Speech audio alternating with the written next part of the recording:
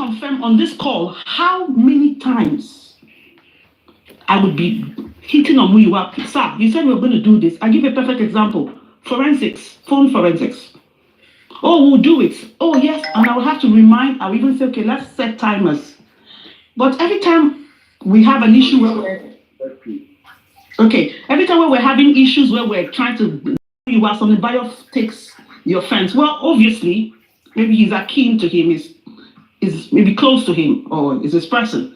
Maybe the same way I would do for Dumosu, no problem. But what led to this issue that day was because I didn't want to take a side with the Karimo thing. And then Tenyo Mologo's platform, he had gone and said something. They were going to eat him up that day. They were saying, oh, everything, the Yomi story. Bayo, what did you say that Bayo was coming to quote that? Oh, Yomi, come and tell the whole world. And when I heard it, I went on there and I said, please, you guys, forgive Bayo. He's not the legal team. He's not a lawyer. So he cannot be making, speaking as a lawyer. In summary, I even apologized to them on his behalf. I said, I apologize to every one of you on his behalf. Karima was on that platform. Ebony was on that platform. Long story short, I left. I thought, okay, everything was peaceful.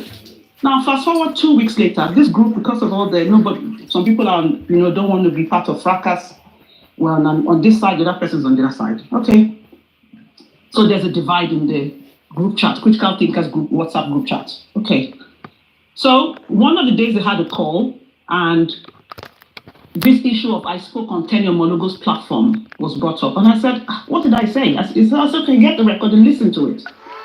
I was just saying, you're not a lawyer. Odimosu is the person's name that is mentioned, and I mean, let them defend themselves.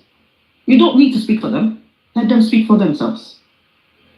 I thought that was done. I didn't know I was wrong. Right. So the next time, Petked now said on the group chat, this is weeks later, I'm just trying to, so I don't take all the time. They said, oh, he wanted to do a group call. I responded my own comment, not to Bayo, not even to Petked, just a group chat comment. And I said, general chat. Yes, I said, I can't be asked, like this is my word, I can't be asked ARSED with any stupid call. Queen of Energy just put a laugh sign on it. I think around 4 5, because by this time, every time there's a call, there's this, oh, is the Arifa, is the Karimo things, and I was like, you know what, I don't want to deal with that. I even posted something on the group chat, and I said, it's only a fool that inherits other people's enemies. All of them saw it. I have the screenshot here, Uncle Lati. I can send it to you on WhatsApp. You see everything I'm saying. So I posted that. Queen made put an emoji of laughter on it. This is around 4 5 in the evening. I think around 7 or 8, a call comes in. Okay, Petked says, oh, sorry, I'm going to have a call. Something you posted or you wrote, buyer's not happy with it, yada, yada, yada. I went and I deleted it.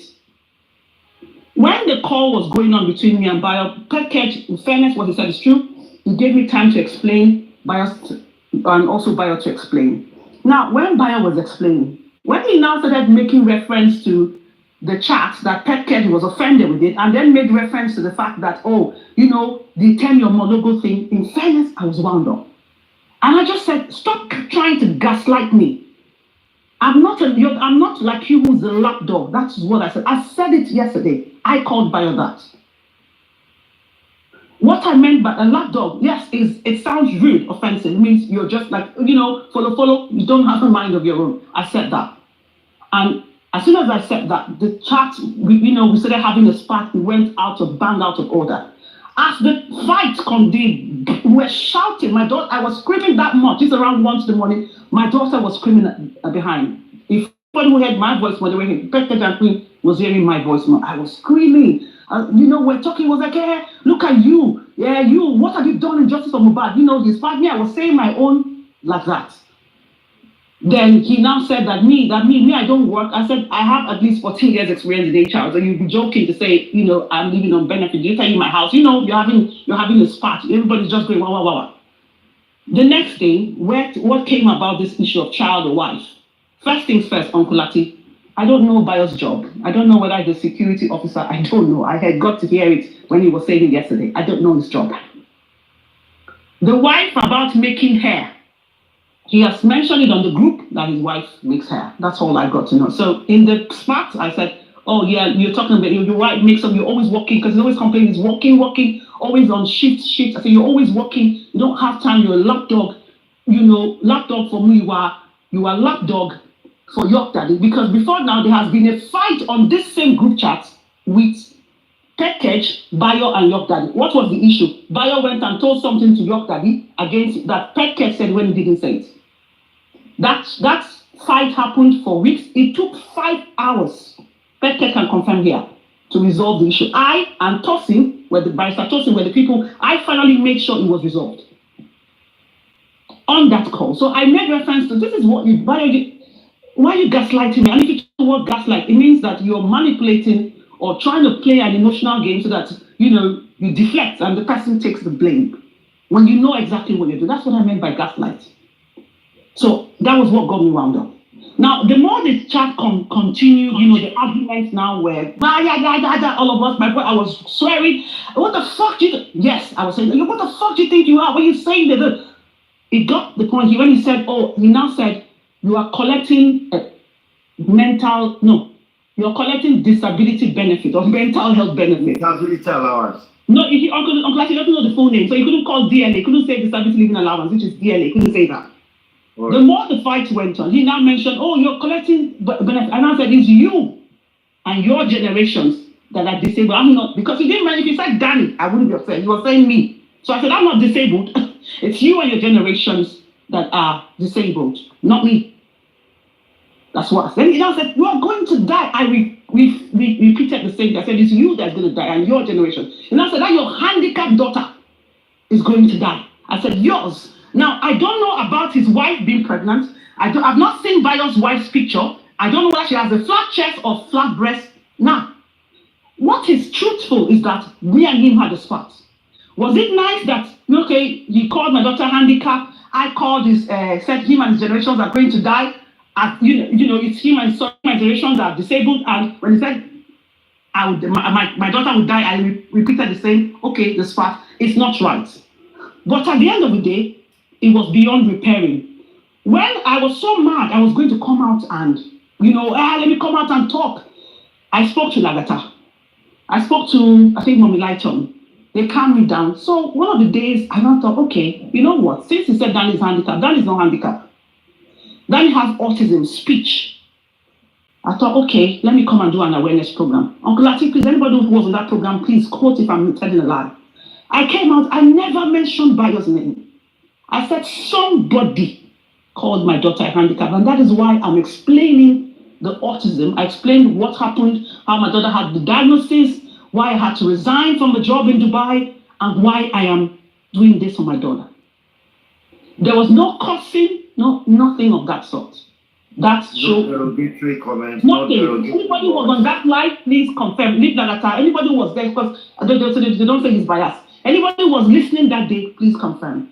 Sal's daughter, I remember, came there and even said her daughter, confirmed later that her daughter was autistic. Some other woman came and said, they had, and it was a successful show. Thanks to Lagata, he brought people, and Dee brought people, and it was a successful show. I thought, okay, that was the best way to deal with it. I felt better. And I let it go. Now, a couple of weeks later, Uncle Olorebi, when this issue was stewing with the Dumosu stuff, that was when now Bayo mentioned my name. And he was like, and the story that they came up with the York was that, I had said that I had seen the autopsy results. And that was not true. I'm close to Barrister Dumosu. Yes, Uncle Lati, I don't have to tell a lie. You know me, I wouldn't. So when they were saying these things, knowing fully well that we used to have brainstorm, Uncle Lati, not once, not twice, not three, not four, not 5 times. We used to have consistent brainstorming to Dumosu. Then Bayo, your call of them critical thinkers, sometimes I will be on this phone, tell Barrister Dumosu, sir, please, this is critical thinkers, and to introduce them, please, we want to ask you a question. We'll ask you, we'll share ideas, we'll brainstorm with him. Every time, Uncle Lati, every time Mr. Muyiwa says, I speak to my legal team, the legal team he speaks to is Barrister Dumosu. No lies on that. If you doubt me, I give you proofs. Every time. The person that he always speaks to is Barrister Dumosu. Okay? So, as I keep on saying, so I was like, wonder, how can you people what Odumosu has done, you know his frustrations. So many times. Now let me bring me to the Muyiwa bit. Let's talk about the phone forensic. Okay. The phone forensic, I joined this case September. I said, now, Andy, you're on this call, on this platform. Long time. I remember the first time I ever spoke to Bryce Adumosu Gurexi was when I was trying to find out about this case. Okay, what's happening? You guys get the certificate, yada, yada, yada. And Andy used to talk to this same, the Muyiwa them. And, you know, I could see the patterns. I was like, okay. When Andy left, I was thinking, oh, Andy, you're biased, or, you know, you're bitter because you left, yada, yada, yada. But when I started working closely with him, I could see the signs. He will come to a platform, oh, yes, we're going to do it, yes. I speak to legal team, and he stops right there. When we have the group call, that is when we'll be brainstorming, Uncle Muyiwa, why have you not done this? You said you're going to do this, why have you, we'll be brainstorming, jamming, asking you questions, to the point I have to say, okay, you know what, sir? This is what you should do. Why don't we give us the mission plan? Okay, go and ask your legal team. Go and ask if it's possible. We will come back to you next week. Will you have the answer ready? That is how it's been. I and E. Asuko have been the person who used to challenge Mr. Muyiwa. If he says I'm lying, please come to this platform, confirm what I'm saying. I have chats. Okay? For confidential reasons, I won't share. So what's the update? So what's going on? The phone forensic, we chased and chased and chased and chased. Sometimes speaking to him, coming back to the lawyer, we'll be hearing two different things. Oh, phone forensic, okay, yes, I heard about it, but I've not been instructed. I've not been given money. And I'm thinking like, oh, wow, we will not be on critical thinkers, we will brainstorm. We will complain, the Muyiwa's beat, why has he not done that? That has been the game. So critical thinkers was nothing like, you know, a negative thing. In fairness, critical thinkers were brainstorming. Most of the things you saw the post, I cannot count you how many times we will call Odumosu. God bless that man. Forget that he's no more on justice. We will call him sometimes late at night. Please, Petket, if I'm lying, confirm. We will call him late at night. I will send a message. I have chats. If you want me to show, I'll show you, Uncle Lati. See, Uncle Sir, please, sir, can we speak to you? This is what we were thinking. Is it okay? What time are you free? Can we speak to you at this time? Can we do this? As Petket said, most of the posts, whatever little success you saw, was our brainstorming, and of course the legal team brain. I can't say I'm a lawyer, so I can't put the words together, but the success of us pushing them, nudging them, and brainstorming with ideas. Kudos to all of us. I won't take the credit alone. Bayo, York, Petkej, and all of us that were on the group. All of us. Everybody. So that is the story, right? With this. So for me, So for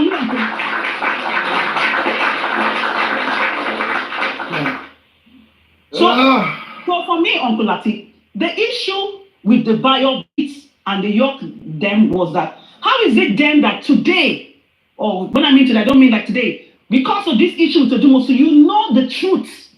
You know what this lawyer was trying. You know the obstacles, how much Muyiwa was a storm. I'm going to say something, I'm going to say it, and quote me, Mr. Wu, if I'm telling you a lie, if I'm lying against you. There was supposed to be a presentation when this issue of the government had said that, oh, the DPP said, oh, they were going to go ahead and prosecute. We said, okay, go ahead. So you need to come. We need to do, what do you call it? What do they call it now? Press conference, yes. We're supposed to do it, but we need to do a press conference so that we can come and counter. We can't keep silent. And what's the issue? Where's the money? Oh, yeah, we'll talk. Okay, I'll speak to the lawyer. We'll see. Last, he said, okay, do you know what? Let's speak to Wahab Shitu. Maybe Wahab Shitu can agree. Maybe we can use an office, and his office and the press conference people will come there. What was the amount? 2 million. Okay, we'll get is the money that is the issue. I cannot begin to unpack. I can't. And end of the day, long story short, that wasn't done. The same thing applied to the phone forensics. As a matter of fact, whatever invoice of the phone forensic amount, this is Apple now, Apple phone forensics, not the hacking bit that Pep came up with the idea and all of that, for us to try and execute after the 1 year trial failed. The Apple bit, it got to the point where, okay, he said the amount was more. We said, okay, no problem, if the amount is more. This is not to me alone, all of us on the call where we're brainstorming with this Muyiwa guy, and then of course critical thinkers later, we're like, okay, fair enough.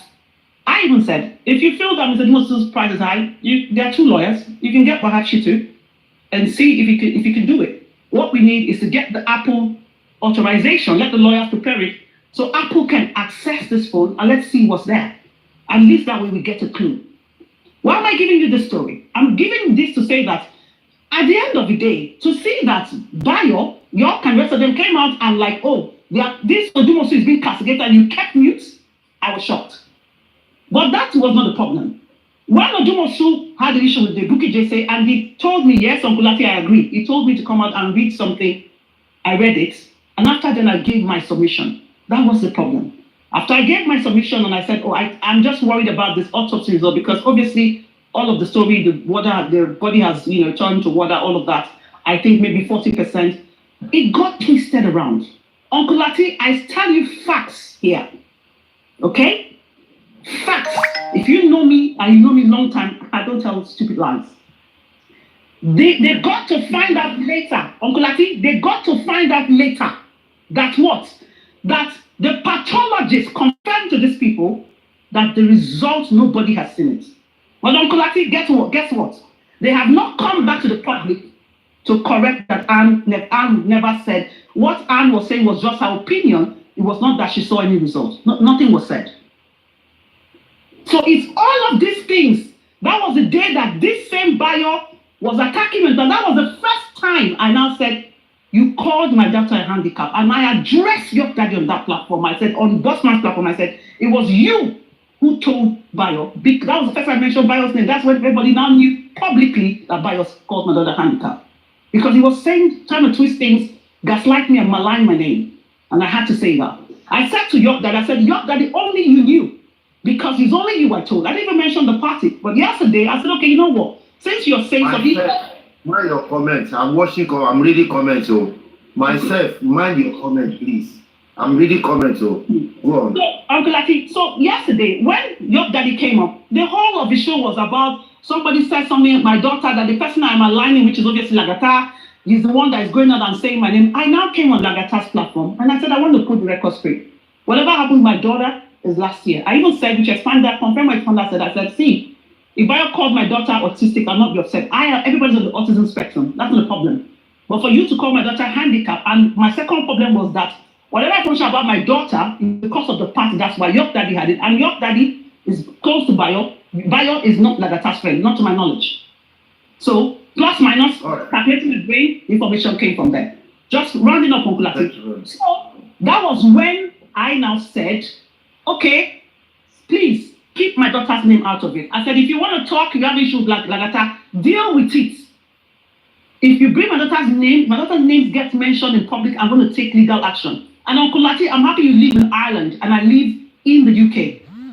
You know for sure the disability. You know. Yes. I just wanted to say something to her. So I overheard her saying that she's seen the autopsy that Baba Mohbad did. Can she just talk about it? Even if she is not allowed to talk about it. Let me correct her. I didn't say I've seen. I said a pathologist said, confirmed to the Baba Mohbad and the rest of the people who needed to be involved that nobody has seen the result. Nobody has seen the result. Confirming the fact that my opinion, what I said about that if we have 40% giving numbers on it, we will thank God, was just my opinion. And I gave my facts for that.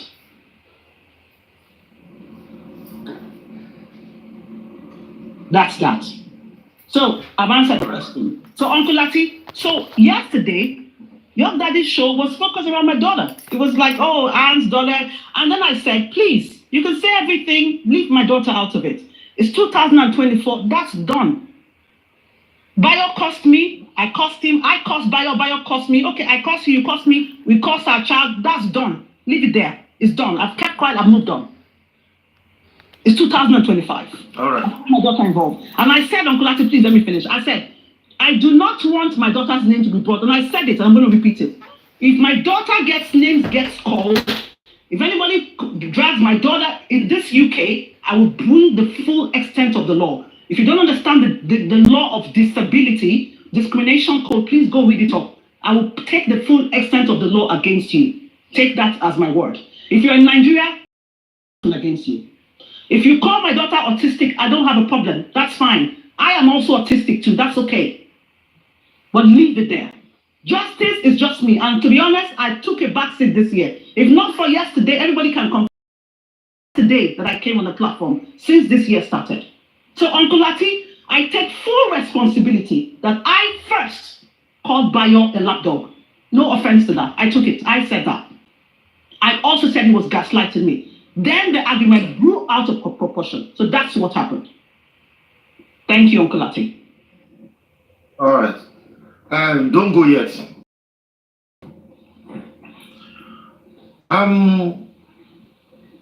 Expander, anything? Yeah. Like I said, I had on yesterday on the Gata's platform, and I had some explanation from your dad platform as well. They were not correlating. Definitely, you would definitely know that something was missing from their own explanation. What led to what was missing to reactions. Without any actions, there must be a reaction to our actions. So they are only talking about the actions. They are not talking about the reaction that led to that action. So that's fine. And in all of this, what I could deduce from all of this is that Baba still need to make some clarification to us, because if Mr. Muiwa is a member of his family and he believed in Mr. Muiwa, and from all we've heard that Mr. Muiwa is not ready to go after what will give us the justice, and Baba still stood with such a person, then something is wrong. That means that family is not looking for justice. So that's the bitter truth that we need to face. But that aside, where we are now, the Break the Silence Foundation, I'm begging every one of us to support this foundation, because at this moment, is taking us to what we want, is trying his best. Out of the okay, so whatever flaws, let's leave those aside and focus on, are we getting to where we're going? Let that be our focus. President, I don't know if it is possible for us, all of us, to press a reset button. Let all of us start again. Let's forget anybody coming out to debunk anything, anybody coming out to come and say, can we just start again, like everybody, and with one voice? Can we work with Yomi and Kakon? Okay, Yomi is human, is human being too. I'm not begging for anybody, and I'm not begging for nobody to like Yomi or something. Please, can we just do it? Kakon reset ara wa kade bere again. Kade ma bere pe kilo shele lana, kilo shele njeta yoko bumi. I don't know if it is possible, Kulati. I know you can make it work. Ejo, it is important at this point for this man. This Adedoyin today, no me do Lati aro. Did we mochen buying sorry? Lati aro. I'm so happy. Please, boss. In addition, you see, everybody might not really want to work with Yomi. That shouldn't be a cause, or that shouldn't be a problem. They might bring his share down. They might when they support here. Exactly. Don't bring him down. One. Then secondly, Cherry Mohbad issue, he has many faces. He's a multi-faces. Okay? If you cannot work with Yomi, go on another lead. Go and find some other evidence. Go and be working on it, and everybody will support you too. So we should stop bringing ourselves down. That is it.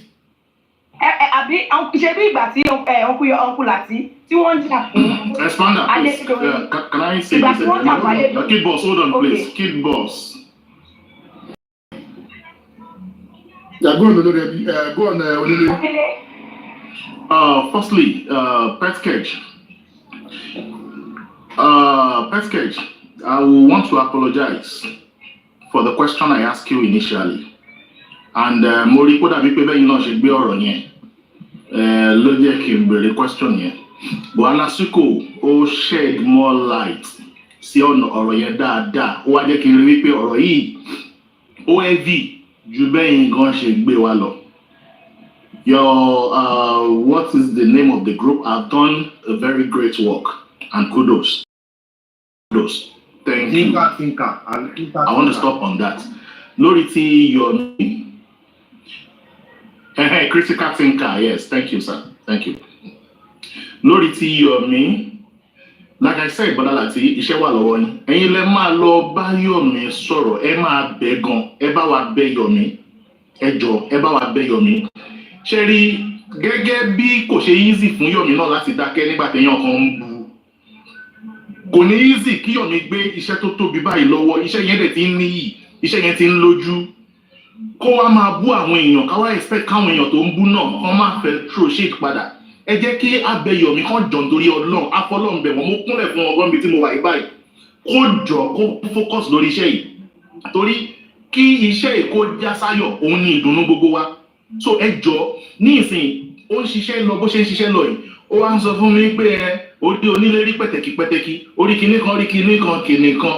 Tó bá máa di lọ́la tèmi náà bá máa sọ̀rọ̀, máa fẹ́ sọ nǹkan kan. Yomi láwọn fáǹsì tiẹ̀, onílé láwọn fáǹsì tiẹ̀. Everybody ní tiẹ̀, ó máa fa ká má wà lójú kan gẹ́gẹ́ bí expander àti kid boss ṣe ń sọ. So ẹ jọ torí Ọlọ́run ẹ bá wa bẹ̀, ẹ bá wa bá sọ̀rọ̀. Ọkùnrin ni àgbàlagbà ni kó jọ kó fi gbogbo answer tó fẹ́ fún àwọn èèyàn kó sì filẹ̀ lọ́wọ́ kó concentrate sí iṣẹ́ àlùbáríkà, iṣẹ́ tó da tó ń ṣe lọ yẹn kó concentrate sí. Ẹ jọ nǹkan tí mi fẹ́ sọ lórí ẹ̀ nìyẹn. Thank you, sir. All right. Sorry, let me respond to you. I did not take your question as I'm not offended at all, because even that question is valid, and on this journey of critical thinkers, I informed Brother Lati, if he can remember, before I started, when I started the move. But he did not really believe in me, or he was too busy, because I told him I need some people. He can answer that, he can bear me witness on that. So I meet a lot of people to see that I can get good people that could really work with me. So that's that. There is no offense at all on your question. Now, critical thinkers are alone there. And these days, I see a lot of group coming up, springing out a lot of surprises, which is good. It's nice. If everyone can do this, support them, it's fine. Road to justice is what matters. Having the justice is the key.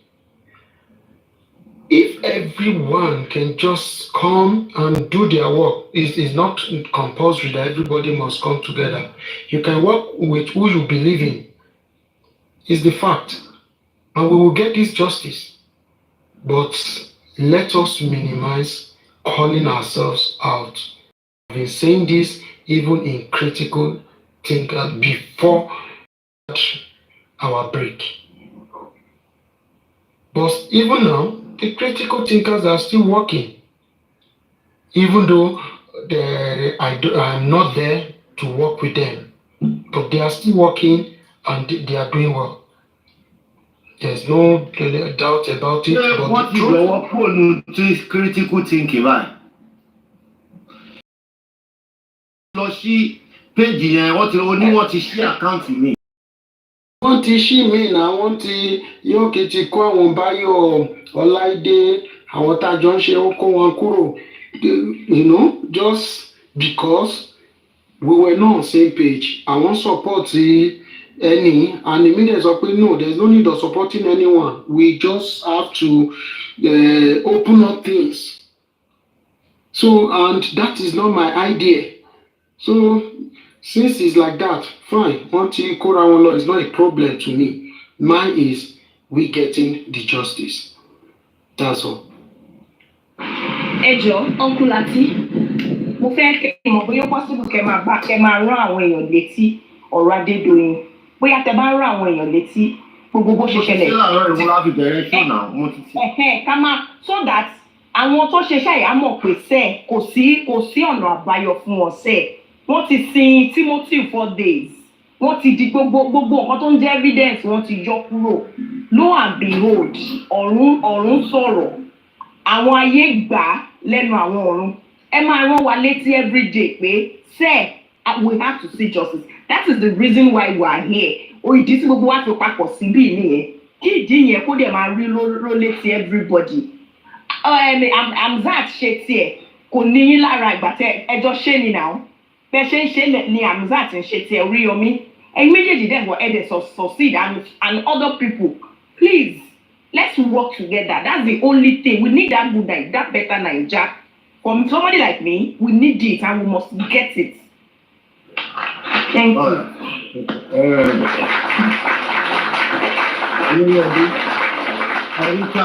Olórí ẹgbẹ́ kúrò lẹ̀ tí ọ̀la tí a lè wà.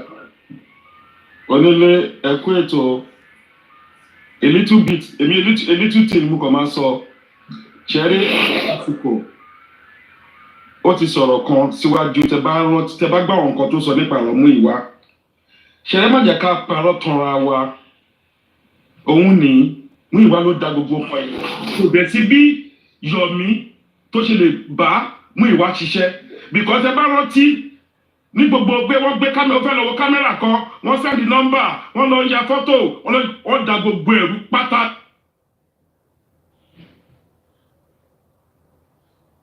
Ní evidence kan míì ń sìn ẹ wá fẹ́ kó gbé ilẹ̀ fún yàn kan àbí kó máa bá àwọn kan ṣiṣẹ́ a kàn lè support ẹ ní kò lè bẹ́ẹ̀ anybody ṣiṣẹ́ báyìí ká tọ́ra wa. Because èyí tó rí wọ́n ti mú ìwà.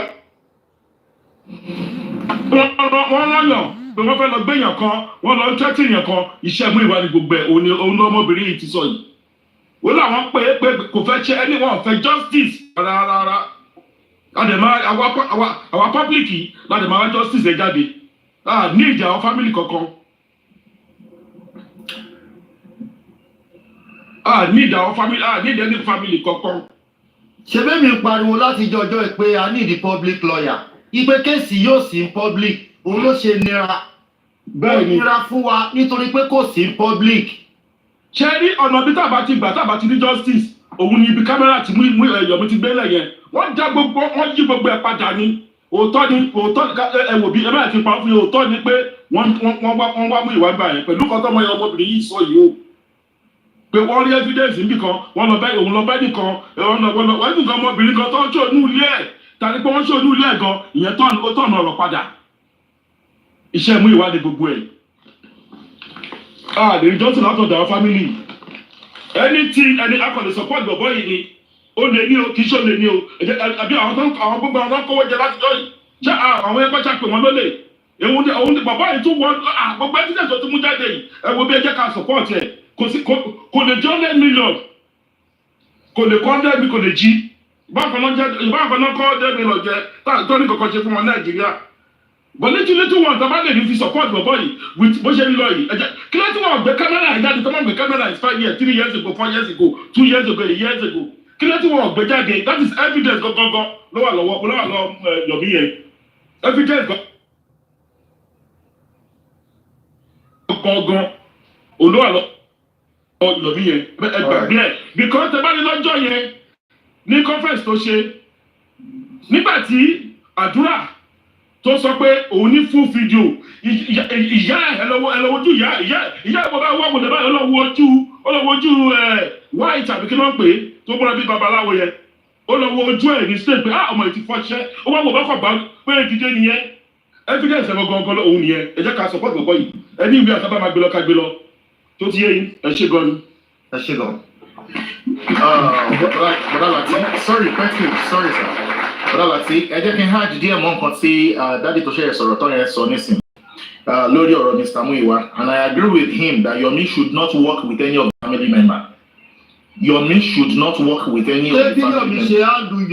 Bí Yọ̀mí ṣe handle àdúrà yẹn, ta ló lè handle àdúrà bẹ́ẹ̀ tó máa family member máa fi sentiment sí wọ́n máa fi sentiment tí ó dẹ̀ máa daṣẹ́ yẹn get. So meanwhile nǹkan tí màá yín sọ ní Anasuko sọ get gbogbo ibi tí wọ́n ti need the attention wípé kí Mr. Muyiwa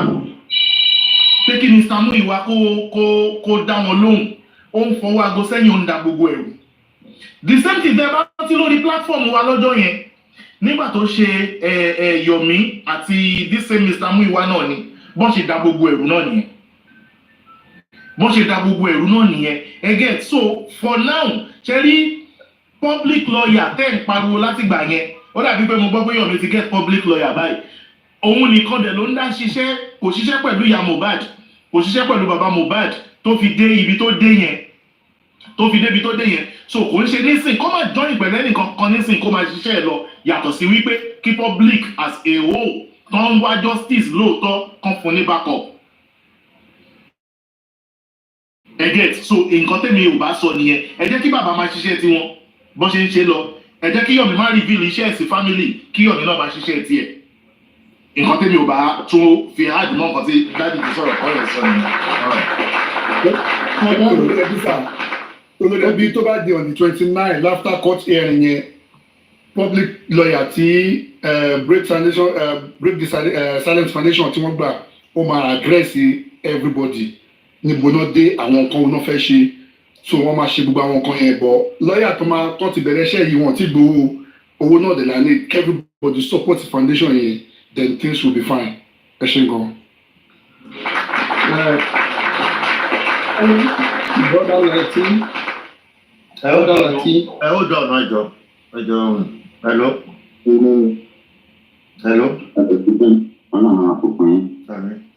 Ẹjọ́ ní nǹkan tí mo ṣe ń gbọ́ lónìí ó dùn mí gan-an. Ṣùgbọ́n nǹkan tí mo kàn fẹ́ béèrè ni pé owó táwa ti ń dá látọjọ́ ẹ̀ fún àwọn legati kí ni wọ́n fi owó yẹn ṣe? Bọ̀dà Muyiwa ló máa ń ṣàkáǹtì bẹ́lẹ́tì yẹn. Because Muyiwa wọ́n ní láti arrest ẹ o. Láti ó dùpò bo everybody nísìnyí. Owó GoFundMe kí ló fowó yìí ṣe? Ilé lágbára o. Ìmọ̀ pé ọ̀tá tí wà bàbá Mohbad dẹ̀ jòkó wọ́n dẹ̀ ẹ̀kíní dùn mí gan lẹ́ni o. Ọlọ́run máa bùkún ní kálukú wa. Thank you. Ó yá yín panelist ẹja ṣe kálẹ̀ rà. Hello. Yeah. Ó yí Ọlọ́run. Ẹ kúrọ̀lẹ́. Ẹ wà mà ṣe wà. Ẹ ǹlẹ́ tí n bá ní ọ̀rọ̀ yìí ò wọ̀ mí ní ara irọ́ ni mo pa.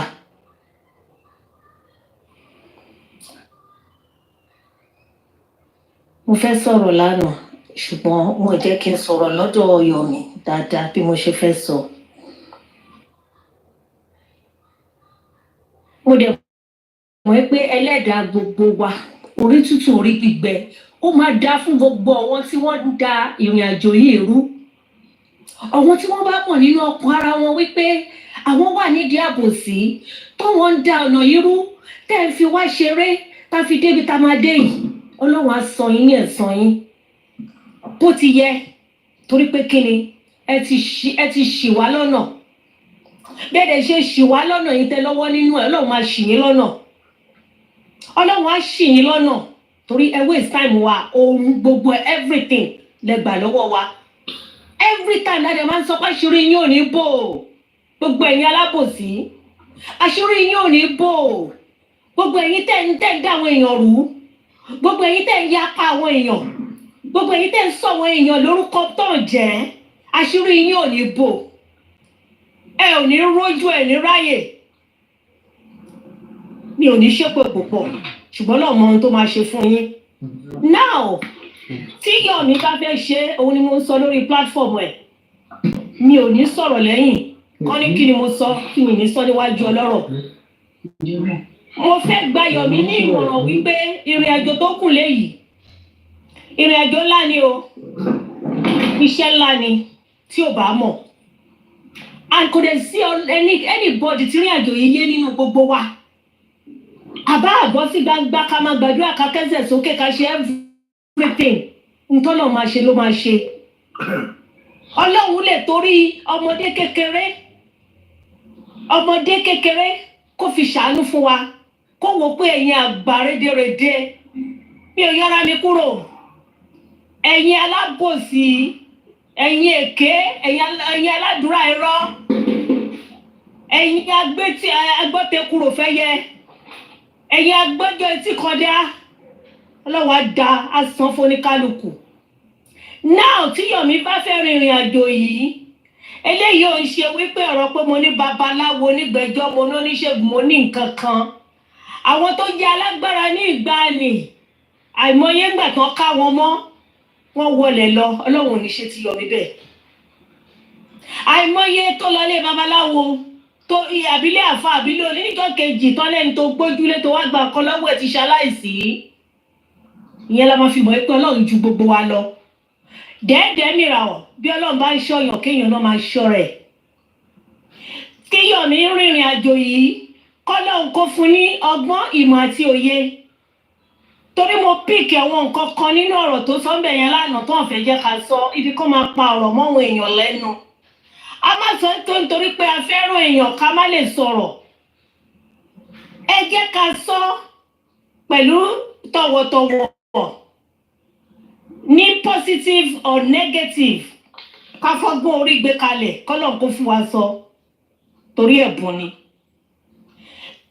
nígbà tí Yomi sọ pé búkì ṣàwọn kan ṣẹgbà ń ṣàwo kó ní kálukú já ìjẹ kí Yomi má mú ìyẹn mọ́ ìrìn àjò yìí o kó má mú ìyẹn mọ́ kó jẹ́ ká rọra ìgbé yẹn sílẹ̀ kí gbogbo àjọ pawọ́pọ̀ ká mọ ibi tá à ń lọ ìyẹn ló lè tètè yá wa tá a máa fi dé ibi tá à ń lọ gbogbo àṣírí pẹ́pẹ́pẹ́ tó dé ikú Ọlọ́run máa tú lọ àti kéètì ìjú Ọlọ́run máa kún gbogbo àwọn ẹni ibi tó bá láàrin dé ilẹ̀ ìlérí kí Yomi fèsì ibi tó ń lọ ẹni bá níyàn sínú tó fẹ́ jà kó máa jà kó máa fi da ìrìn àjò yìí rú kó má ṣì wá lọ́nà mọ́ àǹkí Mr. Muyiwade bọ́ síta kó jẹ́ kí ayé gbọ́ now Mr. Lati ẹ̀ ń sọ wípé public lawyer tẹ́ bá ṣe public lawyer nígbà yẹn ọ̀wọ́n tó wà nídìí ọ̀rọ̀ yìí tó ń gbé Òdùmọ̀ṣù wá ọ̀wọ́n náà máa support yín tó máa tún wà lábẹ́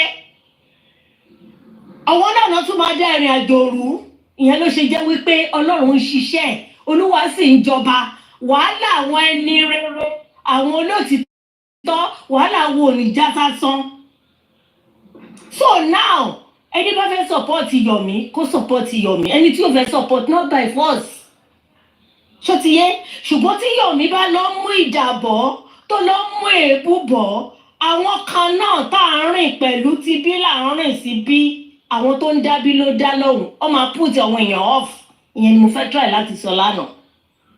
All right. so ka ìgbé ọ̀rọ̀ ìjà sẹ́gbẹ̀ẹ́ kí Ọlọ́run kó dé wà pẹ̀lú gbogbo wa Mr. Lati ẹ kú iṣẹ́ mo kí yín ẹ pẹ̀lẹ́. fọlọfọlọ téèyàn kan máa sọ pé ibì kan ni kí n mẹ́sẹ̀ sí ibì kan ni kí n dúró sí ibì kan possible so mo yìn yín o ẹ ṣe kọ́ ma. ẹni pàdánù àníṣòfò ara àníṣòfò ẹ̀mí ẹ túbọ̀. ẹjọ́ fẹ́ sọmọ kan ẹjọ́ àwọn Yorùbá máa ń pa òwe kan mo kí gbogbo ilé ẹ̀kalẹ́ níbi kí n tẹ́ bá ti ń gbọ́ mi àwọn Yorùbá máa ń pa òwe kan wá ní tí kúlé ò bá pani tòde ò lè pani.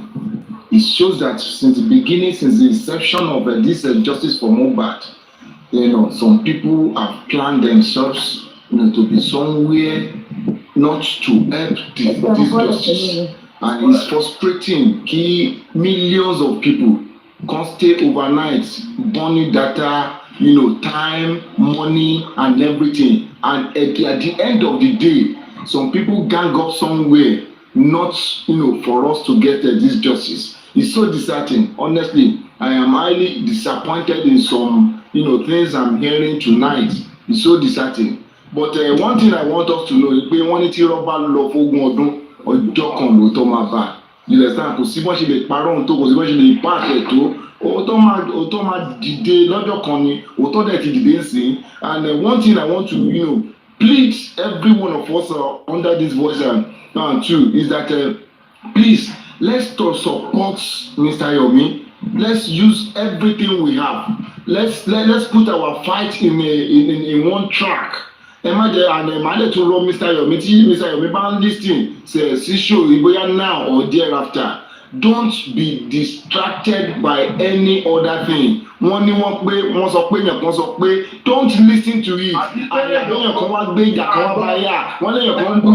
Nǹkan tí bọ̀dá Yomi ṣe mẹ́sẹ̀gì tí bọ̀dá Yomi nídìí ni pé àbí bóyá èèyàn kan bú mi lásẹ̀ nítorí pé mo ti wá ní táìmù nísìn mo fẹ́ dá lóhùn kò ní lè wọ̀.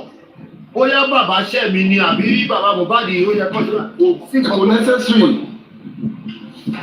Kó yẹ complain nípa bàbá Mohbad mọ́, kó yẹ complain nípa Bukky Jesse mọ́, kó keep focus. Á rérò lẹ́yìn ẹ̀ tó bá keep focus. We are gonna exactly. All right, let's sọ̀rọ̀ yìí. So well, it is just an advice from a layman that please stay focused. Èèyàn kan bú mi ọ́ jẹ̀ bú ẹ̀gán lánàá géwégéwé dé fìlà máa wò bẹ̀ be focused because in as much as you keep responding to everybody you keep reacting to everything everybody was saying, you understand, it will distract you, you will lose focus and you won't get what you wanted to get. All right. So we are pleading with Mr. Yomi, we are begging you, we are appealing to you tonight that please stay focused, don't be distracted. Manager kẹ́hìn kan máa gbé screen record wá bá ẹ. Nǹkan tá à ń sọ náà ni àwọn. Ìdíwọ̀ ọ̀pọ̀ ìjọ ẹ̀rọ bọ́dẹ̀ ti sọ ìjọ àti tàbíkì lè lẹ́ka jẹ ẹ̀rọ. Tó bá dẹ̀ ń bú wọn, àwọn ọmọ àtàkù ẹ̀ náà ọ̀dẹ̀ rí kọ́kọ́ mà. That's it. So kí bọ́dá Yomi fi Bukky Jesse lẹ̀ for now. Bukky bú mi ní last year, mo fẹ́ dá lóhùn sí i nítorí pé mo ti rábẹ̀ ní lẹ́yìn kò lè tìyàn dé anywhere. Ìjà rọ ẹ má jàjà yẹn ní wrong time. You fight the fight. Mr. Ladisa, kó má jẹ́ káwọn kan máa gbé screen record èèyàn kan tó bá ti wá bú wọn, kó má jẹ́ kó wọ́n máa gbé bá àwọn ẹ̀gán ní ọ̀tá justice. Because wọ́n fẹ́ ní àkójá lóhùn kó respond sí gbogbo kí ni ẹ̀ ń fa distraction. Nkúlábí ẹjọ́ mo fẹ́ sọ nǹkan. Àwọn akọ̀ ń bẹ Yomi lóòótọ́ èèyàn ni bọ̀ gbogbo wa ń bẹ̀ látàárọ̀ pé báyìí ni kò ṣe ṣe báyìí ni kò ṣe ṣe. The fact remains that ẹni tá à ń sọ̀rọ̀ nípa ẹ̀ ó ní apologist up until this morning wọ́n sì ń bú Yomi. Ṣé ẹ wá rò pé ẹ̀jẹ̀ kan ló ń rọrùn lára Yomi? Ṣé kò wá ní ẹ fi pé tó bá kójọ́ mọ́ àná? Ẹ̀rọ náà ṣé ìgbà tó lè gbé ìkọ̀lá ní King Boss ṣé ká wá sọ fún àwọn tó sọ fún Bọ́lá Yomi pé kán fi gbogbo kinní yẹn lẹ̀ kán máa dá gbogbo àwọn tó ń bú wọn lóhùn. Tó máa fi kì í ṣe gidi tó ń ṣe àwọn ní kán fi lè ní. Ìgbà tí káàdì mọ́ ń bú èmi. Ẹ jẹ́ ká sọ̀rọ̀ ẹ jẹ́ àsọ generally ni káwọn tó ń gbèjà káwọn náà yé gbèjà káwọn náà jogun omi. Kí lẹ̀ ń sọ yìí? Iyán kékeré létà ẹ̀yìn. King Boss àwọn yẹn ò gbé nǹkan tó pẹ́. Ṣọ́ọ̀ṣì dání. King Boss làwọn. Àwọn yẹn ò gbé nǹkan tó precious dání. Lọ́wọ́ Yomi ló gbé nǹkan tó precious dání. You are not getting it. Let's use one voice. Anybody man who anybody. Anybody man beje anybody.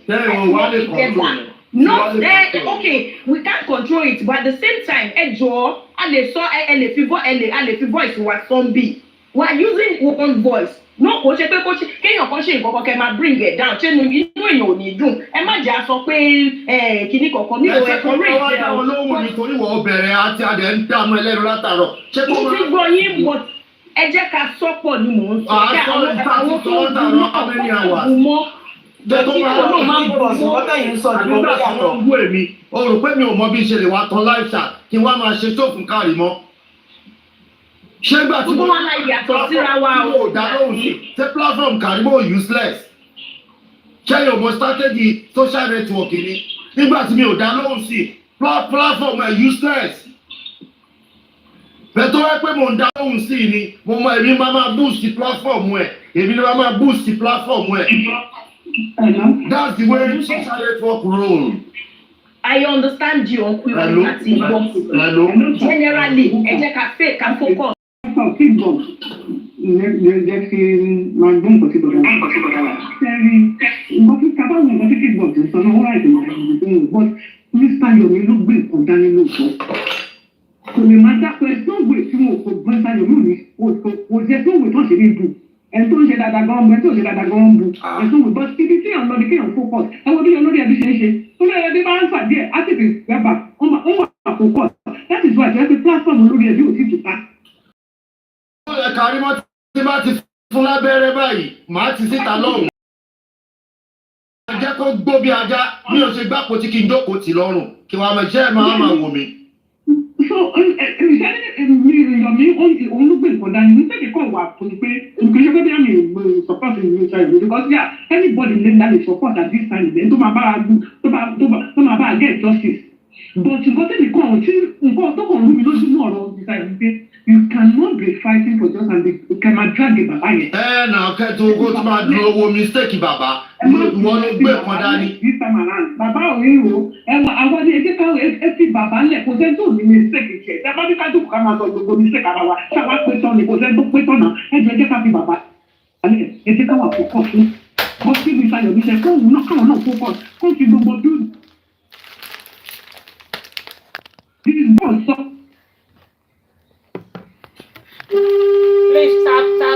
tap for love and life. Ẹni bá gbé nǹkan dání ló máa yàtọ̀ fún ló máa yàgò. Good evening, everybody. Hello.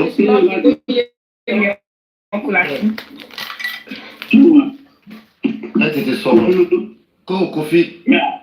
Yeah, Yomi just said it on his platform right now. Wípé àwọn èèyàn ti pè òun.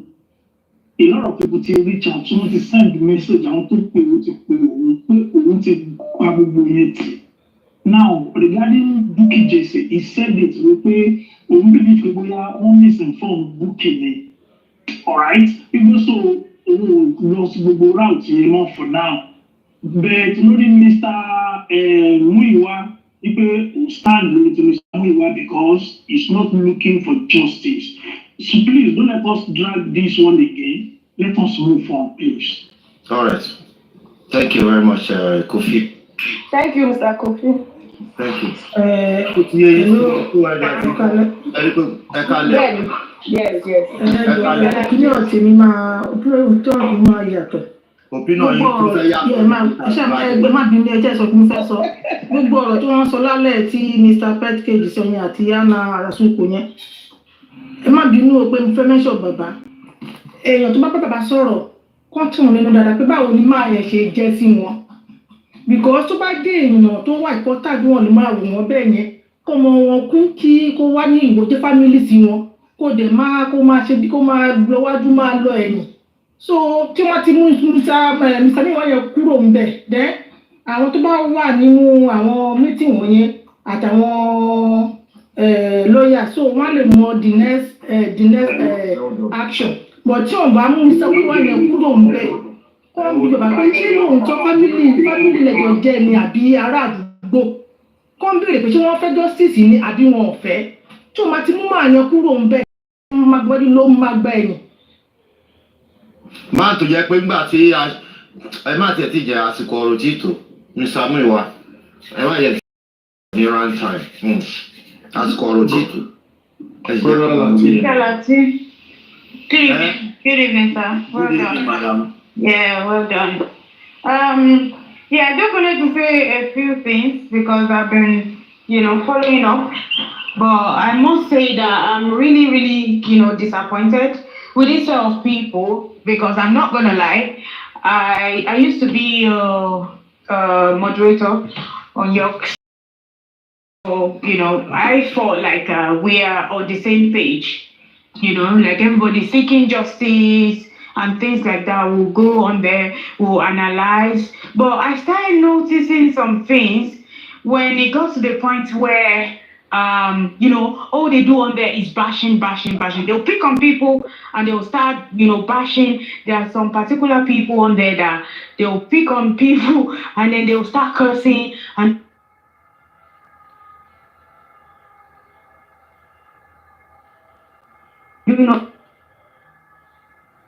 go anywhere else other than their platform, right? But I now thought to myself that I'm here for justice. I don't know no one, and I'm proud of myself that I didn't mix with nobody except from that platform. Like anything outside that platform, I never allowed it to happen, right? So when I now saw that when people are trying to help on this justice, they will start attacking that people. I started noticing when, first off, Karimat, because for me, before I could say something like if people are saying stuff about people, I tend to, I tend to study people. I want to know that is it truly that this person has this character, this person has this behavior. So, but for me, I feel like we're seeking justice. Everything that's coming out of this lady's mouth, it seems like she wants justice. So I calm down, and then also when you actually accommodated her, then I'll listen to her, everything that she's saying. At least I'll be picking points that anything that could help with justice. But all the while they were bashing. But even when you were at peace with Karima, yeah, they were always bashing her. They were always bashing her. Oh, Karima, oh this that. She's the nurse. This that. Well, to me, I had my reservation. So until I figured out that this lady doesn't want justice, that was when I made that conclusion in me that this girl doesn't want justice. I backed off completely. It's not like I talked to her or anything like that, but I just always want to hear from her. Maybe she would drop a clue that would help us in this justice, right? And then secondly, when I started hearing, oh, these people are collecting money, and then they were defending, guiding themselves. You are castigating people that people are collecting money. Like Arifa's case, I was really, really, disappointed for Arifa's case, because at the end of the day, you're not going to say that, oh, everybody on this justice, they've been collecting money one way or the other. If you're getting gifts, you're collecting money. But Arifa's case was treated so differently, whereas these people also were collecting money, right? From that PS guy, they were collecting money, all of them, but they defended themselves. Even when Gorexi misbehaved, they covered their shit, right? But if it was other people, they will start attacking, they will start bashing, they will castigate that person, say that person is anti-justice or whatever. But that was where I started having problems, right? And then even Mr. Muyiwa, the last time, I'm sorry, don't blame Mr. Yomi too much. I know he might lose focus. If he start attacking people or start responding to people, maybe he sees that this is the best time for him to, defend himself, because that man went through a lot. Honestly, I don't know where he got his courage. I don't know where he got his strength from. If he start attacking people or start responding to people. So I don't know where he got his strength for. That bashing was too much on this man. When the whole world is calling you a thief. And I've never seen this man, collect money from anyone other than for justice for Mohbad, right? If he promised us that, oh, he's gonna get the CCTV, what if it doesn't work? Look at the game they played. Fine, he had a lead, but they hijacked the woman. Right? So it made him look like a liar. Everybody was calling him a liar. And all the while they were always bashing Yomi. I went on a platform sometimes ago that, you know what? Please, let's support this guy. Can't you see? Can't you see that this guy is heading the right way? Can't we just support him? Your daddy went on one platform and he was saying, hey, whoever wants to support Yomi can go support him. He doesn't care. You know how he talks, right? I didn't say nothing, because I had no ties, nothing with nobody. But the way they are going about it, I even said it to a point where I said, everybody that wants justice. Sorry. 1 second.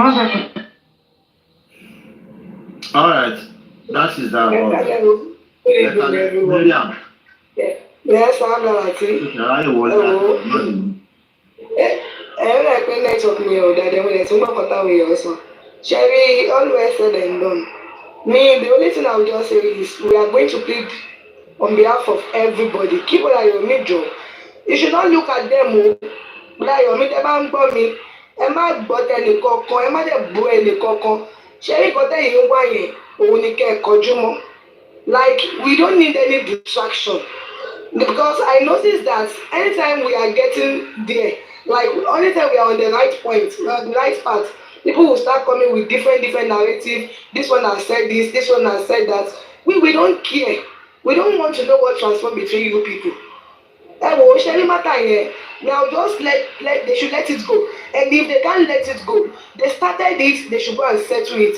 Now we are not concerned about that. What we are concerned now is We are looking for justice because I noticed that most of these people, they have turned justice to fracas. And you cannot bring fracas into justice. They are two different things. It's a two different scenario. If we say we are looking for justice, there is nothing like fracas. This is justice.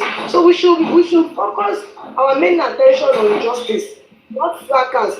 Because at the beginning, every time, there is always one bashing the other. There is always one thing or two things to say. And so person has said this. So we are not kids now. Tẹ́lẹ̀ ìbọn táwọn ọkùnrin ti máa ń ṣe bí obìnrin ọkùnrin tá a máa gbọ́ ìsọ yìí ọkùnrin tó máa rojọ́ wẹ́wẹ́ obìnrin ló máa ń rojọ́ òṣì obìnrin ló máa ń rojọ́ rádaràda ní ọmọ táwọn ọkùnrin. Please, we have moved over all these things. We don't want to hear it again. What we need is justice. We are tired of this one has said this one has done this one has done this. We don't want to hear it again. That is why I always said we should support Uncle Yomi on the issue on the basis of that public lawyers. On his platform now. We should support Uncle Yomi. We need public lawyer. When we have that public lawyer, anything that we are going to do, they will come and address us. Not that people will park themselves in one corner and they will say, no, we don't want that. This is justice and it's a public matter. All right. So we should stop all this bashing, especially like we're getting on the right path. Then people will start coming up with different stories, with different things. This thing has known, this person has abused me. We don't want it this year. This is a new year. We should move forward. We don't need it. What we are looking for is justice. We are not doing fracas here. We are not even interested in buying soil. So all the people, we should please. That's why we are saying the government are not doing anything. The government are not saying anything. The police are not doing their work. They will not do it because we are not using one voice. Everybody, we just want to take trophy. We want them to know that we are the best. No, when it comes to justice, they need the same idea, they need the same idea. But we have to lose one thing. We have to notice. We have to be on one point. That, okay, we are looking for justice.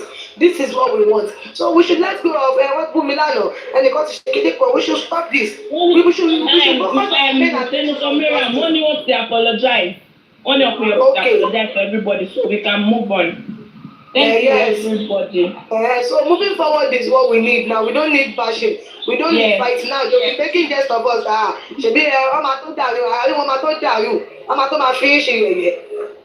So let us focus. We need public lawyer. Public lawyer, no shaking and anything they want to tell us. If it's something that they want the public to address, they will come out and tell us. And if it is something that is going to be secret, they will make it secret. All right. Hello, hold on. Hello, sir. good evening. Yeah, I just want to say something here, and I'll be coming from a different angle right now. You see, we have, I mean no offense, but you see, we have a prophet in this justice for Mohbad, and we seem to be taking that person for granted, and we seem not to, I know he can be a bit crazy sometimes, and this person is Papariano. Oloredi. I know that he can be crazy sometimes, but you see, all of this that is happening.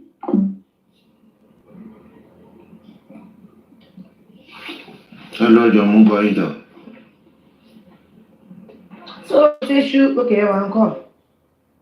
No, sorry, can I book They should please, we are begging you. This time we don't need fight.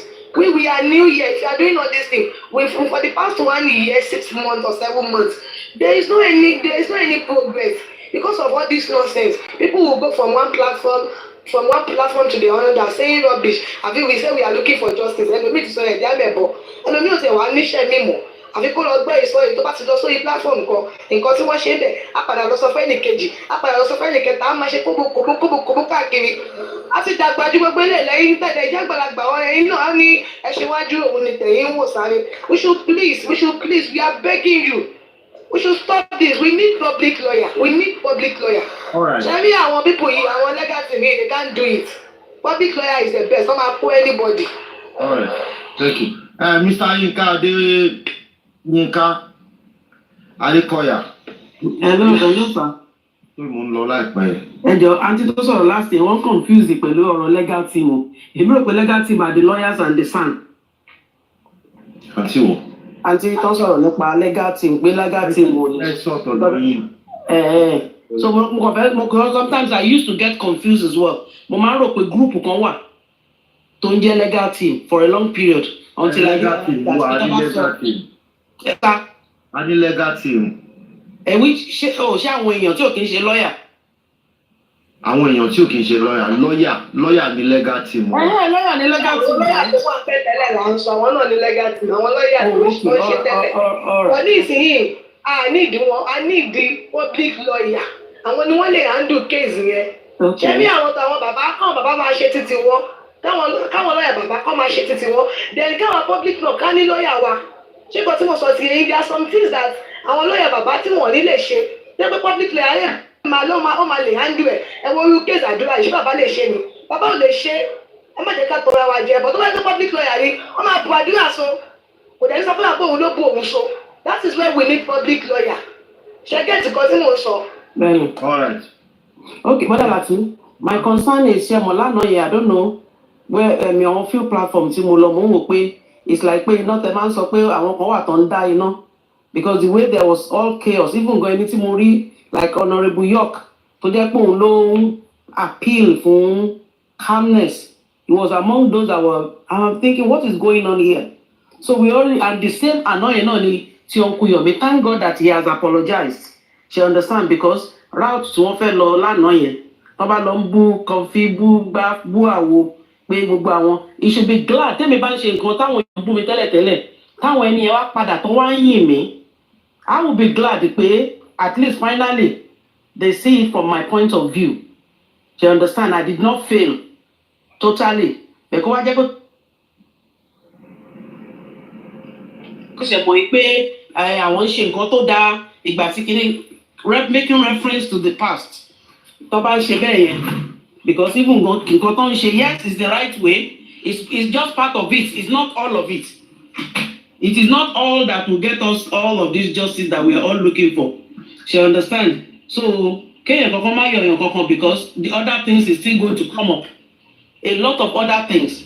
Another thing Brother Lati, isn't there anybody tó ń relate pẹ̀lú Mr. Muyiwa because if he's suddenly silent ṣé wọn kàn kó owó àwọn èèyàn dání wọn dẹ̀ dákẹ́ just like that so I'm just confused because he's not speaking he's not answering people he's not coming out with bí wọ́n ṣe ná owó is he just going to be silent like that because I get a bit confused pé wọ́n sọ pé Mr. Muyiwa is he one person cannot be an island tí a lot of people bá parapọ̀ tí wọ́n bá dá owó jọ.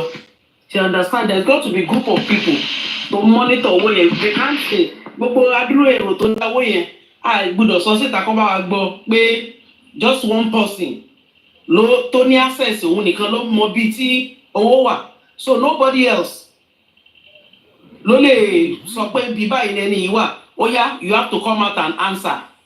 Mọ̀mí Nka sorry ma èmi wò pé tó máa lè send owó tó kù gan kan send ẹ̀ sí trusted hands bóyá bàbá àbí anybody kí wọ́n má sọ̀rọ̀ gan kán má dà sí gan ó bẹ́tà wọ́n fi wálẹ̀ gan ká máa ṣe kí public máa ṣe gan bẹ́tà wọ́n má wulẹ̀ dà sí orí dídá sí wọn kò tún kankan kò ṣe nǹkan kan wà rí gbogbo wa health wa ṣì wà same way we still think about this thing every day. èèyàn tó jẹ́ pé Mr. Muyiwa ṣe rí ìjà èmi ò sọ̀rọ̀ látàrẹ jẹ́ sọ̀rọ̀ ṣé kí n sọ̀rọ̀.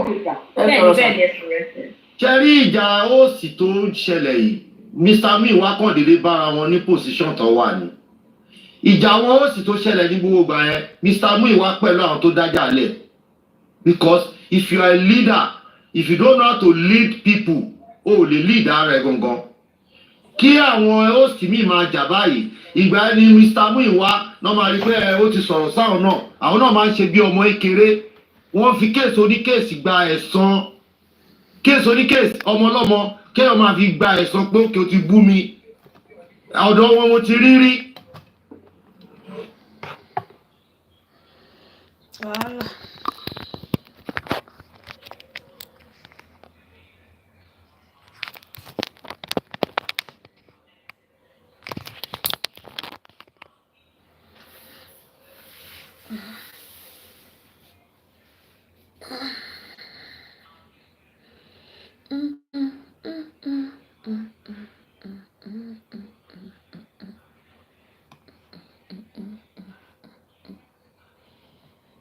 at the wrong time.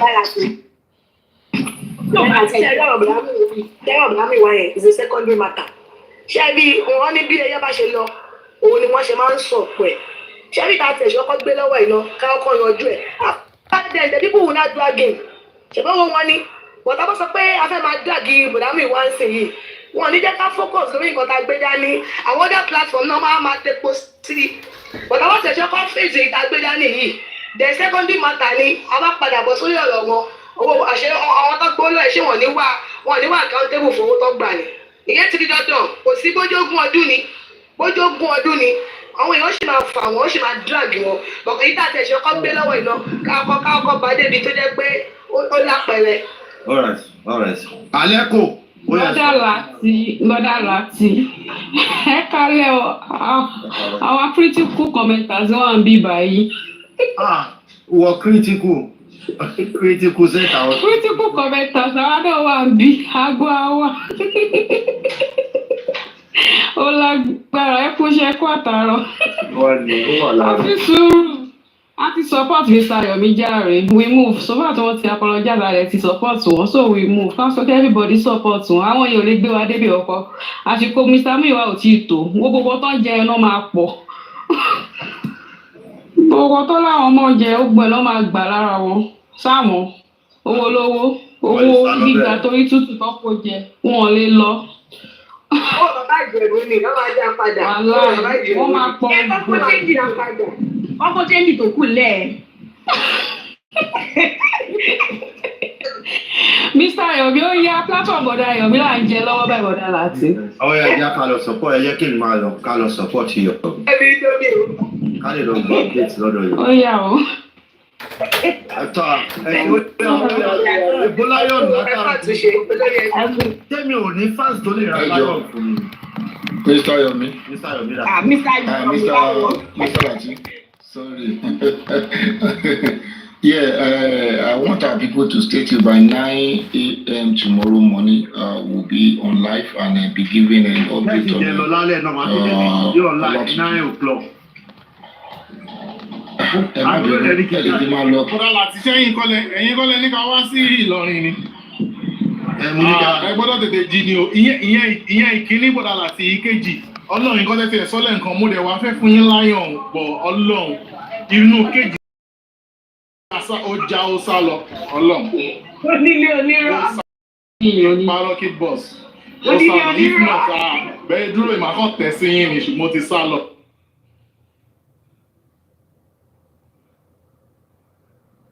Dẹ̀ ń pe Ọlọ́run sí ọ̀rọ̀ ọ̀rọ̀. Critical panelist.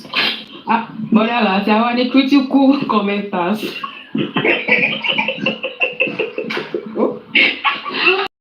Critical host ẹ̀yin náà. Oríṣiríṣi wà nínú justice for Mohbad. Ọlọ́run.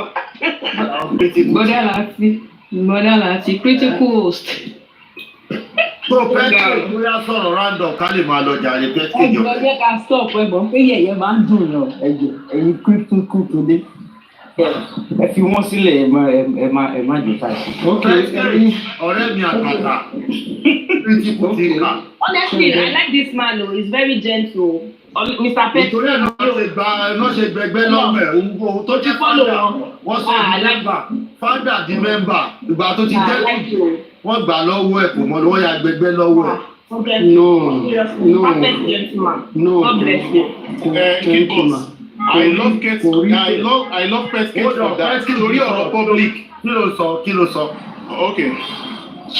Sherry, in this life, èmi ló ní dream yẹ, èmi ló ní idea yẹ, èmi ló mọ nǹkan tí mo need, but I can't be fighting and looking for justice and atúwàmà support ẹni tí ò ṣe dáadáa nǹkan tó mú division ìgbà tó dẹ̀ ti rí pé ẹni ó máa expose wa òun ṣe sá. That was why they decided to go and form another one. Pretending to be with us.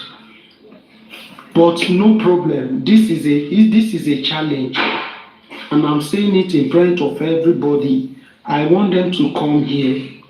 Because I come for everybody, I'm only Bóyá saying lọ dá ẹgbẹ́ sílẹ̀ lọ change orúkọ má lo critical. No, me, sharing me, I'm still doing my own I can do to ensure we get this justice. I am not relenting. Okay? But nǹkan tí ò dáa tí Yọ̀gádé ń cover yẹn, tí Báyọ̀ ń cover yẹn, tí Ọláìdé ń cover yẹn, those are the things that I want to expose, and that is why and that's why I'm inviting them here to come. Once they come, let us all discuss. And gbogbo alájọ wà ní critical thinking now, and gbogbo alájọ ń ṣiṣẹ́ yẹn, gbogbo alájọ mọ ẹni tó ń fún wa ní headache that doesn't want us to get to what we want. So why are you covering the person? Amy, I did not cover any of them. I did not cover the barrister and I did not cover Muiwa. So why are you covering one? I want them here, but they don't want to come. If they come here now, they can't drop anybody. You won't drop them, they won't drop me. We would stop. And everybody will now understand where we are coming from. It's as simple as ABC. I know they for all those things they are doing, deceiving people. But with time, those people too will understand what is going on. All right. Thank you. Simple. Ẹ já lọ support Mr. Yomi. Èmi náà fẹ́ gbọ́ information tó fẹ́ dá síta. Ká máa lọ sọ́dọ̀ bọ̀dá Yomi. Mama T, màá bá yín lọ́dọ̀ bọ̀dá Yomi. Ẹ̀yin lẹ fún mi jẹ́ ṣe báyìí sẹ́yìn. Ká nípa tí ń ta ó ṣe condom níbi ìṣẹ́ àwọn condom kiri gbogbo àdúgbò báyìí. Bọ̀ màá bá yín lọ́dọ̀ bọ̀dá Yomi. Ẹ má wọrí, màá ti rí ká tó débẹ̀. Critical condom wà. Ṣòfẹ́rà ni. Mo ní critical condom. Good night. Onílé good night. Ó dàárọ̀. Mo ní critical condom o. Àgbẹ̀lẹ̀ rẹ̀ máa jáde nílọrin tí mo gbé àgbẹ̀lẹ̀ jáde.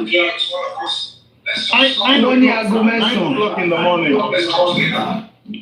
Ó máa wà lórí bẹ́ẹ̀dì. Wọ́n jẹ́ kẹ́ ẹ lọ láago mẹ́sàn-án lọ lò ó fẹ́ kẹ́ ẹ ṣe ó ní 6 hours kẹ́ ẹ má lè sùn dáadáa. Wọ́n ṣe critical assignment. Lẹ́sẹ̀ tàwọn critical thinker. Jẹ́ kí èmi náà mọ́ wá lọ́wọ́ critical skill. Bẹ́ẹ̀ láti ẹ̀ padà parí ìjà yẹn lálẹ́ ẹ̀ padà parí ìjà critical theory. Ṣé àpò ó sì dúró sẹ́gbẹ̀ẹ́ kan ẹ̀ṣẹ̀ padà bọ̀ wá bà. Ìbẹ̀rẹ̀ kì í ṣe oníṣẹ́ o. Ẹni bá forí tì là ó gbàlà.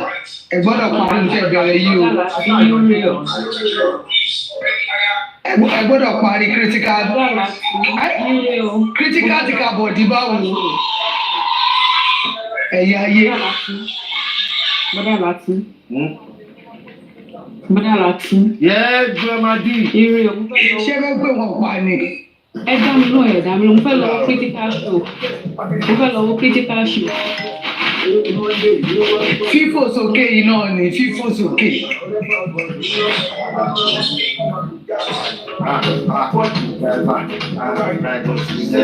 Ó dàárọ̀. Wọ́n ti gbogbo ẹ̀ fáǹsì ló dàárọ̀. Ṣé mo fẹ́ jẹ́ kí n sọ̀rọ̀ sí?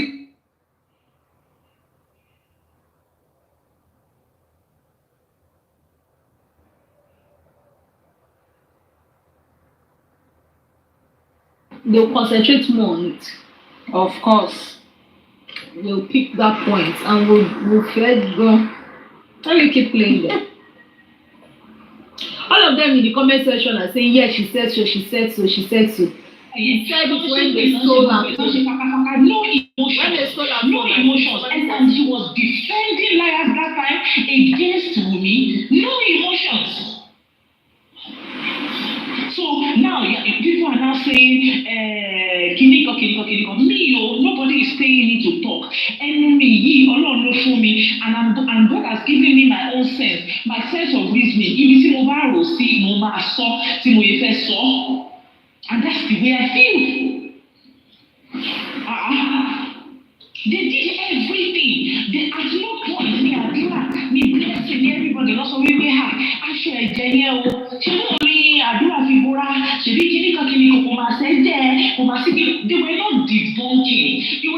Àwọn kan náà wọ́n máa ń parí ìyá àbúrò wá ní ẹ má sọ̀rọ̀ nípa nǹkan tó wà ní court ẹ má sọ̀rọ̀ nípa nǹkan tó wà ní court ẹ wá fún wa ní story kí ló kàn wá nípa story family yín kí ló kàn wá nípa pé ìjọba ilẹ̀ fi ọmọ yín sílẹ̀ kí ló kàn wá nípa gbogbo òṣì ọ̀rọ̀ yẹn what we are interested is what we are interested in is ṣé ẹ̀jẹ̀ wà àbí kò sẹ́jẹ̀ ṣé ó fọmọ yín lórí àbí kò fọmọ yín lórí àwọn interview wa sọ pé ẹ má sọ̀rọ̀ nípa nǹkan tó wà ní court àbórí gbogbo yín ẹ má bínú sọ̀rọ̀.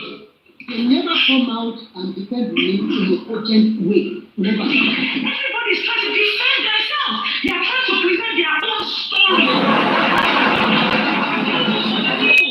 And you know the funniest thing about these people is We're talking about a widow that is being victimized. See, at no point have I ever stood here to say that Wunmi is 100% a good girl. I have never defended her. I don't know her. But what I am defending is that there is no evidence that she killed her husband. And that is what Adura, what have you been doing? You have been in that house. Stand for it. Stand for the fact. Stand for it. but you know the funniest thing as well. I don't know if this thing is true. Owó tún change to ṣẹ́kù tí wọ́n ní mo the video fún wọn. Wọ́n fún bàbá, wọ́n fàdúrà. They never give away, they never give Liam. To me, it shows that Darosha nígbà tó máa kó tí báyà ọlọ́kùn balance ti kọ̀ fún bàbá, ó kó kọ̀ fàdúrà. That means that family does not see that lady and that child as one of them. Money dey dey bad, the ṣíṣe ẹ̀ ti di family. Ìgbà tó lọ kó gbẹrù lé Mohbad kan, ìgbà tí àdúrà gbé mọ́tò Mohbad, ìgbà tí gbogbo ẹ̀ ṣe, àdúrà lè sọ̀rọ̀ nígbà yẹn, ìgbà tí wọ́n ní ìpè pé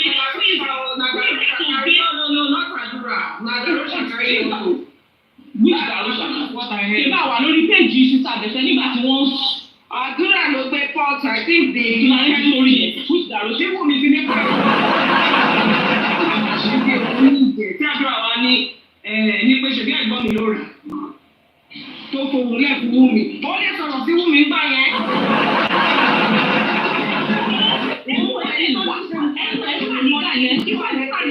Wọ́n ṣe bí bèbí. Àdúrà ni mo fẹ́ sọ. Okay, sorry Àdúrà, I meant to say Àdúrà, not Darosha, sorry. So, Sorry to interject. You people see that they have exposed themselves. What is this people name? Yomi and Co, they have said, go and get this record and copy it. Now see this person. They said Adura cannot talk. But at the same Adura, they say, tell Wunwon then, say, is his brother that bought the pox. They said then he had mouth, he knows how to talk. Why is he not talking now? Maybe they say he's a baby. Yeah, play the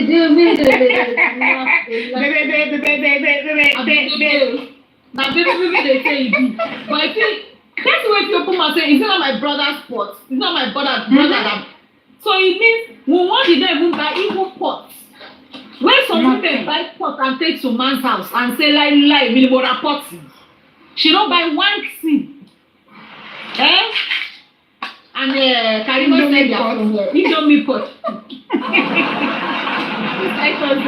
Sometimes when he throws some of, I wish he's up here to say that thing. I can throw Indomie pot. I swear, he will just on mute, he will just say Indomie pot. Mute back. Hey God, these people very funny.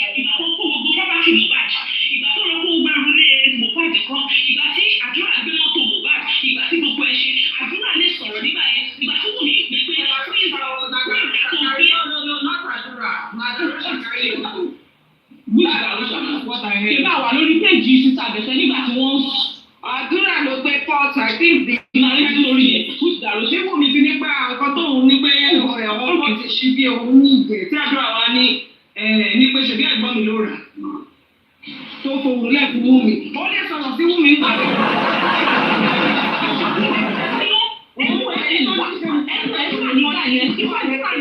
Wọ́n ṣe bí bèbí. Àdúrà ni mo fẹ́ sọ. Okay, sorry Àdúrà, I meant to say Àdúrà, not Darosha, sorry.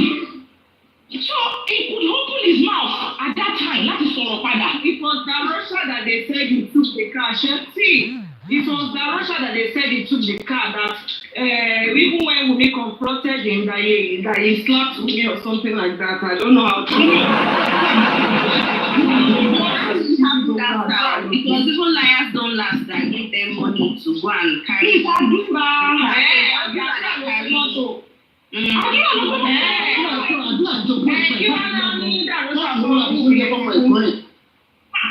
tí Wùmí pè wọ́n sọ̀rọ̀ sí kí lórúkọ ó ní ẹnu láti sọ̀rọ̀ sí Wùmí padà ó ní gbogbo ẹ̀ all these things all these people are defending Wùmí gbà yẹn. Owó ẹ̀ ní ẹgbẹ́ ìfira àbí wọn lọ lọ́wọ́ ìwé ìfira. Wọ́n ní gbogbo ọ̀rẹ́dì ògùn sórí kúrò báyìí gan-an tó ti wà lẹ́ẹ̀ pọ̀. So what I'm trying to say, you know, is that at least if you can't be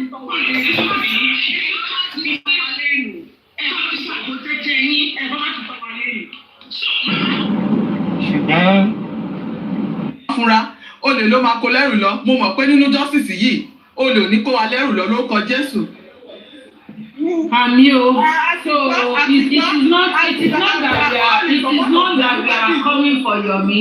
We are all in support of Yomi family because we are not for. Afẹ́fì wọ́n làkàlàkà afẹ́fì wọ́n lògbòlògbò ní àwọn kìíní iyọ̀ kìíní sẹ́ẹ̀tì àwọn gbòmù mi because we are all seeking for justice àti àwọn little viewers o anybody tó bá ṣàtìtàn lọ sí kámẹ́rà bí eléyìí tó ti sọ pé Wùmí ta ló pa Mohbad Wùmí báwo ni Mohbad ṣe kú Wùmí báwo ni kìnnìkan is a justice seeker so everybody ló dẹ̀ ní impact títí ẹ̀ everybody ló ní role títí ẹ̀ tó play so that is why tó fi jẹ́ pé èèyàn kan ò lè kó ní èèyàn kan kéré wọ́n ní àgbájọwọ́ la fi ń sọ̀yà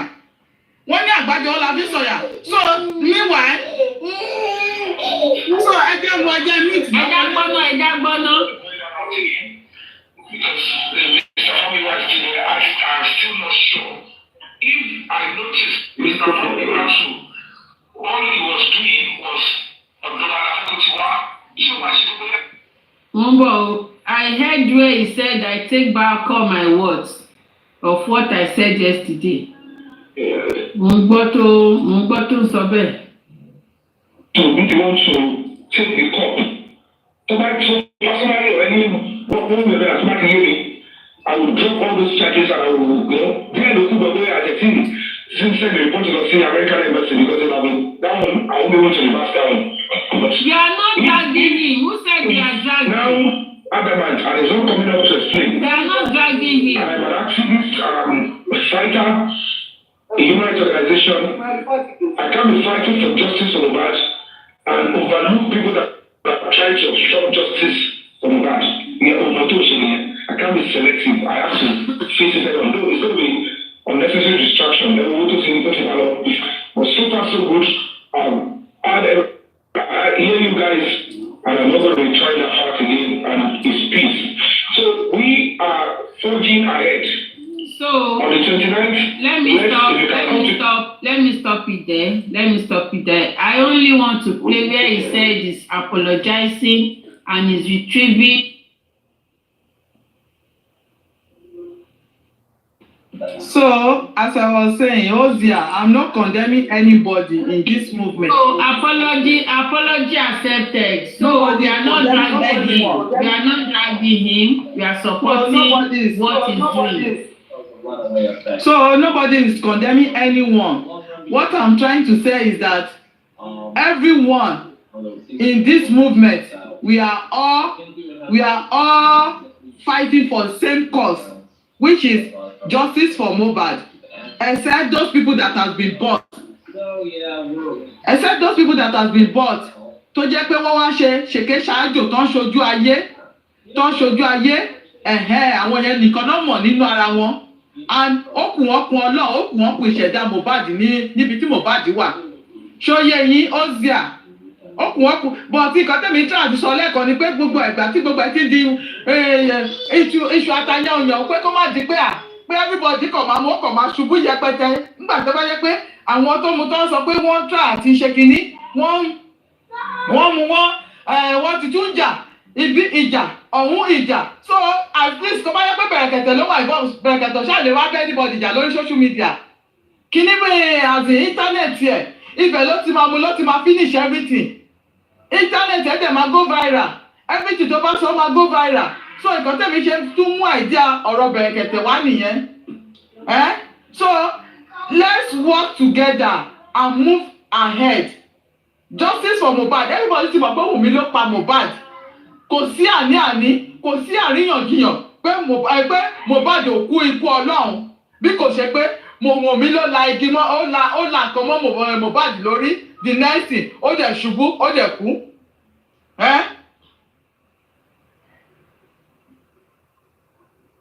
So the next thing, ó dẹ̀ kú. So that is why tó fi jẹ́ pé everybody gbọ́dọ̀ fọwọ́ sọ̀kọ́ pé everybody we are seeking for justice, but àwọn tí PS ti rà wọn lè máa give narrative ká accept narrative wọn because we know them. Tó bá ti give narrative yẹn, we have to debunk them immediately. Pé no, this is not done this way.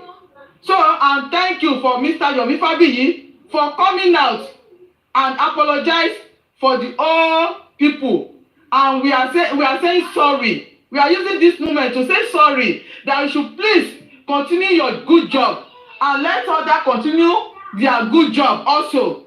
Thank you, and God bless every one of us. Thank you, Mama Comfy. Thank you, Mommy Lerioluwa. And I want to use this opportunity to tell Yomi Fabiyi, we are not angry with Yomi Fabiyi. We have been supporting Yomi Fabiyi even before now. Okay? Since Yomi Fabiyi has started doing the case of Adura, since then, everybody has they have turned 360 to support him that, that 3 seconds video, Agudore, the end, only òpin cinema. So Agudore read the end, and we have been supporting him. To me and the people, my panelists, everybody that used to come here, they have started supporting him. Nobody has commented evil against Yomi Fabiyi. They have not commented negative about him. Rather, everybody has commented that we should support him. Yes, everybody has said that we should. Wọ́n ti gbé àwọn wèrè sáré. That we should support it because our focus now is on how tí a máa fi dá iná sí ògo Wùmí, tí ògo Wùmí máa fi gbóná tá máa yeruku lala. So that is our aim. Not that we should be attacking ourselves, and these are the things I've been avoiding because I don't want us to be talking down on anybody tó bá ti ń ṣe true justice. Okay, that is why you see me. I will continue to say it. Even Aries, tẹ́pẹ́ pé èmi àti Aries ta máa ń jà all the time. We have not been crossing each other's path. You see, I've been supporting anything tó bá ń ṣe bẹ́ẹ̀ yẹn. I will support it. I will not kick against it.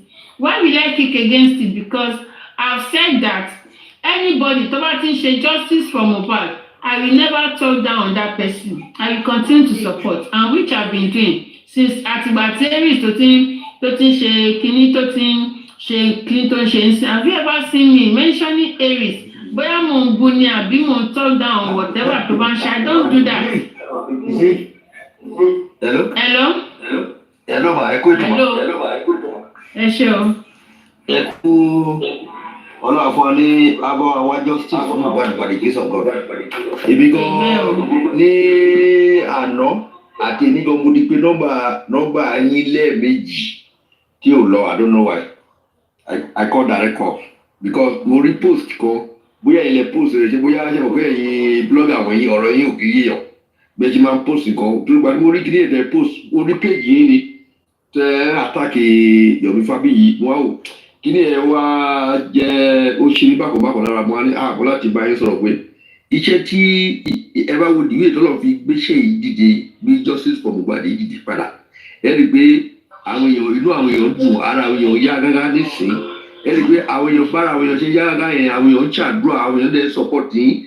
And secondly tẹ bá wo Yomi Fabiyi iṣẹ́ tó ń ṣe yẹn iṣẹ́ gidi ni, that is tí ẹ bá wo ìwé ìtọ́lọ̀ fi lo Yomi Fabiyi lórí investigation tó ń ṣe àti ìmọ́lẹ̀ tó ń tàn yẹn ó ń ṣe in a superb way that is ọlọ́run ló ń gbọ́ owó ẹ̀ ṣiṣẹ́ ẹnìkan ló máa la ọ̀nà ìgbà èèyàn ló máa tán ẹ̀yin lẹ bẹ̀rẹ̀ kéèsì yẹn ṣùgbọ́n tí gbogbo wa pátápátá sowọ́pọ̀ tí ẹgbàrún ti Yomi information tẹ́yìn bá ní tí àti Bukky bá ní tí gbá bá ní tàwọn bá wọn ní so for this justice for Mohbad èmi fi gbé that is the best thing kò yẹ kí ẹ máa bára ń jà because tẹ́ bá tún bára ń jà kí ni ẹ máa tún scatter kò dé kí ni ẹ scatter ó yẹ kí ni ẹ kẹ́ wà team kí gbogbo yín kẹjọ gba ojú street kan kẹ́nìkan bá wà wájú kẹ́nìkan wà lẹ́yìn kẹ́nìkan wà lẹ́yìn kẹ́nìkan wà kẹ́tọ́ àwọn tó bá jẹ́ àwọn mẹ́mbà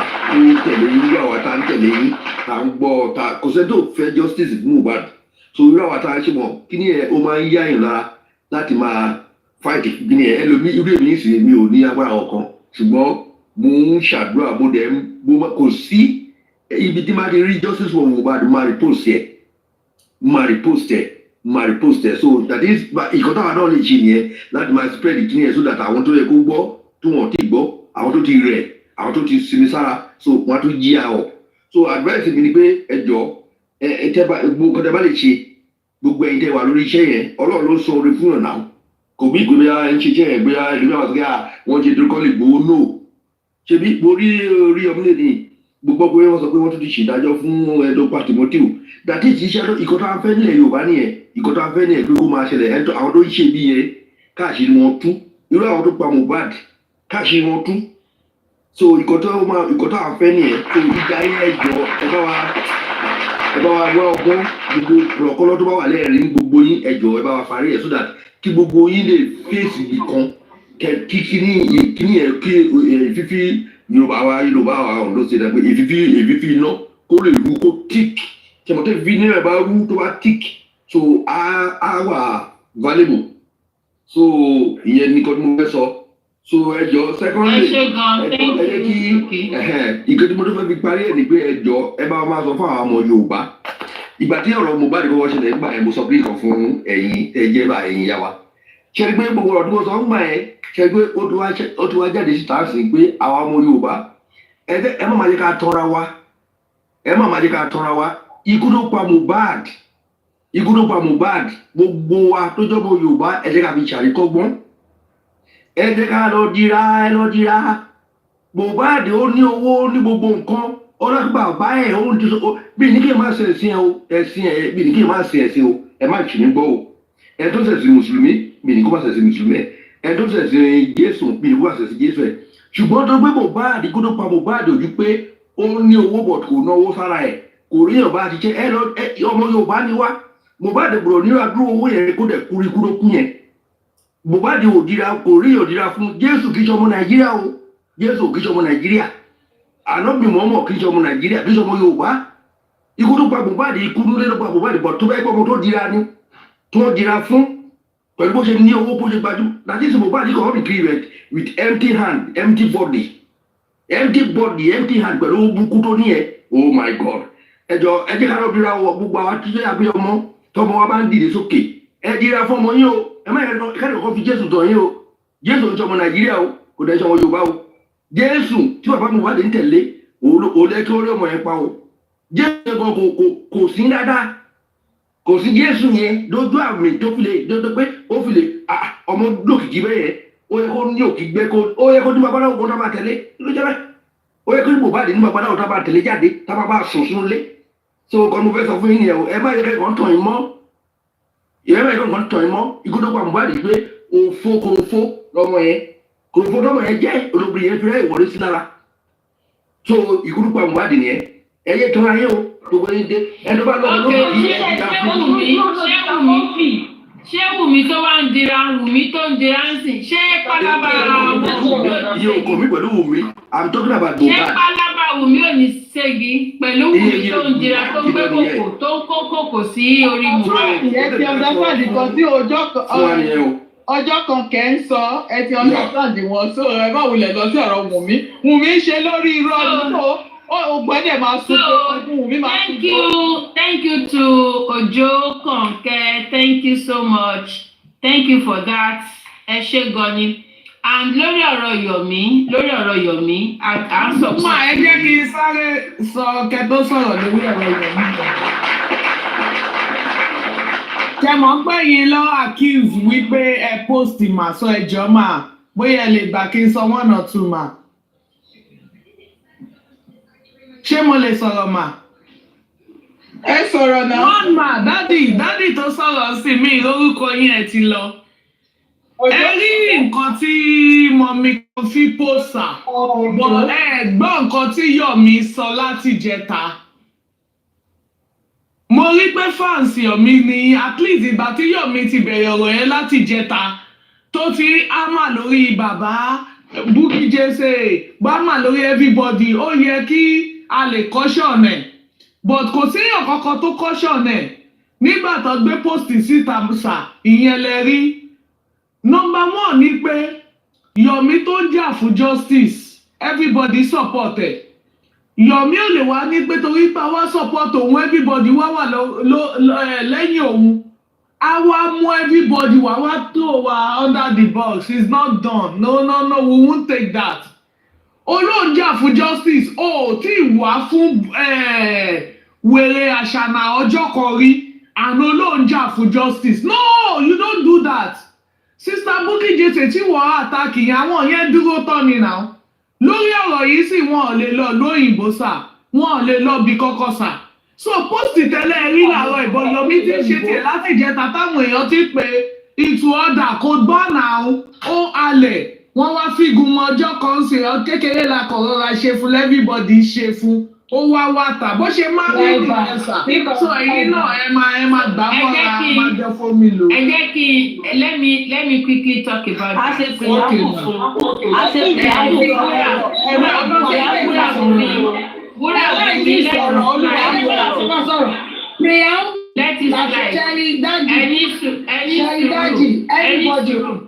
ẹni sùúrù náà ẹni sùúrù náà thinking ẹni sùúrù let me talk about it. Ṣé rí fídíò tí mo ṣe yẹn kì í ṣe pé bóyá mò ń bú Yomi, mi ò bú Yomi, mo kàn sọ pé kó má dragi BJ mọ́ ni. Mi ò bú Yomi, mi ò bú because èmi gan mò ń support Yomi streaming. Èmi gan mò ń support Yomi and mo dẹ̀ sọ pé káwọn èèyàn pé kó má dragi lánàá, but bí n pé bó ṣe that route he was going yesterday, àwọn èèyàn inú àwọn èèyàn dùn sí. But now they said he has now apologized. No. They said he has apologized. There's no he's sorry. So I want us to drag it. So he has apologized. Writing. He has apologized. Ẹjọ́ ẹ má jẹ́ ká Ọlọ́run tí kò jẹ́ ké song. Ọlọ́run tí kò jẹ́ ní gbogbo nǹkan tó ń sọ lánàá wípé òun ti reverse pé òun kò jẹ́ ṣó ti eyín Marlen Ọlọ́run kò jẹ́. So let's keep our fingers crossed and legging and finished. So ẹ jẹ́ ká filẹ̀ ká má sọ̀rọ̀ sí ṣó ti eyín ẹjọ́. Ẹ jẹ́ ká ṣì ní sùúrù ṣó ti eyín ẹ jẹ́ ká ní sùúrù ẹ má jẹ́ kí ká sọ̀rọ̀ sí. This morning I made videos, okay? Even on Facebook I made videos, and the videos I made I didn't make it to abuse it, because tí mo bá fẹ́ drag mi that kò ṣe video tí mo máa ṣe nìyẹn. I know how to drag it. But I'm doing something, please. Ṣó ti eyín bẹ́yẹn, I just did videos pé the route tó ń lọ yẹn pé ó máa backfire, pé kò ní like. Nǹkan tí mo kàn sọ nìyẹn. N ṣe pé bóyá mo wá fún mi wá fún, but I know I did videos but video yẹn just to warn him ni pé no, you shouldn't go that route, you should face front. Ẹ ṣáàrí tí mo sọ pé face front, mi ò bú, I was just telling him to be focused. Pé we are not ready to drag him. we are not ready to drag him, but we should be focused. But tó bá ń go that route, kò ní like it. So, and now he has done a video to apologize pé gbogbo bó ṣe ń sọ̀rọ̀ lánàá pé òun kò jẹ́ pé òun reverse and ṣẹ̀mọ̀. Let us just take it like that and ká dẹ̀ move on. Ṣó ti yín, ẹ jẹ́ ká move on. Ẹ ti understand, ẹ jọ̀ọ́ torí Ọlọ́run. I'm begging everybody to let us move on. Ṣó ti yín, let's move on. Thank you, Mami Spice. We move. So, I'm not dragging him. And mo dẹ̀ pray pé k'Ọlọ́run gbà fún wa. K'Ọlọ́run gbà fún wa. Everybody, commenters, gifters, panelists, everybody, host, everybody wa. K'Ọlọ́run gbà fún wa ni. Ṣó ti yín. So, that is that. Ẹ ṣé gan ni. Thank you so much. We move. So, Wumi, so this will give us room to focus on Wumi. It will make us to channel our energy. Ẹ̀yin náà wò, ẹ ti wò láti last week. Ẹ rí pé gbogbo energies wa, Wumi là ń channel energy wa lé lórí. Kò ń ṣe Yomi, kò ń ṣe bóyá ká máa drag Aries, àbí ká máa drag Igba, àbí ká máa drag Wumi ni, Wumi la bá ní wàhálà. Wumi ni, òun la bá ní wàhálà. United we stand, divided we fall. Yes, that is just it. So, but to apologize, yes, let's move on. So, Wumi lo la mama for a fagbonsi. Wumi ni, nobody else. Wumi ni, thank God, kò tí sí side attraction kankan. No side, no distraction. Gẹ́gẹ́ bí our TikTokers, distraction. So, no distraction for now. Wumi ni. Àwọn Wumi tí wọ́n máa plan ní another distraction fún wa, but àní jẹ́ kó rí bẹ́ẹ̀. Ṣó ti yín. Thank you so much, everybody. So, Wúrà Bùnmi. Wúrà Bùnmi. Hello, Jen. Okay, S-A, okay. S-A. Ẹ káalẹ́. Lówó ọba tẹ́ sọ pátápátá náà láti gbọ́. Normally náà, èmi ò mọ̀ bóyá ó ti apologize lẹ́yìn ẹ̀ṣẹ̀ ń dọ́gan lálẹ́ yẹn nípò ti ṣe apology letter. Èmi ò mọ̀. Èmi ìgbà tó ti ń sọ látànà ní pé ká ṣe fún ní time. So kò ṣe anybody tó ń drag ẹ̀ mọ́. So máa yẹn tó kọ̀ sọ ni lẹ́kọ̀ọ́ fẹ́ sọ nípa drag ẹ̀ mọ́ náà tẹ̀lẹ̀, mẹ́nu lọ ọdún ẹ̀ náà tẹ̀lẹ̀. Tó bá ṣe nǹkan tó bẹ̀rẹ̀ sí ní ṣe láwọn pa eléyìí tí ó pọ̀ jù náà. Tó bá jẹ́ ariwo tí o gbọ́ apá lánàá, òun ló yẹ kí kinní yẹn sọ.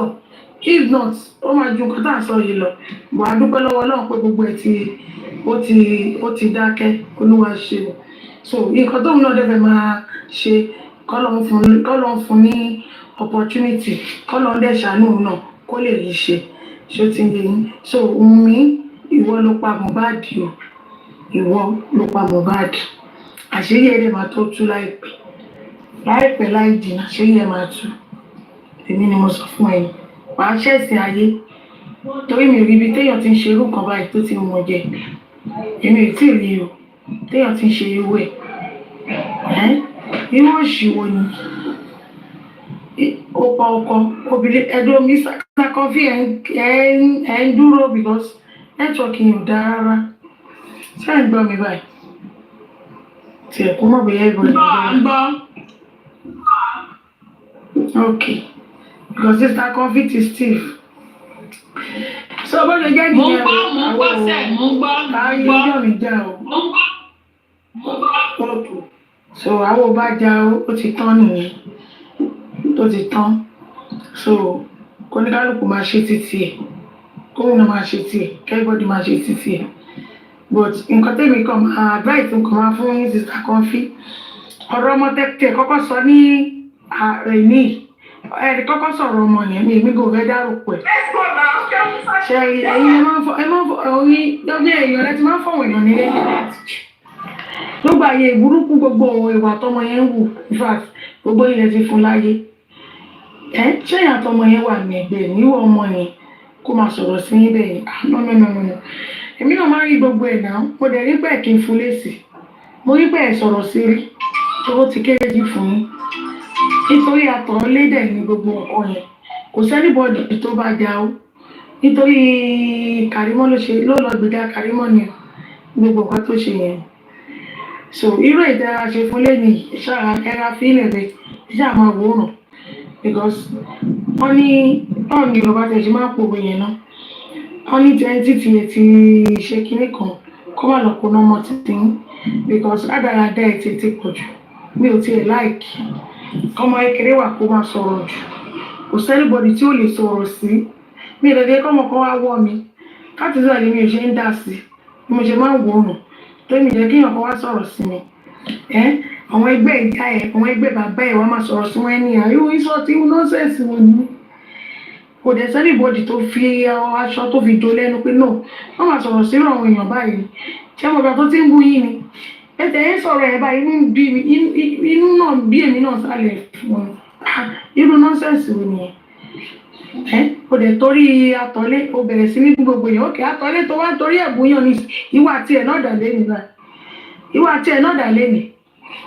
ọwọ́ ń ṣe láti fẹ́ sẹ́tù pẹ̀lú gbogbo wọn tó ti bú nítorí ẹ̀ ló fi jẹ́ pé gbogbo wa ká má gbé orí wa kí gbogbo wa máa mọ nǹkan tá à ń ṣe ká má máa sáré love blindly téèyàn kan bá ti sáré kúrò láàrin èèyàn àbí tó bá ti ṣe kínní ẹ jẹ́ ká máa ní sùúrù a máa ti sáré accept èèyàn jù nǹkan yẹn dẹ̀ ló ń ṣẹlẹ̀ báyìí tẹ́ pé táwọn èèyàn ẹ bá padà disappoint èèyàn tán á wá máa dùn ẹni so irú gbogbo ọ̀rọ̀ ilé náà tán sọ pé kínní mi bá ní kẹ́ni oníkálùkù àkáṣà máa wo bó ṣe ń lọ ká máa wo bó ṣe ń lọ ká má gbé gbogbo ẹ̀mí le jù lẹ́mi ò ti fẹ́ sọ̀rọ̀ jù torí àti kọfí. Thank you so much.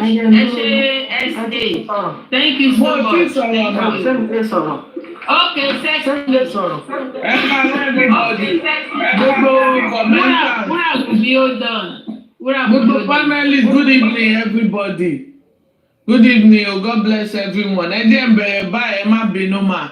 Anybody tó bá bú bàbá Mohbad, ó sọ̀rọ̀ ẹ̀gọ̀ sí bàbá Mohbad, ẹ máa fojú sunkún ọmọ ni. Ẹ̀yin náà máa feel nǹkan tí bàbá yẹn feel lọ́wọ́lọ́wọ́ báyìí. Àtìgbà tó pé bàbá yẹn pọ̀ ọmọ wọn ti kú. Bẹ́ẹ̀ bímọ mẹ́ta ẹ máa feel ẹ máa fojú sunkún gbogbo ọmọ yín ni. Gbogbo ẹni tó bá sọ̀rọ̀ ẹ̀gàn sí bàbá Mohbad ó bú bàbá Mohbad ẹ máa fojú sunkún ọmọ ni. Ìyẹn lọ.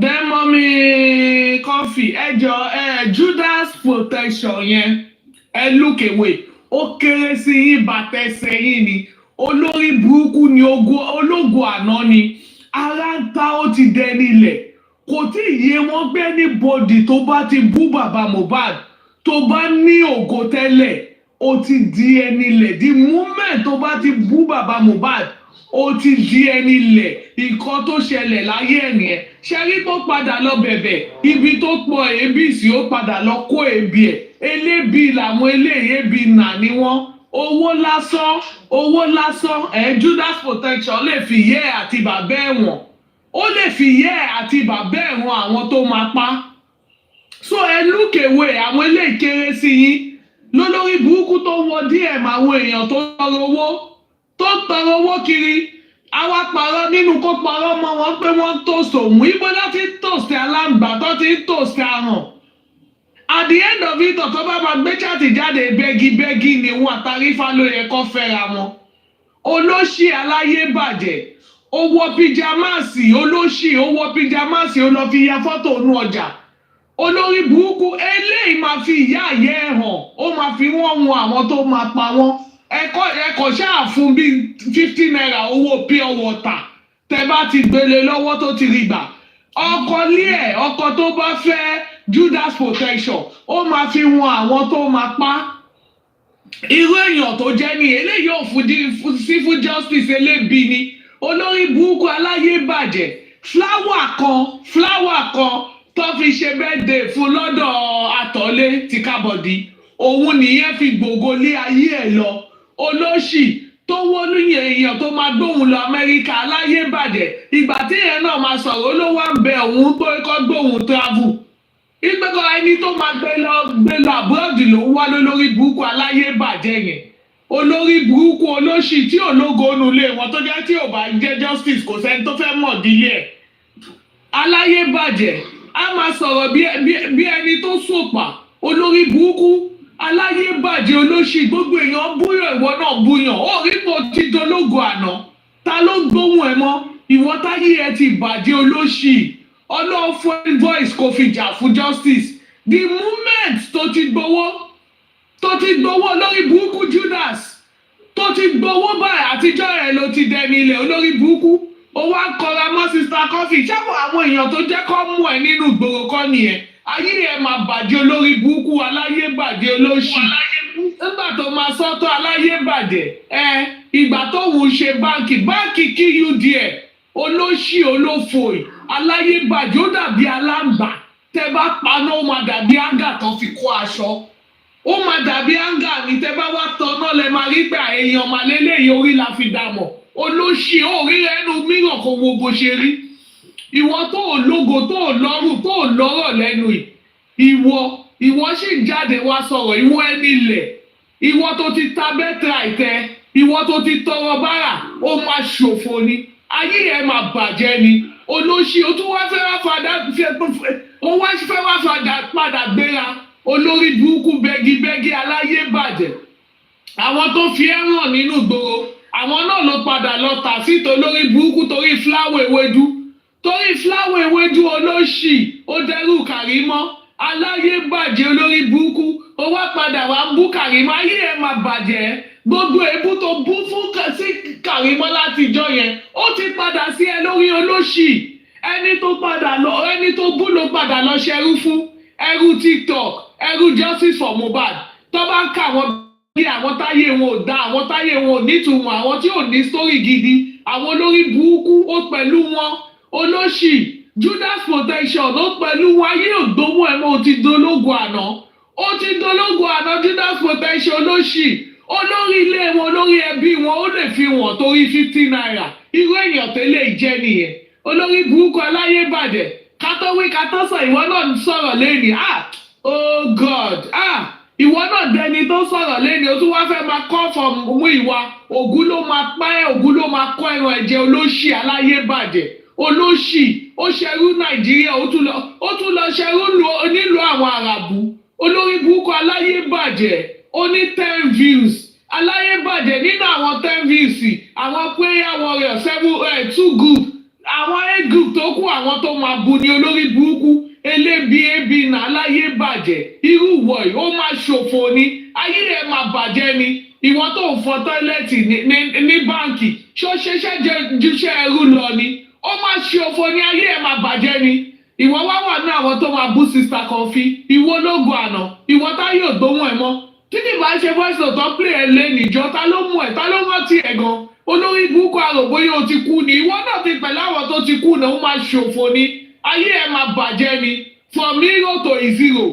ẹ pọ̀ lórí justice tó bá ti fún yín lówó díẹ̀ báyìí ìṣòro ayé yìí máa bẹ́ síta ní irú èèyàn tẹ́ jẹ́ ẹ máa fi wọ̀n ni olórí burúkú aláyé bàjẹ́ olófò olóṣì a máa sọ̀rọ̀ ẹrú náà ló ṣe nílùú tó ti kúrò ẹrú ló ṣe títí tọ́lọ́ ẹrú yìí máa pẹ́ ẹ̀ olórí burúkú ẹbí bá dáwọ́ jọ pókèdí àtúgbé ẹ lọ àwọn àràbù ẹrú ló tún lọ ṣe ń bẹ̀ olórí burúkú wà á máa sọ̀rọ̀ báyìí àwọn ọmọ tó tọ́jú màmá pariwo àwọn tó do equator ó tí mọ̀ pé ẹrú ló máa ṣe tó máa fi kú olórí burúkú aláyé bàjẹ́ irú wọ ìsọ̀rọ̀ ìwọ ológun àná ó máa ṣòfò ni ó máa ṣorí burúkú ni ìwọ tó máa gbọ́kú ẹ síta lọ́jọ́ kan torí 20 naira owó pure water ìwọ ẹ ló wá ń sọ̀rọ̀ ó máa ṣẹ̀ sí ayé ni ayé ẹ máa bàjẹ́ ni ẹ̀yin olórí burúkú aláyé bàjẹ́ yìí ẹ̀yin olóṣì then Wùmí aláyé bàjẹ́ olórí burúkú ọmọ ọ̀rọ̀ kíran olóṣì ogun tó ń ṣe ara ẹ̀ ló ń ṣe sí o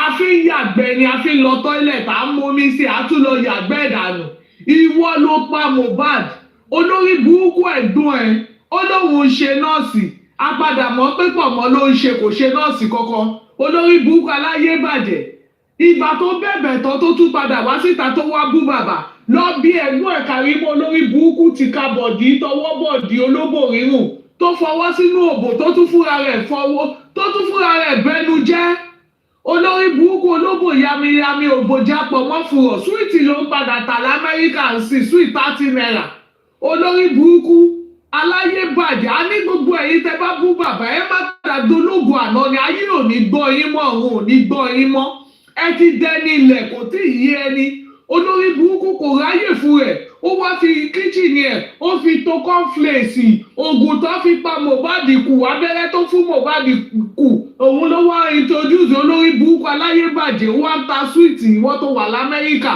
ó ti ṣòfò ẹbí yìí ti ṣòfò olórí burúkú owó tí Wùmí ti promise ẹ tó ti promise ẹ kó máa fún ẹ kó fi ṣe business wọ́n padà fún ẹ mọ́ how market ayé yín máa bàjẹ́ ni ayé Jùmọ̀kẹ́ ìyá yín máa bàjẹ́ ni ìyá yín ó máa ṣọ́kù ni ìyá tó bímọ mẹ́ta tí ò sí ìtò dánú wọn ìyá tí ò bímọ gidi aláyé bàjẹ́ yóò fò tó bá àwọn aṣẹ́wó sínú ayé ẹ̀ máa bàjẹ́ ni ẹ máa ṣòfò ní ilé yín máa ṣòfò Wùmí ó máa ṣòfò tilétilé ni owó Mohbad tó fi ń gbéra torí àwọn aláyé bàjẹ́ followers ẹ wọ́n láwọn làwọn dáwó fún ẹ tó fi ṣe business àwọn akọ́lọ́ máa gbé ní gbogbo olórí burúkú ilé tó kọ́ fún yẹ ṣówó owó Mohbad kan ló lò iṣẹ́ wo ló ń ṣe tó fi kọ́wó lé fún yẹ even 3 days tó lọ́nà ló tẹ̀ gan ẹni tó ń bá sún ò lè fún ẹ lówó láéláé tó máa fi kọ́lé fún yẹ kí ló olórí burúkú tó ti fògbò dá gbogbo lẹ́kírú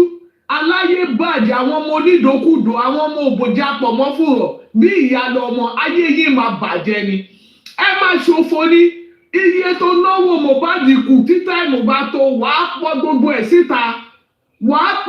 ẹ̀ síta olórí burúkú ni ẹ olórí burúkú aláyé bàjẹ́ ni ẹ Mohbad ò sílé wá ìyá ló ṣìyàn àti ìyàwó àtẹbí ìyàwó olórí burúkú tó sọ introduction di wedding aláyé bàjẹ́ I must marry by force nígbà tó bu ẹ ti dògbò yamiyami ó ṣàfẹ́ kó sílé èèyàn kan olórí burúkú olójú wúwú olóṣì aláyé bàjẹ́ ẹrú Ìyábọ̀ Òjó plastic surgery ayé gbogbo yín máa bàjẹ́ ẹ máa ṣòfò ni àníṣe ààrẹ rìn kí ló pa Mohbad la béèrè lọ́wọ́ ẹ táwọn ẹrú ẹ fi wá sunkún lọ orí social media olórí burúkú ara wọn náà àwọn olóṣì aláyé bàjẹ́ ìkọ́nu wọn máa sọ ẹ tábà lọ bí gbogbo ọkọ tóun ti fẹ́ rí ọkọ mélòó gan àwọn tó sọ̀pọ̀tì ẹ̀ ọkọ mélòó gan lọ fẹ́ rí kọ́ lè mọ̀ pé gbogbo yín kò sí yàtọ̀ olórí burúkú ni gbogbo yín ayé gbogbo yín ti bàjẹ́ olórí burúkú yín nǹkan tójú bàbá Mohbad rí ojú yín máa rí torí tójú yín ò bá rí ẹ̀ ní mọ bí bàbá yẹn ṣe fi ayé gbogbo yín máa bàjẹ́ ni ẹ̀yin olórí burúkú ọmọ wọn kíran olórí burúkú onídòkúdò aláyé bàjẹ́ ẹ má ṣòfò ní Wùmí ìwọ ló pa Mohbad kò sí nǹkan tó fẹ́ sọ fún wa sẹ́ẹ̀ aláwo ibi tọ́lọ́pàá máa gbé sísẹ̀ bóyá àwọn ọlọ́pàá yẹn máa gbé sórí ìyá wọn ni o ọ̀ máa gbé sórí bàbá wọn ni o ọ̀ máa gbé sórí àwọn ọmọ bíbí inú wọn ni o a fẹ́ mọ ibi táwọn ọlọ́pàá yẹn máa gbé sí olórí burúkú ara ẹ torí owó tó tún transfer sínú àkáǹtì yẹ owó yẹn mú ẹ lójú torí dọ́là sí ni ó wá pa Mohbad ó ṣe jẹ́ pé gbà tó béèrè pé ta ló lọ mọ owó ẹ̀ 24 hours later láàgbóhùn ọmọ ẹ̀ mọ́ àṣírí ẹ ti tú wo ojú everybody ti ká ìjà tẹ dálẹ̀ pé kí everybody máa jẹ ojú gbogbo wa ti là ewé ìjà tẹ ṣe ó ti sunko ojú everybody ti là ìwọ ló pa Mohbad Wùmí ìwọ ló pa Mohbad ta ni bàbá bébì olórí burúkú aláyé bàjẹ́ ó wá lọ sanwó fáwọn jẹ́ 2K olórí burúkú yẹn náà ọkọ ẹ̀ tó yarọ kò rọ́kọ ẹ̀ tọ́jú látijọ́ tọkọ ẹ̀ ti ń sìkì olórí burúkú aláyé bàjẹ́ wèrè ó ti ṣe business just because of justice for Mohbad ó ti rí business ṣe aláyé bàjẹ́ àwọn olórí burúkú àwọn ẹlẹ́sìn àwọn jẹ́ 2K láti justice ti bẹ̀rẹ̀ kò pa platform ẹ̀ rí olórí burúkú òun dẹ̀ ọkọ ẹ̀ yarọ tó yẹ kó máa tọ́jú nulẹ̀ òun ló yẹ kó máa tọ́jú ọkọ kó máa tọ́jú ọmọ kó rọ́kọ tọ́jú kò rọ́mọ tọ́jú olórí burúkú aláyé bàjẹ́ ibẹ̀ ló ti ń jẹ ibẹ̀ ló ti ń ṣu ibẹ̀ ló ti ń wọ pápásì fọ́kọ ibẹ̀ ló ti ń múra fọ́kọ ayé gbogbo yín máa bàjẹ́ ni olórí burúkú àṣànà onídòkúdò aláyé bàjẹ́ òrí bó ṣe rí ọmọ 24 years ó ti mọ gbogbo fashion òkú ayé ẹ̀ máa bàjẹ́ ni olórí burúkú kó tẹ̀ kó tó fẹ́ sọ fún mi ọmọ àlè yìí ló pa Mohbad ọmọ àlè yìí ló pa Mohbad aláyé bàjẹ́ ọmọ òfu ọmọ ẹ̀sìn ọmọ àdánù ọmọ tó máa ṣọ́kú mọ́ Jùmọ̀kẹ́ lójú tí Jùmọ̀kẹ́ náà máa ṣọ́kú ọmọ òfò yìí ló pa Mohbad ayé ẹ̀ máa bàjẹ́ ayé yìí ẹ̀ máa bàjẹ́ wù ayé bàbá ẹ̀ máa bàjẹ́ you are not Alọ́ba má claim orúkọ Alọ́ba ó ti dẹni ilẹ̀ ti pẹ́ ó ti dẹni òṣì ó ti dẹni ìyà wọn ò tún gbórúkọ ẹ̀ ń bi rere mọ́ ṣọlá ọmọ ológo ìdílé kan tó pa yẹn ògún ló máa pa ẹ́ ó máa ṣòfò ní Wùmí ayé ẹ̀ máa bàjẹ́ ni ó máa ṣorí burúkú ni olórí burúkú ó rí bó ṣe sọ̀rọ̀ sí bàbá tó pa ọmọ ẹ̀ ó pa ọmọ yẹn tó tún fẹ́ jẹ bàbá ẹ̀ mọ́ ayé Wùmí ó máa ṣòfò tògo tó ti lè méjì olórí bàbá ẹ̀ omi ni kù tó ń sìkì àgbóhùn ẹ̀ta bàbá ẹ̀ máa ṣọ́kù ni ikú yíyẹn ló máa pa yín ikú wèrè tẹ́ domi sí ọmọ yín domi sí bẹ́ẹ̀ fi mọ̀ gbàtẹ́ bá búrò yín sùn tẹ́ fi bímọ one night stand tó wá pológo ọmọ ayé gbogbo yín máa bàjẹ́ ni ẹ máa ṣòfò ni olórí burúkú Wùmí aláyé bàjẹ́ ìyàwó fò tí Mohbad lọ kú ọkọ ẹ wà mọ́ṣúárì ìwọ ń ṣe bẹ́ẹ̀ di ọmọ ọdún kan ó máa ṣẹ̀ sí ayérayé ni ẹ̀wọ̀n tó fẹ́ lọ yẹn you dey play you are playing sáìsì ẹ lọ bẹ ẹran sílẹ̀ wọ́n pẹ̀lú àyàyà la máa fi sí ẹ lọ you are going down ẹ̀gbọ́n Karimo is going down ìyá ẹ tó bímọ òfò tó ń gbowó Mohbad dání láì ṣe pé òun ni mánéjà Mohbad all of you are going down gbogbo ìdílé yín ìdílé wòye ìdílé òṣì ẹbí kẹbí ẹbí òfò ẹbí ìyà ẹbí tó dojú ti níta ẹbí tó jẹ́ pé ní social media wọ́n ń gbére lójoojúmọ́ gbogbo èpè táwọn èèyàn bẹ́ẹ̀ ṣe fún yín ó máa mú ẹ lórí ó máa mú ọmọ tó gbé dání lórí torí ọ̀kan náà ló bí Mohbad ayé yín máa bàjẹ́ ni ẹ máa ṣòfò tọmọtọmọ ọmọ one night stand ní olórí burúkú kéèyàn bí mẹ́ta kí gbogbo wọn jọ ọmọ one night stand àwọn ọmọ tó jẹ́ pé wèrè lójú ìfẹ́jì ìyá wọn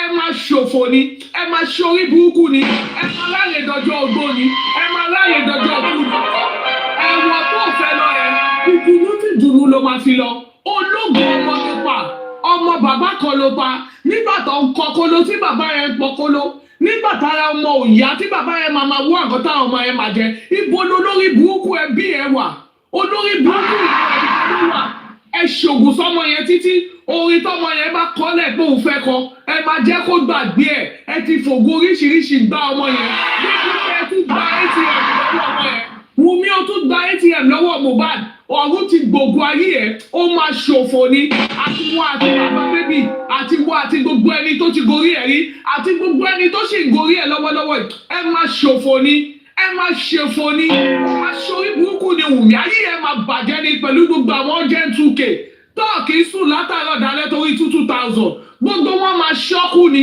ẹ máa ṣòfò ẹ máa ṣorí burúkú ni ẹ̀yin apọkọjà ayé olórí burúkú aláyé bàjẹ́ yìí olóṣì ó pa Mohbad ìtọ́wò èrè tí kó sí ẹ lára débi pé fúrántà wíìgì tó lò gan òòrùn ti ge olórí burúkú aláyé bàjẹ́ gbogbo ara ló fi ṣe tàbí gbogbo ológbò ríru olófù ọmọ tí ò rẹ ni wò ọmọ one night stand ọmọ tó ti sá kúrò lé láti 10 years olóbò transformer anybody can togi sí òbò jápọ̀ mọ́ fúrọ̀ Jùmọ̀kẹ́ gbogbo ọmọ tó bí àtiwọ́ náà òbò jápọ̀ mọ́ fúrọ̀ òbò yírùn ayé yírùn sórí ayé yírùn sórí ẹbí yírùn kẹ́kọ́ṣì lọ kẹ́kọ́ṣì wọlé ẹ̀dẹ́ aláyé bàjẹ́ apọkọjà ayé olórí burúkú tó fọkọ márùn tí òré yàn kọ́kọ́ dúró lé ẹ̀ olórí burúkú ó lọ sí àbúrọ̀dù ó dàbí àwọn tó lọ jáde bàjẹ́ ni ó ẹ máa ṣòfò ní Jùmọ̀kẹ́ àti wọ́n àtàwọn ọmọ tó bí tó rí tán àtàwọn ọmọ tó bí tó rí tán Jùmọ̀kẹ́ aláyé bàjẹ́ ẹ̀yin olórí burúkú olóṣì ọmọ yìí introduction ló fẹ́ ṣe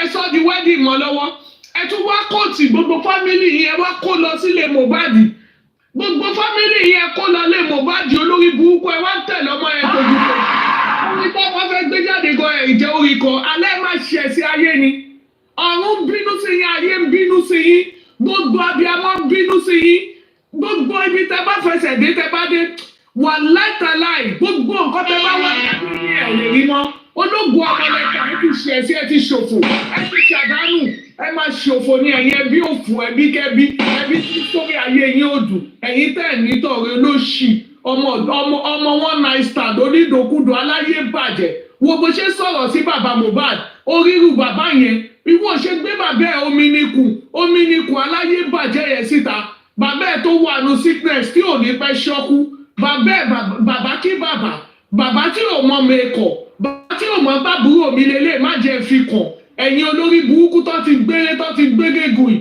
olórí burúkú ọmọ one night stand ọmọ ègún ọmọ èpè ọmọ òfò ta ló mọ̀ bóyá Súnkànmí ẹ̀gbọ́n ẹ̀ náà ló bí pápá lòlò olórí burúkú gbogbo àwọn tá rò bóyá ọmọ gọ́njọ kò padà jọ wọ́n náà ni ta ló mọ̀ bóyá ẹ̀gbọ́n amúgbó ló padà bí pápá lòlò olórí burúkú olóṣì ọmọ òfò ẹ jẹ́ dákẹ́ nípa ẹṣẹ́ mà ó dà ẹṣẹ́ mà.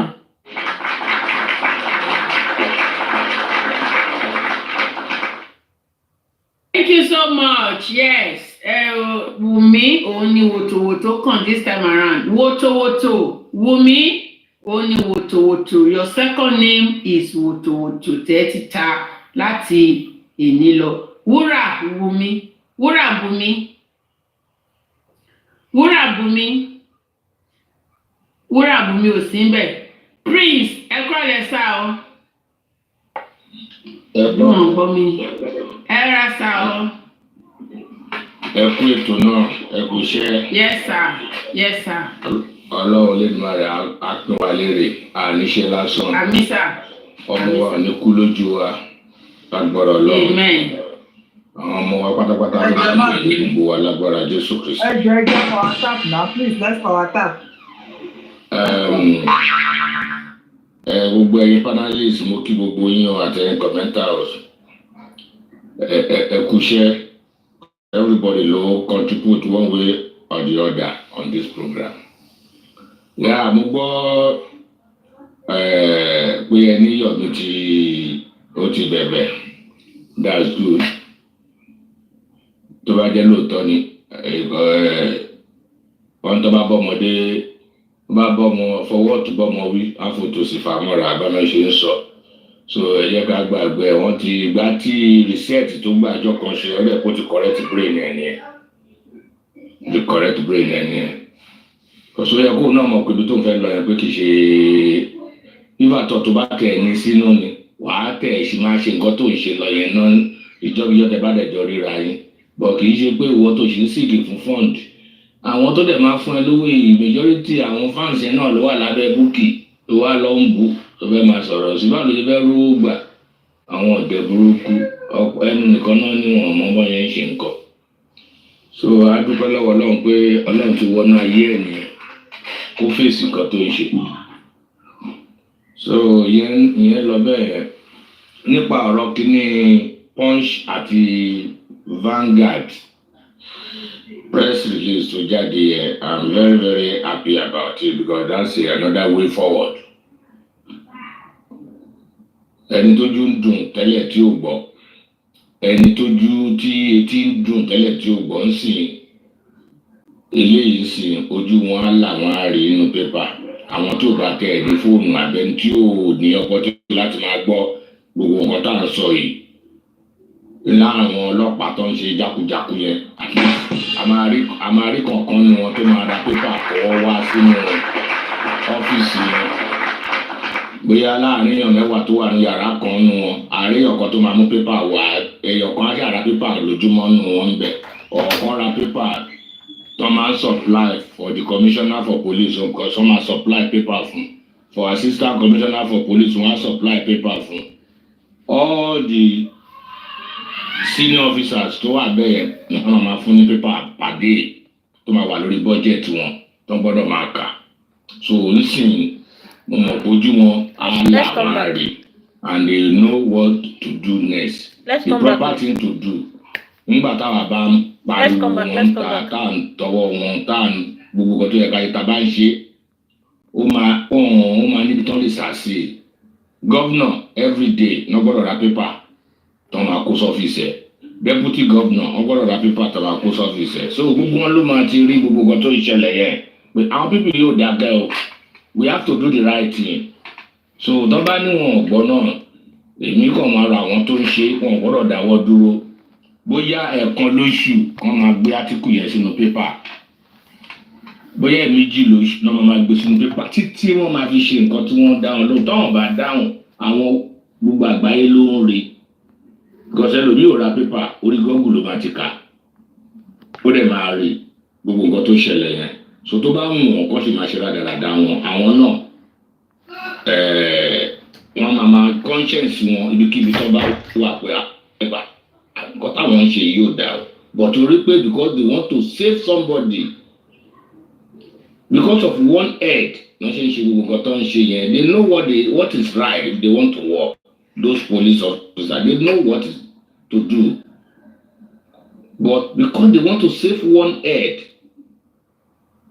kìdá ń ṣe Wùnmí ni wọ́n save fún bẹ́ẹ̀ yẹn ọmọ tí Wùnmí gbé dání yẹn lọ́kàn mi sọ pé wọ́n save kì í ṣe Wùnmí kánú yóò lóyún òfin mọ́ ọmọ ẹ rí i pé wọ́n á ti Wùnmí síta who is Wùnmí in that system ta ló mọ̀ ìyá ẹ̀rí ta ló mọ̀ bàbá ẹ̀rí àwọn ọmọ kò lẹ́bí kò léèyàn kì í ṣe Wùnmí náà ń save fún bẹ́ẹ̀ yẹn ọmọ tó gbé dání yẹn ni wọ́n ń save gbogbo ìjà tí wọ́n ń jà pé má jà ká gbọ́ máa kọ́ torí ọmọ tó gbé dání yẹn ni àníyá Mohbad tó dẹ̀ pé ọlọ́pọlọ dúdú ọlọ́pọlọ yòrò yìí ó sì ń rò pọ̀ ọmọ rẹ̀ ó ń claim rẹ̀ my son over my dead body bó ló ti rí pé your son ọmọ ẹ̀fọ́ rẹ̀ ti pariwo dára pé ọmọ yóò yọ ọmọ kó tó kù ìwọ sì ń wá my son ọ̀dẹ̀ ìyàpíyà ó mo mọ̀ pé lágbára Ọlọ́run a máa rí justice ní dákẹ́ àdúrà rẹ̀ lágbára Ọlọ́run máa gbàdúrà wa náà wọn ọ̀pọ̀ tó wà náà Ọlọ́run dẹ̀ máa gbàdúrà wa kò sí mọ́tì lè pọ̀ tó they don't have number like us and ariwo wa ẹ̀ náà ó fún wọn ní baba ńlá sleepless night gbogbo bá ṣe sọ̀rọ̀ social media yìí gbogbo ẹ̀ náà ń gbọ́ wọn kò ṣe létí kúkún ọmọ ní àwọn ọlọ́pàá yẹn gbogbo ẹ̀ náà ń gbọ́ tó ń rí so wọn pé nígbà tá a bá dákẹ́ tá a túbọ̀ ń pariwo síta tá a ń pariwo mú gbá tá a ń pariwo rẹ̀ yọ bí fọyà tó sọ pé ọlọ́pàá working activity bóun náà dẹ̀ ti padà síta ṣe sọ pé they are no more working don't let Nigeria happen to you Nigeria has happened to him that's why he's crying out now so ẹ jẹ́ ká máa wo bó ṣe ń lọ Ọlọ́run á fún wa ṣe lágbára Ọlọ́run a máa rí justice very soon we are coming to the end of this race a máa rí cause election gbọ́dọ̀ lọ láì jìyà wọ́n kàn pa ọmọ ẹ for nothing and they have to pay for it dearly nígbà tó bá dẹ̀ máa rí àwọn tó conspiracy ló máa pọ̀jù láàrin gbogbo wọn yẹn tó ń bo investigation tó ń bo mọ́lẹ̀ gbogbo wọn náà máa lọ under conspiracy ẹ̀wọ̀n tó ń ba gbogbo wọn lẹ́rù sí ni pé àwọn ti rí òótọ́ àwọn ò sọ nísìnyí wọ́n máa sọ fúnra pé tó bá sọ wọn náà ń lọ o tó bá ti sọ wọn náà ń lọ tó bá ti sọ wọn náà ẹ̀kọ́ ẹ̀sọ́ láti jọ ẹ̀ nǹkan tó fi ń dẹ́rù bá gbogbo wọn sí nìyẹn and they don't have any choice wọ́n máa sọ tó bá ti débi ṣúṣú fúnra máa là wọ́n máa sọ that small clip owó àdúrà yẹn ó ti báyìí gbogbo wọn jẹ́ ṣé gbogbo kan táwọn other side tó ń ṣe yẹn ẹ don't even look at them don't even think they are saying so wọ́n gbọ́dọ̀ sọ̀rọ̀ náà wọ́n gbọ́dọ̀ máa ṣiṣẹ́ owó wọn kọ́ máa mú evidence kọ́ máa bò mọ́lẹ̀ wọ́n gbọ́dọ̀ ṣiṣẹ́ owó wọn náà so ẹ bá máa listen sí wọn náà gbogbo akọ́lọ́dẹ náà bí gbogbo ọ̀tẹ̀ kàwé àti àràwọ̀ tó kàwé owó tó ń ṣe yẹn wọ́n máa gbọ́dọ̀ jìyà iṣẹ́ owó wọn yẹn gbọ́dọ̀ jìyà iṣẹ́ owó wọn yẹn ẹjẹ́ máa bẹ́tò lọ Ọlọ́run á fún yín ṣe o.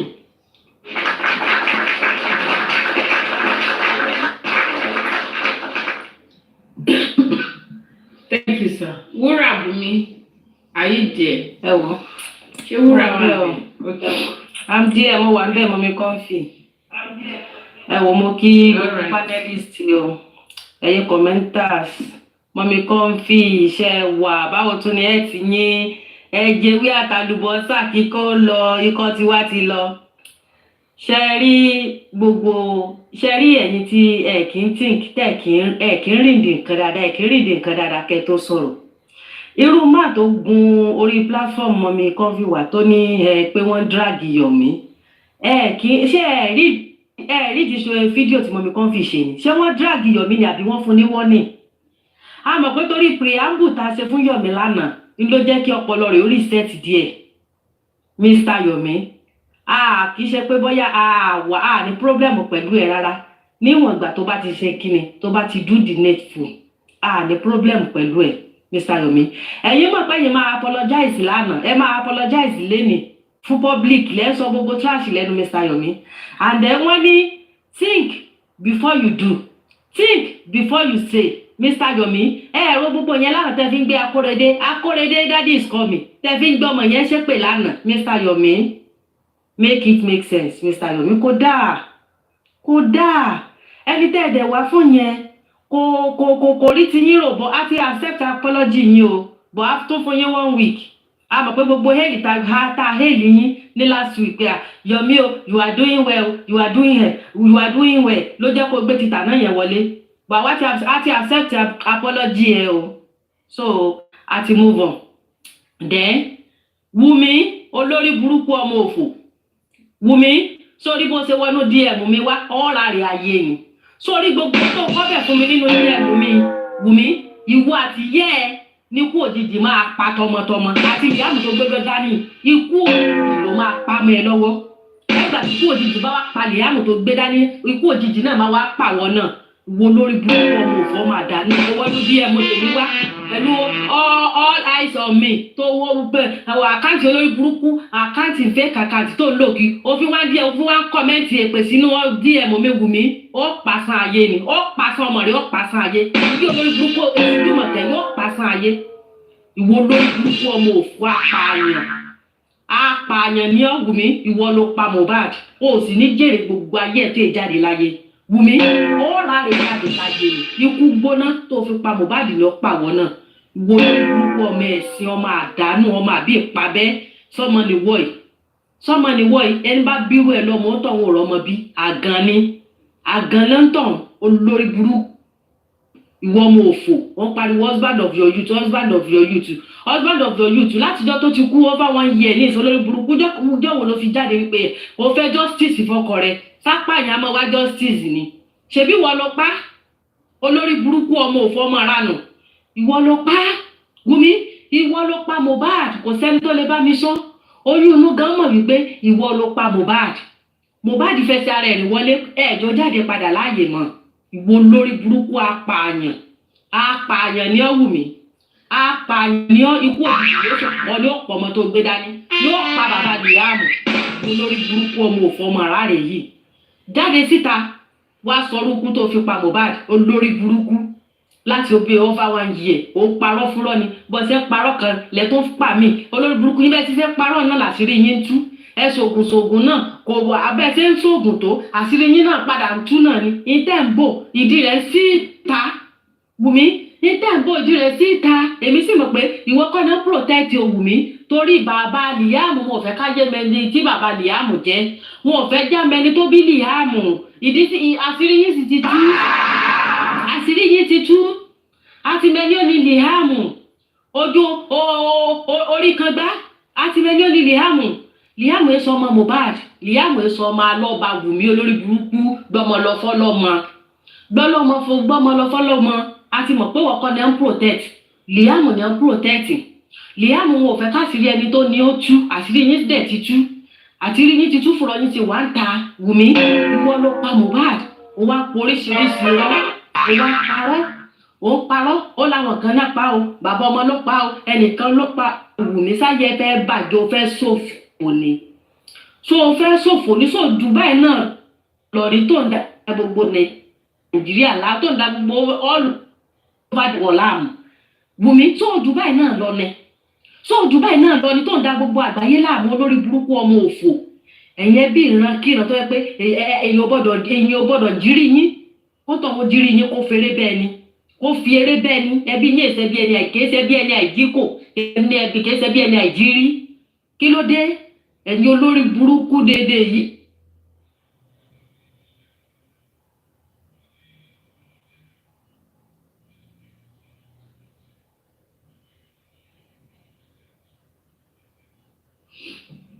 Hello.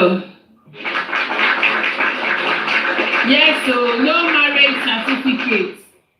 No marriage, no certificate of marriage. Wùmí, o ò lè bọ́ bí ètò kò sí yìí o ò lè bọ́ bẹ́ẹ̀ ikú gbọ́dọ̀ tó network wúrà Wùmí network. Wùmí ò ní marriage certificate. Ta ló fẹ́? Ẹ̀dùn ṣe ń gbọ́ mi báyìí. A ti ń gbọ́ yín ẹ máa sọ̀rọ̀ lọ. Ikú gbọ́dọ̀ tó fi pa Liam tó fi pa Mohbad náà ni ó pàwọ́ náà á sí ọdẹ bèbè ikú ni Wùmí ó lè bọ́ ń bẹ̀ ó lè bọ́ ń bẹ̀ wo sórí Kàrímù ẹ̀gbọ́n ẹ̀ Ìṣújùmọ̀kẹ́ ẹ̀gbọ́n ẹ̀ ìyá tó dé gbogbo yín pátá lẹ máa gbọ́dọ̀ fún ẹ lè bọ́ ń bẹ̀ ikú gbóná tẹ́ ẹ fi pọmọ lọ́mọ abẹ́ nìkan náà ni Mohbad ti jáde ṣé Mohbad sọ fún yín pé ilé ayé sú òun ni ṣé Mohbad nílé ayé sú òun ni Wùmí tó fi pa tó fi pa lórí pé Mohbad béèrè pé ta ni who is the father of Liam Wùmí kò sì pé 24 hours ó sì gbẹ̀mí lẹ́nu ọmọ yẹn lẹ́nu ẹ̀ ti kọ́kọ́ pọ̀ ọmọ yẹn lápá sára ẹ ti fún jíjẹ ẹ ti fún súnsùn kó sábọ̀ sùn ni kí yẹn wá máa wò bọ̀ Wùmí ẹ̀wọ̀n àtìyá rẹ ẹ ti pa ọmọ yẹn lápá sáyé ẹ ti pa lápá sára Wùmí Mohbad béèrè pé ta ni bàbá Liam kò pé 12 hours ẹ sì pa ọmọ yẹn Wùmí ìwọ wá sá fún kú Wùmí ìwọ tẹ́ pé kú gbóná ní ọ̀pọ̀ Wùmí ó lè bọ́ ń bẹ́ ó lè bọ́ ń bẹ́ Ìṣújùmọ̀kẹ́ ìyá rẹ lórí burúkú tó sojú dúdú bíi nànà àmúrè orí gbọ́ǹkan bíi orókùn ọkà olòṣì yóò fò ìyá apààyàn láti jẹ́ tọmọ rẹ ti dáràn tẹ́ ti jọ pààyàn olórí burúkú òfin dọ̀kan jáde síta rí Ìṣújùmọ̀kẹ́ olórí burúkú abara híẹ́híẹ́ olórí burúkú olòṣì orí bí ìgun orí bí àjàn olórí ibú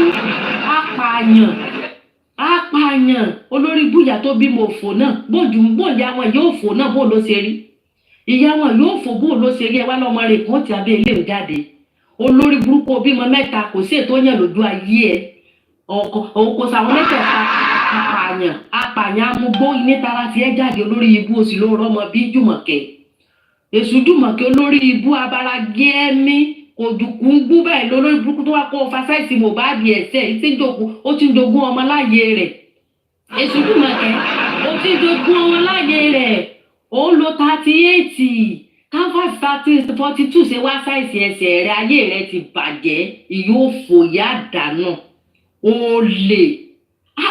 ó lè ní Ìṣújùmọ̀kẹ́ lórí burúkú wọ́n tó bímọ àdánù tó bímọ ọ̀rọ̀lẹ́ ayé ìwọ tó bímọ ọ̀rọ̀lẹ́ ayé tí ń da gbogbo òlú láàmú olórí burúkú ẹ ti báyé ọmọ ẹ ti pọmọ yẹn lápasáyé ẹ ti pa lápasáyé ẹ tún gbógbé ẹ kó lára àwọn òbí ẹ Ìṣújùmọ̀kẹ́ ìwọ náà wá ní ìwọ náà jèrè gbogbo ayé ẹ ó lè jèrè gbogbo ayé rẹ o ojú ayé ẹ làwọn ọmọ tó ti sanku mọ́ lójoojúmọ́ Ìṣújùmọ̀kẹ́ ojú ayé rẹ làwọn ọmọ tó bí tó ti sanku mọ́ lójú ìwọ náà wà fi rédèrèdè rádaràda ó fi gbẹ̀yìn ayé ẹ ẹ̀yin ẹbí olórí burúkú aládàáwò yìí ẹ̀yin ẹbí téèyàn ò gbọ́dọ̀ jí kò béèyàn bá jí kò ní àfikún tọ̀ kó bẹ́lu gbó ní ẹ̀yin olórí burúkú abánirìn mọ́jọ́ yẹ ni Mohbad bá yín rìn ikú òjijì lẹ́ fi pọ́nmọ́ yẹn ṣẹ̀ṣẹ̀ ni pé Mohbad fẹ́ ó yàn lálẹ́ ní Wùmí torí kò fi ọ introduction lórí burúkú ní ẹ̀sọ́ di marriage àpàpàǹdodo marriage túláàsì introduction ẹ̀sọ́ dìmọ̀ lọ́wọ́ inú ọmọ yóò dùn wọ́n lọ́mọ yẹn sunkún ń dọ̀yẹ súlẹ̀ ni lórí oògùn ẹ ti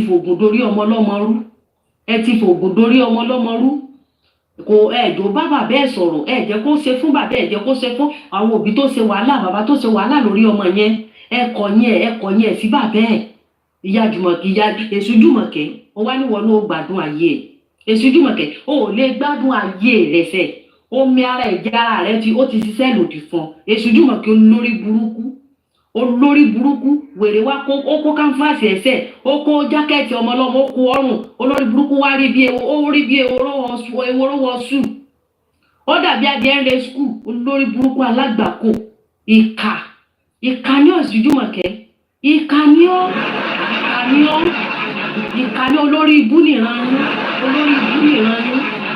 olórí ibú yóò lè olórí ibú arínú fídíò kan tí fọwọ́ bu Mohbad lọ́rùn tí fọwọ́ gùn lọ́rùn olórí burúkú gbà wọ́n ti mọ̀ tí wọ́n ti sára ọmọ wọ́n ti sọ́dọ̀dẹ̀ wọ́n ti sọ ọmọ yẹn dọ̀dẹ̀ ẹ ti sọ́dọ̀dẹ̀ kò mọ tí ń ṣe mọ́ wọ́n wá nígbàgbé lyrics bó ni ò ṣe nígbàgbé lyrics bó ni ò ṣe nígbàgbé ẹ ti fògùn dorí ọmọ yẹn rú oorun ni olórí burúkú fògùn oorun sínú fọmọ lórí burúkú yóò dòkó òfò lọ yóò dòkó ìyà lọ yóò dòkú ẹ̀sìn lọ olórí burúkú wọ́n ọmọ òfò ìwọ ọmọ òfò ní Wùmí ìwọ ló pa Mohbad Wùmí ìwọ ló pa Mohbad ìwọ àti Jésù lọ.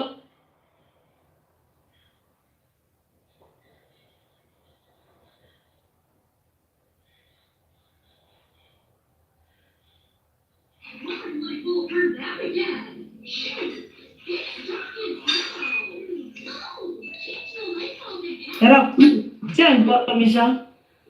Ó yẹ máa sọ̀rọ̀ lọ. A ti ń gbọ́ yín sìn. A gbọ́ yín tẹ́lẹ̀. Ẹ wo sáfíìsì ní olórí burúkú Wùmí ju sáfíìsì nílẹ̀ ju nẹ́tíwọ́ọ̀kì nílẹ̀ bó bá ti fẹ́ pa sán ayé olórí ibú ìkà ni ọ́ Wùmí ìkà ni ọ̀wọ́ ló pa Mohbad ìwọ ló pa Mohbad ọmọ lọ́fọ́lọ́mọ sọ̀rẹ́ńdà rẹ̀ Wùmí sọ̀rẹ́ńdà rẹ̀ irú kú wo ló wọ̀ sí kẹ́yìn ìbọn mọ́ ni àbí kán hẹ́ǹgì ẹ̀ by death.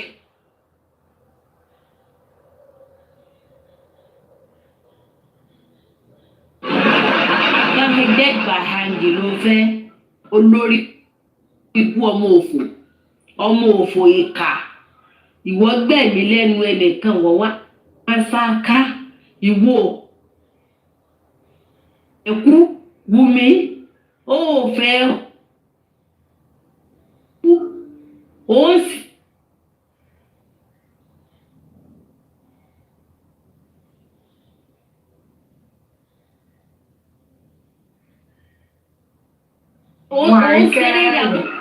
Àríkẹ́ èèyàn bí àgẹ̀sọ̀ àbí gift. Mọ́mí Àríkẹ́ Àdé àbí Àríkẹ́ ẹjẹ́ sọ̀rọ̀ mọ́. Mọ́lẹ́ gbogbo lẹ́yàdé. Wúràbù mi ẹni sùúrù nà kí nẹ́tíwọ̀kì fi dà mà. Wúràbù mi ẹni sùúrù kí nẹ́tíwọ̀kì fi dà ẹjọ́ kí mọ́mí Àríkẹ́ Àdé. Yes. Ẹ kálẹ́ o, ẹ kú ọ̀rọ̀ ọmọ wa. Ẹ kálẹ́ o, àmì o. Ṣé ọ̀rọ̀ náà ó súyàn? Àwa ni àní jẹ́ kó sú wa. Nígbà tí mo gbọ́ nǹkan lórí ọ̀dọ̀ olórí ẹ̀. Lórí ẹ̀gbọ́n mi. Ìṣòwúrà ìṣòro náà, à ń gbàgbọ́ ìṣòro. Nẹ́tíwọ̀kì yẹn ò tí wà òkè.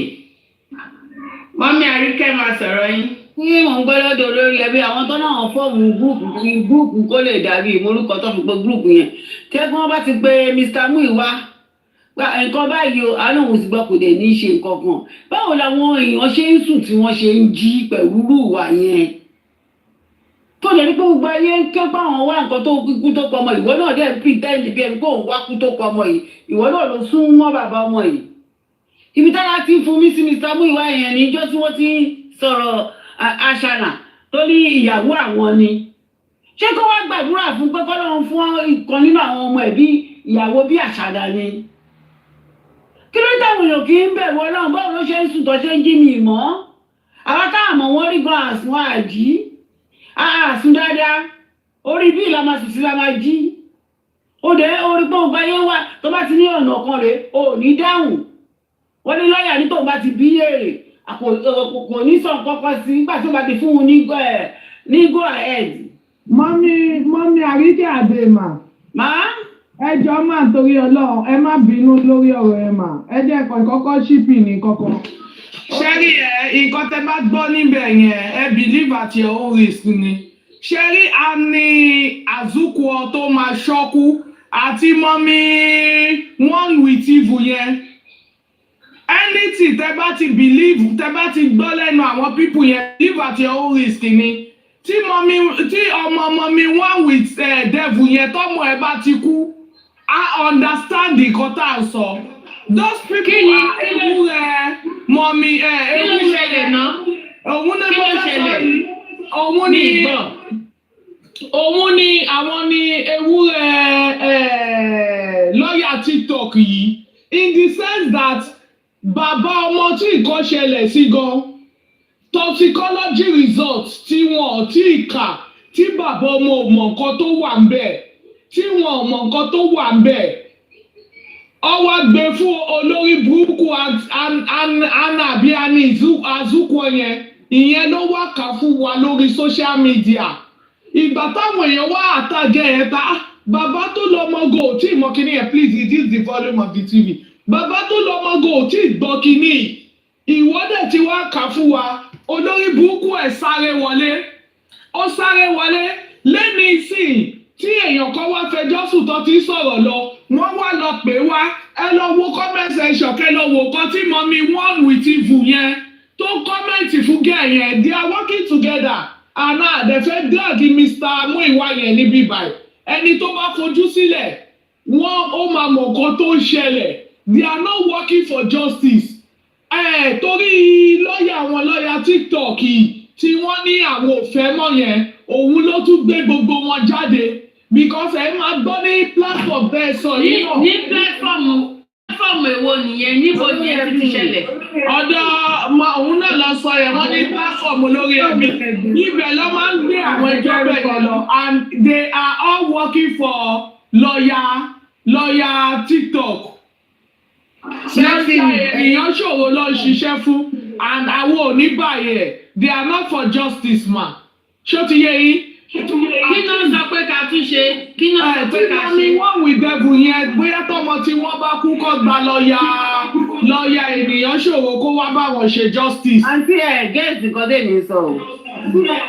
mi ò tí ì gẹ́ẹ̀tì nǹkan tó ṣẹlẹ̀ kí ló ṣẹlẹ̀ gangan. Báyọ̀ bílíọ̀nù York Daddy àti ànàyè àti one other man wọ́n fọ̀mù gúrùpù kan tẹ́ pé wọ́n sọ nípa justice bó ṣe máa dáa wọ́n náà bá ti gbé àìdíà wá jẹ́rí àná yẹn ó close mọ́ lọ́ọ̀yà tó ń sọ yẹn wọ́n wá pé lọ́ọ̀yà pé òkè jẹ́ ká ṣe àìdíà báyò bá ṣe lè rí justice o lọ́ọ̀yà wá ní òkè.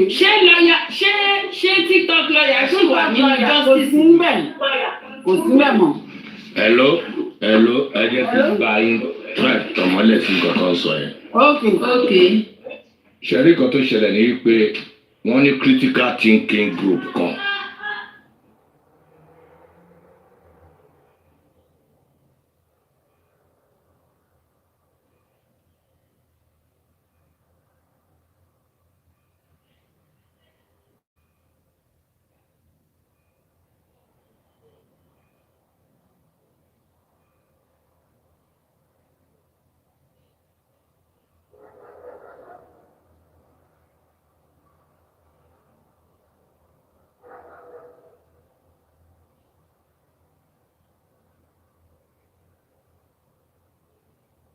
lọ sínú áùsì àwọn honourable York àti Bayo Billion wọn lọ sọ fún wọn lábọ̀ because wọ́n jọ wà ní gúrùpù ni ó dẹ̀ pé máà tó mẹ́jọ ẹ̀ lọ sọ́dọ̀ olórí ẹbí ìyẹn mẹ́jọ yẹn lọ bẹ̀ pé wọ́n lè bá wọn parí ìjà yẹn between Àsùkò honourable York àti Lagata ni mo gbàgbé bọ́ ṣe korúkọ máa yẹn gangan náà ló form group yẹn.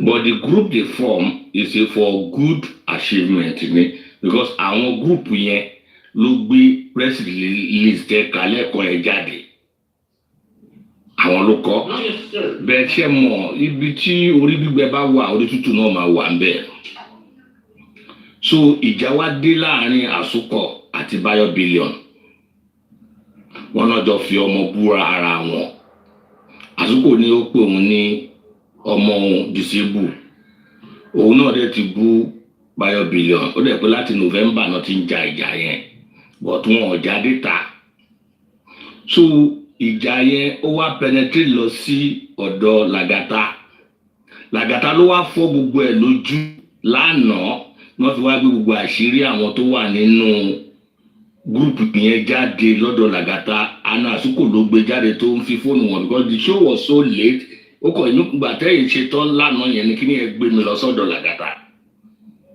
so ìwọ̀n á gbúdi pé wọ́n ń jà bẹ́ẹ̀ ni mo kàn dé wà lábẹ́ comment bẹ́ẹ̀ mo ń gbọ́ gbogbo ẹ̀ so ó dẹ̀ pé ìgbà tí wọ́n fà ní ibẹ̀ àwọn honourable York àwọn náà wá bẹ̀rẹ̀ tiwọn láàárọ̀ yìí pé most of those things tí wọ́n sọ ń bẹ̀ yẹn kò rí bẹ́ẹ̀ so but ikọ̀ tí madam tó ń sọ̀rọ̀ ń sìn tó ń fẹ́ fàyọ̀ ń bẹ̀ ni pé because nínú ọ̀rọ̀ àsúkò yẹn ó ń kásíkéètì mú ìwà níbẹ̀ pé most of those things táwọn bá ní kàn ṣe táwọn bá lọ pé mú ìwà ó máa náwọn ti gbọ́ ni but by the end of the day tó bá dẹ̀ ní kí mú ìwà lọ bá lọ́ọ̀yà nǹkan míì ni mú ìwà máa tún lọ máa bá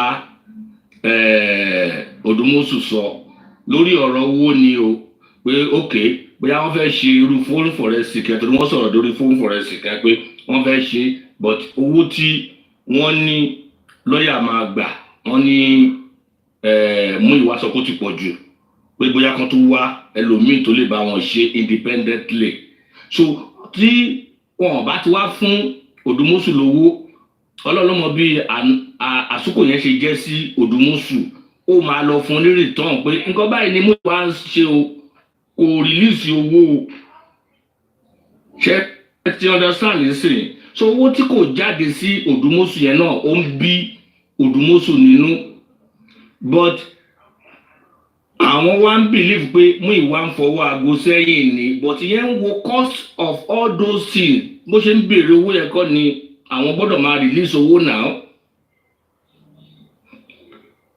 òun náà ní wọn kìkọ́ wá ṣe accountability sí tí gbogbo wọn sá wọlé sí tí ò sẹ́ni kankan tó lè jáde mọ́ because most of those money ó ti bọ́ sọ́wọ́ Odùmọ̀ṣù but ó dẹ̀ pé mú ìwádìí ó dẹ̀ pé ó jẹ́yàn kan bóyá kò fẹ́ tú ìdí iye tí Odùmọ̀ṣù ti gbà lọ́wọ́ wọn jáde ní gbogbo ìkíní yẹn ṣe wá ń ra mú ìwà lára wípé ìwọ́n dáwó owó báyìí wà tó bá béèrè owó báyìí ó máa ní kò sílẹ̀ tó bá béèrè owó lọ́wọ́ ó máa ní kò sílẹ̀ bọ́bá ẹ̀ náà lè mọ nǹkan tó ń ṣe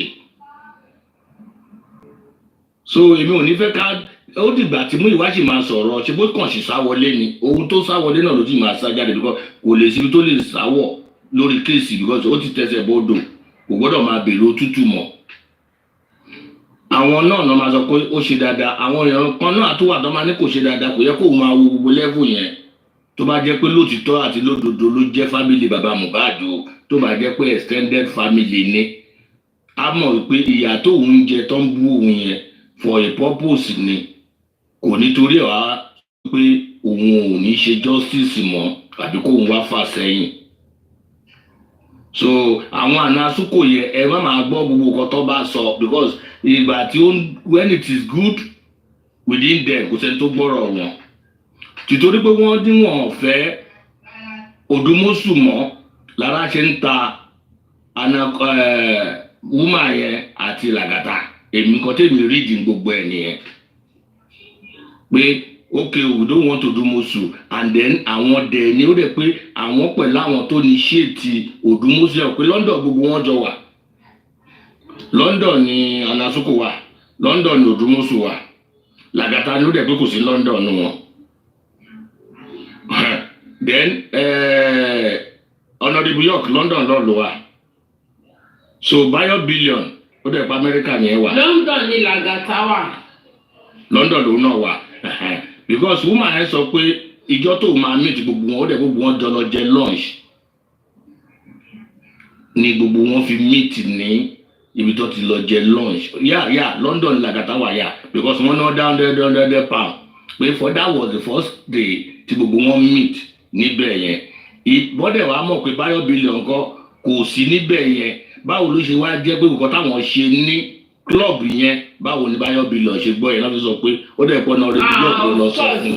of course ṣebí York àti Bayo Billion ṣebí ọ̀rẹ́ ni wọ́n sọ. so nǹkan tó ṣẹlẹ̀ ní ẹ̀ madam so ó dẹ̀ pé Odùmọ̀ṣù yẹn ọ̀nà rẹ̀ bí yọ̀ọ̀kọ̀ fi taratara gba tiẹ̀ but àwọn Anasuku àti làgàtà àwọn èèyàn ẹ̀ ni so ìbínú pé wọ́n ti yọ wọ́n sìn ní gbogbo wọn ṣe ń jà blabula tó ń da gbogbo social media láti òru àná yẹn. ẹnìkan ní Bayo Billion was there ẹnìkan ní Bayo Billion was there. èmi ò rò pé Bayo Billion bí wọ́n rí Amẹ́ríkà ló wà náà báwo ló ti wá bá wọn because woman yẹn náà sọ because woman yẹn sọ bẹ́ẹ̀ pé woman yẹn sọ pé Bayo Billion ò sí láàrin àwọn pé because ó wá yà àwọn lẹ́nu báwọn ṣe mọ̀ pé ọmọ autistic patient ni ọmọ òun pé òun fúnra ara òun lòun sọ fún Honorable York òun dẹ̀ lọ fi ọmọ yẹn pamọ́ sínú yàrá kan ni so Bayo Billions sí ń bẹ̀ so nǹkan tó ń ṣẹlẹ̀ nìyẹn. a ní láti parí. so ẹjọ́ yẹn ló wá gbé lọ sí ọ̀dọ̀ lọ gbé lọ sọ́dọ̀ olórí ẹbí ó lè bá wọn parí ẹ̀ but olórí ẹbí yẹn wá pé Honorable York pé wọ́n gbàgbé ẹ̀ wọ́n dẹ̀ pé torí mo wà lórí iṣẹ́ àti Honorable York nígbà tó olórí ẹbí pè wọ́n bẹ̀ pé òun fẹ́ kí Honorable York ó wá sórí platform wọn èèyàn wá bèèrè pé torí kí ni ó wá ṣàlàyé fún yàrá nípa wo olórí ẹbí òun respect yín but that issue ẹ jẹ́ kó jẹ́ dead issue ẹ má jẹ́ káwọn tó wù jáde mọ́ àwọn ti parí ẹ̀ lánàá sẹ́ni. ṣé wọ́n ti settle ẹ̀ ni ṣé wọ́n ti settle ẹ̀. wọ́n ò rí settle because àwọn Bayo Billions àti Honorable York sọ pé kẹ́nìbọ̀dì má dá sí mọ́ wípé the group had been dissolved but àwọn táwọn bá dẹ̀ tún máa kó jọ àwọn làwọn mọ̀ àwọn ò fẹ́rò èèyàn làwọn fẹ́ àwọn á tún organize láàrin ara wọn ibi tó conclude dẹ̀ sí nìyẹn. ó ga ọ Ọlọ́run máa ṣẹ́jọ́ because ṣe rí àwọn tí máa ń sọ ṣe rí gbogbo ọ̀rọ̀ yìí gbogbo pé bọ́yá ń dráàgì Lagata tán dráàgì Lagata ṣe rí Lagata èmi fẹ́ believe because àwọn most people sọ pé Lagata pé kò kì í ṣe for justice èmi ò tí wà mi tí ní conviction yẹn pé Lagata is anti-justice. I don't have that conviction. Mi ò dẹ̀ mọ̀ reason tó ṣe ń antagonize bọ̀bọ̀ yẹn. Wọ́n ní wọ́n rí níbí, wọ́n rí níbẹ̀ yẹn, kinní kan. And the way tèmi dẹ̀ ṣe rí Lagata, èmi ò tí rí nírí anti-justice. Lagata kàn jẹ́ èèyàn kan tó jẹ́ pé náà mo tún sọ̀rọ̀ mi ò sọ̀rọ̀ sí nǹkan tí ẹ̀ ń sọ o kò ń ṣe lórí ti àwọn kò ń ṣe ti tàwọn Bayo Billions mo ń sọ́nsìn but nípa ọ̀rọ̀ Lagata because nígbà tí torí ará àná tó jáde live ará àná yẹn for some time mo ń gbọ́ nǹkan tó ń sọ mo wà ní live ẹ̀ mo ṣáà ń gbọ́. ẹjọ́ kí tó gbàgbé kíní kan mo fẹ́ sáré ṣìpẹ̀ yín pẹ̀lú kan tó máa sọ lẹ́kọ̀ọ́ ẹ̀ ṣé mo pé anọ́sí kò ka press conference kan nípa ọ̀rọ̀ toxicologist and ó deny ẹ̀ lánàá ó dẹ̀ tún deny ẹ̀ ó di bọ́ǹkẹ̀ lórí show Bayo lórí show olórí ẹbí lọ́sàn-án yìí ó ní òun sọ ó lóun sọ wípé òun ti rí o ó ní gbogbo nǹkan tó ń kà ń bẹ̀ yẹn on our own discretion ni wípé nígbà tí wọ́n béèrè lọ́wọ́ toxicologist. wáyé tó ṣe máa ṣe sọ́ni sọ pé nǹkan tó wà ní kinní nìyẹn. ẹnìkan ló béèrè question yẹn lọ́wọ́ ẹ̀ lọ́dọ̀ lórí ẹbí wípé nǹkan tó kà á jọ yẹn ṣé bó sọ pé ó rí ni ó wá ní òun ò sọ pé òun rí o pé òun kàn ká nǹkan yẹn on our own discretion ni pé òun sọ pé 40% lọ́ba ṣe kíni kan pé gbogbo nǹkan tóun sọ ń jọ yẹn pé on our own discretion ni. crucial moment ṣàfihàn ìṣeré ni àbí joking with it ó stupid ni ó àbí joking with it why should you be turning nígbà tí wọ́n ti ṣàkíní yẹn síta everybody ti gbọ́ ẹ̀rẹ̀ pé wọ́n kó gìrìgìrì bá ẹlẹ́dàá ìgbà yẹn ló fi sá wọlé tó sọ ó sá wọlé náà ìgbà yẹn ló fi sá wọlé mo dẹ̀ nígbà yẹn mo dẹ̀ mọ́mọ́ má fẹ́ kọ́ ìgbà yẹn ló sá wọlé ó ṣẹ̀ṣẹ̀ wàá bọ́ táǹsì ìgbà máa dìbọn kẹ̀ pé kò rí bẹ́ẹ̀ ẹ̀kọ́ tó ń kẹ́ pé bàbá Mohbad gan ti lọ bìrì lọ́wọ́ toxicologist pé ó ló sọ pé kò sí anybody tó sì rí even lọ́ọ̀yà gan ò tí ì rí ó dìbọn kẹ̀. I decided not to analyze what is àbúkọ̀ wò pé àbúrò sọ ìjọ́rí mostly gbogbo àwọn single parent yìí nígbà míì ó dẹ̀ common sense yẹn lọ ní òṣìṣẹ́ dáadáa rárá. You were toying with our emotions at that crucial period. It came to you unaware. It caught you unaware that we are going to do away with Odumosu. You never believe it that we can lay Odumosu off. You never believe that. You are denying it now because Odumosu has been laid off. Yes. Assuming it wasn't, you will still have that guts. No, you don't do things like that. And you came out and you are not. Do you think you are fools? You are not fools. Okay? You cannot come out and deny that. You can't. You said it as if you have seen the result. So do you think you just come out and toy with our emotions because you have that power to speak with Odumosu? Who is Odumosu? Who was he? Tani Odumosu. That you think because you have been speaking with Odumosu that you're on top of the world. No, you don't do that. That you speak, you come out and speak. No, you don't think you're on top of the world. We will not accept it. I decided not to analyze all those rubbish. Okay? I don't like analyzing or going deep on the people I loved. And I've seen your impact. But you decided to move with Odumosu to get information, to get informed. And for you to do that, I'm not crossed with it. I'm not against that. You have the opportunity to move closer to him. I'm not after that. But because you are closer to him, you came out and you are rubbishing our intelligence. No, we are not fools. No, you came out and you were saying, I heard what you said. So you don't come out to deny it. Do you show we are there? We are fools. We aren't fools. Please. You are playing upon our intelligence. Okay? That we are not close to Odumosu. Who is Odumosu? An ordinary TikToker lawyer. An ordinary TikTok lawyer. Not even an original lawyer. Yes, because he put himself to be a fake lawyer. How can you be a lawyer and you come on TikTok to come and disclose your client's information? So that makes him a fake lawyer. So you shouldn't be proud of a fake lawyer. Okay? So you cannot just come out and come and divulge, as in come and discredit our intelligence. You don't do that. That some of us cannot speak that London English does not qualify you to come and be doing as if you know more than us. What do you know? No, tell me, what do you know? Just tell me, what do you know? I don't want to analyze this thing the other time because I love you. Yes. If I know you are for justice for Mohbad, I try as much as possible to abscond from trying to put you down. I don't like it. But you don't just come out instead of you to make an apology that you are sorry for toying with our emotions. You've done that, you toyed with our emotions, and we will not take it lightly. Maybe we were supposed to even go deep in it.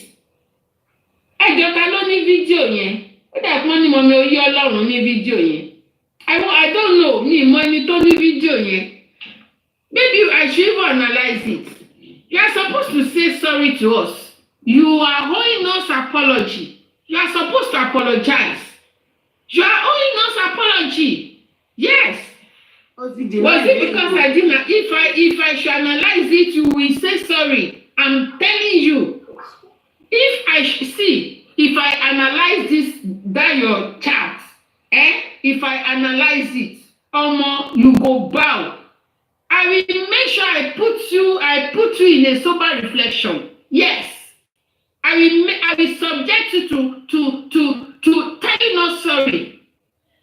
Was it because you didn't talk about it? I deliberately not to want to talk about it. If I analyze it, you will be in a sober reflection. You will not even have that mouth of coming out to come and deny it. And Asuko, I love you more than what you are saying. I mean, more than what you are doing.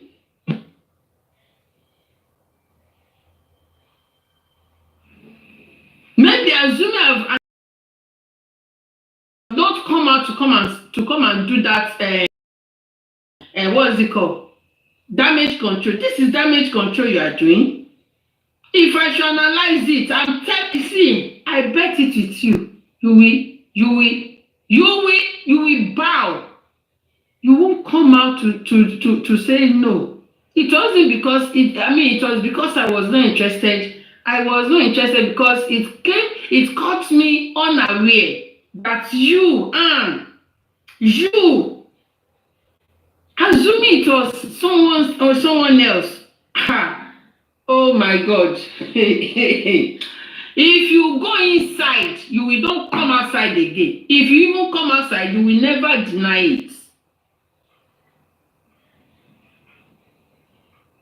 I wasn't interested in analyzing it. That's why I didn't bother to look for that video. I did not bother to look for it. And Asuko, you don't do that. No, we are not mumus. We are not mumus. You are talking with the intellect.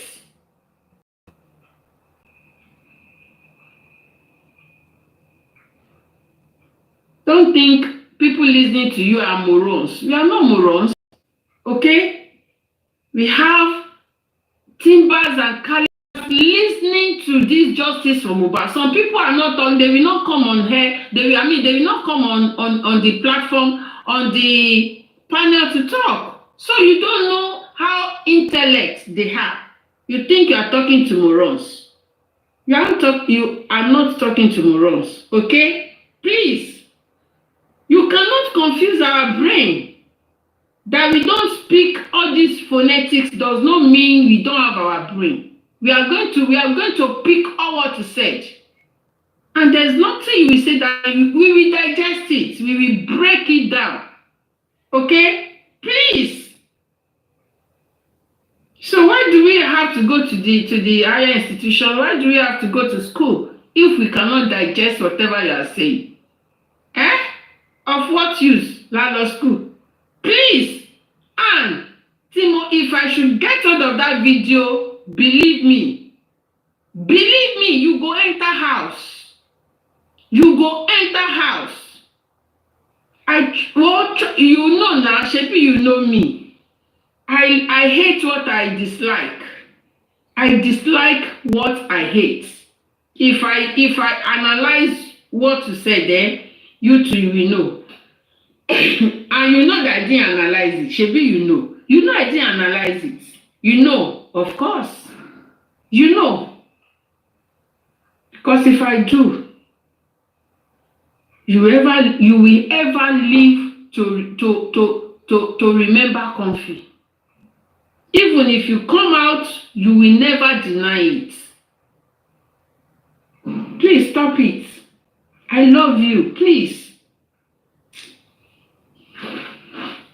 So that is that. Nípa ti Lagata, people has been saying Lagata is not for justice, is not for justice. See, let me tell you, Lagata is not. I'm not his mouthpiece. He can talk. He has his platform. So I'm not his mouth organ. But to me, if you should ask me, Ṣé Lagata is it for justice? I will say yes. I will say Lagata is for justice. It's only that táwọn Yorùbá ti ń parọ́ mọ́ Lagata. Lagata is somebody that, he's not a blogger, he's not a speaker. He only came for justice and Ode in sorrow. Ṣé you understand? If it happens to be somebody that like people used to comment, they will impersonate him, they will do this, they will be using his name to do whatever. If I happen, as in if I was the one, I know how to treat it. Yes, that is my opinion. I said if you should ask me, Wheezy, I said if you should ask me, so that means that is my own opinion. I'm not imposing it on anybody. I said if you should ask me, that means that is my own opinion. So, if you should ask me, I will say it is for justice, and that is for me. That is wọ́n ní nǹkan tó bá kọjú síyàn kan á kọ ẹ̀yìn síyàn kan. That is it. That is it, and that is me. That is my don't know, because nísìnyí if you tell me pé comfy olè ní comfy, I will ask you pé kí ló jí, báwo kí ló jí, kí nìkan tó jí. If you are unable to tell me what she stole, how will I believe you? Bólè ni. How? I've not seen it. Èmi ò tí ì rí. Okay, if you can give me the proof of how Lagata has been doing all what people are saying he's doing, or he did this, he did that, provide it. Me, I like, just provide it. If you provide it, no, I will Lagata, màá tẹ̀sí lójú kíákíá sísìn. Nísinsìnyí tí ò ní pẹ́ rárá, màá tẹ̀sí lójú fast. But mi ò rí nǹkan kan. How do you know me? Kí wọ́n máa, that means pé I don't do that. Mi ò ń ṣe rẹ̀. Just give me one proof.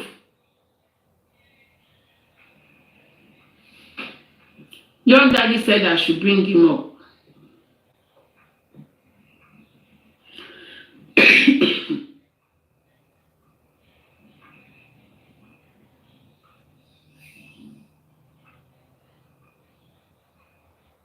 Young daddy, your network.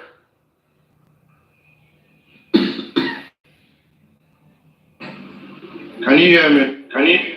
Yes, we can hear you. Am I audible? Can you hear me?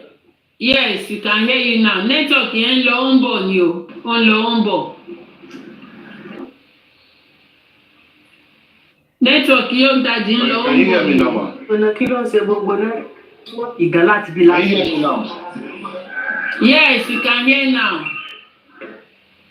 Yeah, good. Good. You can hear. Good evening, everyone on the panel.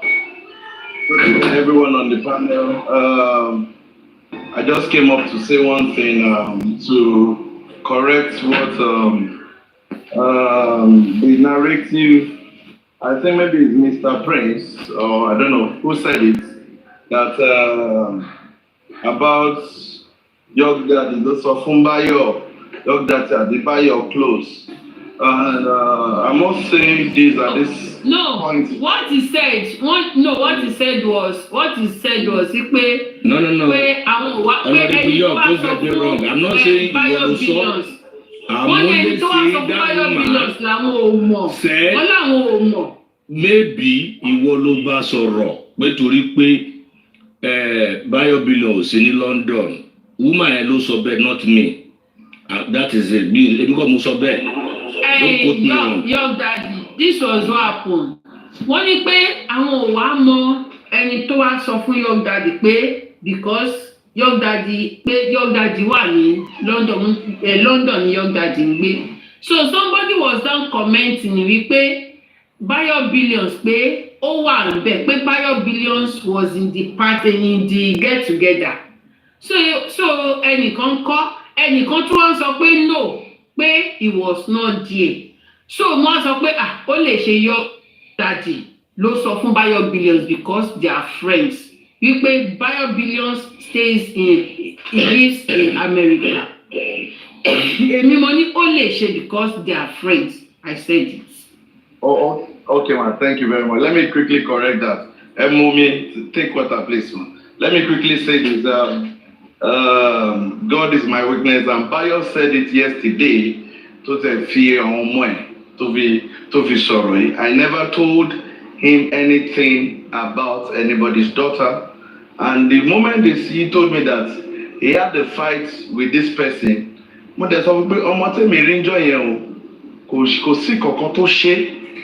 why are you guys going this route? So I never discussed anything I'm saying it now on this platform. I've said it in the afternoon that mi ò fẹ́ sọ̀rọ̀ nípa issue ìmọ̀. I let it slide.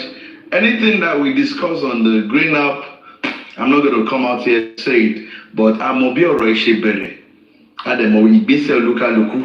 So I'm just here to just correct that. Mama Comfy, I never told Bayo anything. I had a conversation with Petcake and I told Petcake, settle this issue. Then make sure pé o béèrè lọ́wọ́ Bayo ẹni tó sọ kíní fún Bayo. I told that Petcake that created that group that. And I'm so shocked the way it was being about today. But it's fine. Me, I've said me ní sọ̀rọ̀, but the fact pé mo gbọ́ yẹn pé ẹ sọ pé ó lè jẹ́, of course you might think that me and Bayo are close and I must have said that, but in your honor, man, I'm putting it out. Then organically, I don't want dídé gbogbo ọ̀rọ̀ nìyẹn máa sọ. I personally asked Bayo ta ló sọ fún ẹ pé ọmọ lágbájá rí báyìí torí ọmọ tèmi rí kì í ṣe nǹkan tó ń describe yìí kò rí bẹ́ẹ̀. I told Bayo that. So, in fact, ó máa yà yí lẹ́nu pé tẹ bá prep for that. Kòkòrò tí ń jẹ mẹ́ṣe bí ara ìwé ló wà o. Mi ò dé sọ̀jù yẹn lọ. But I am just here to say that. And that's the true picture of what happened. All right. But ẹ wo mọ̀kọ́ tí mo máa sọ àti Young Daddy àti Bayo Billions àti Lagata àti Ann Asuko ẹjọ́ tó rọ lọ́hùn ẹ má jà mọ́. Please, I'm begging you. Please, I'm begging you. Ẹ wo please. Mo bẹ̀ yín.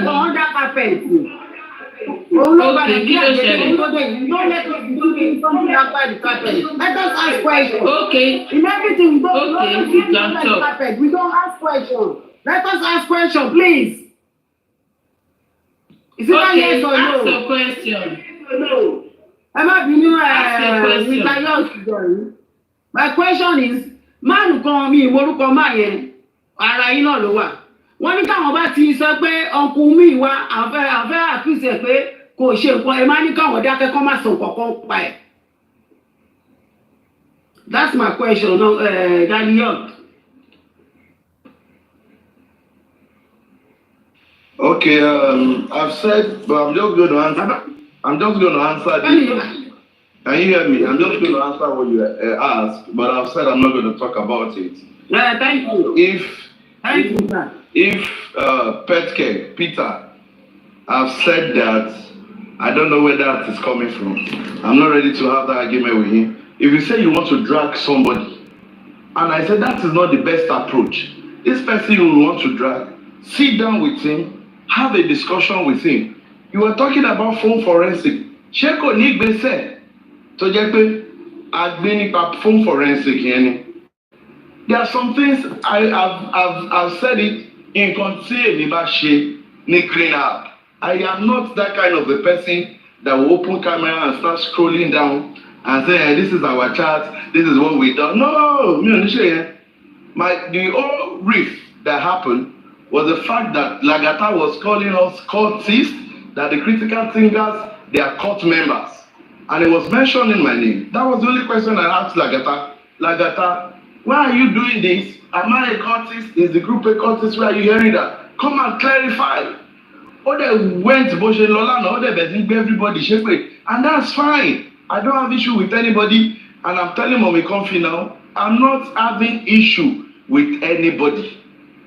By God's grace, justice, Lati Bade, and some of us thought that, okay, you meet people anywhere now, why? Fine. See, no, you bad war. Kinshe Tija. Everybody go their separate ways.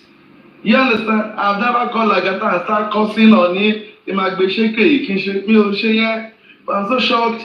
Just a small question that you wrote, that you call us cultists. When they been lower, you cursed everybody on the platform, curse everybody. You know, so me, I'm not going to that route. I've spoke to, I don't call Muyiwa. I don't talk to Muyiwa. I don't. Go and ask him very well. If it's normal, I don't tolerate that. But me, my kind of person is simple, 2025, Baba Mohbad said that this is his position. Bukky Jesse said that you have to reduce the power of Anthony from Muyiwa. Muyiwa doesn't have to be doing this, doing that again. Odumosu must go. And I said, okay, that is the point. That is the point I'm standing with. And if they say that Muyiwa won't good already, won't good already, to them maintain, to they take back seats. So will I start dragging that person? Doesn't make sense. It doesn't. My name is Honorable York Daddy. I'm not affiliated to anybody. I can't cry more than the bereaved. It's simple. Tí bàbá bàbá lọ́la tó bá sọ pé ṣítù o nǹkan tó ṣe wọn ò tún láìkẹ́ o òun tún fẹ́ òun tún wà lọ́dọ̀ lọ́ọ̀yà kọ́ńfì lélẹ̀. That is where I pledge my loyalty. I'm not loyal to anybody aside that man looking for justice. And his position on Muyiwa, he has said so. It's simple. So anybody coming up that say, Muyiwa do this, Muyiwa do that, there are some things I will not go. Timba sorrow more than this. You know where it's coming from. But I promised myself I'm not going to go that route. Nobody's going to push me. But I just came here to correct that. I never told Bayo anything. For the fact that we are close, please, you can ask Bayo. Mommy Comfy, please, anytime you see Bayo, please, you can ask him. Share your daddy lots of when. And if you can prep more for that, ask him that lots of when. I may also need the God is my witness. I don't do that. I don't do kobo. I respect family. I Osi baba ńlá kú bàbá ẹnìkan tó máa gbé ọ̀wọ́ ọmọ mi ṣépè tí ògùn òní fẹ́ jẹ́ ẹ̀wẹ̀ ọjọ́ méje ni mo máa fi ka sáàmù sí lórí. I don't joke with my kids. I respect my kids. I don't joke with them. I don't allow anybody to come closer to my kids. And so is everybody that is around me. But ìgbà tí mo gbọ́ pé wọ́n ti ń fọmọ́ ta yín, immediately I exited myself from that group. And I called the person that created the group. Báwo la ṣe ṣe kí ló dé tẹ bá débi báyìí? Ó dẹ̀ sọ pé lóòótọ́ báyìí ló ṣe ṣẹlẹ̀. Àná ló kọ́kọ́ gbé family Báyọ̀ ṣépè pé ìfá nǹkan tó ṣe ò dáa. Mo ní did you now tell her? Àwọn ní kò jẹ́ kí wọ́n sọ̀rọ̀. Have you now reached out to her? Ló ti block wọn. So what are the things you're doing? And I told him tó bá yẹ pé èmi ni leader group yìí, mo máa fi everything kalẹ̀, máa make sure pé mo resolve issue yẹn.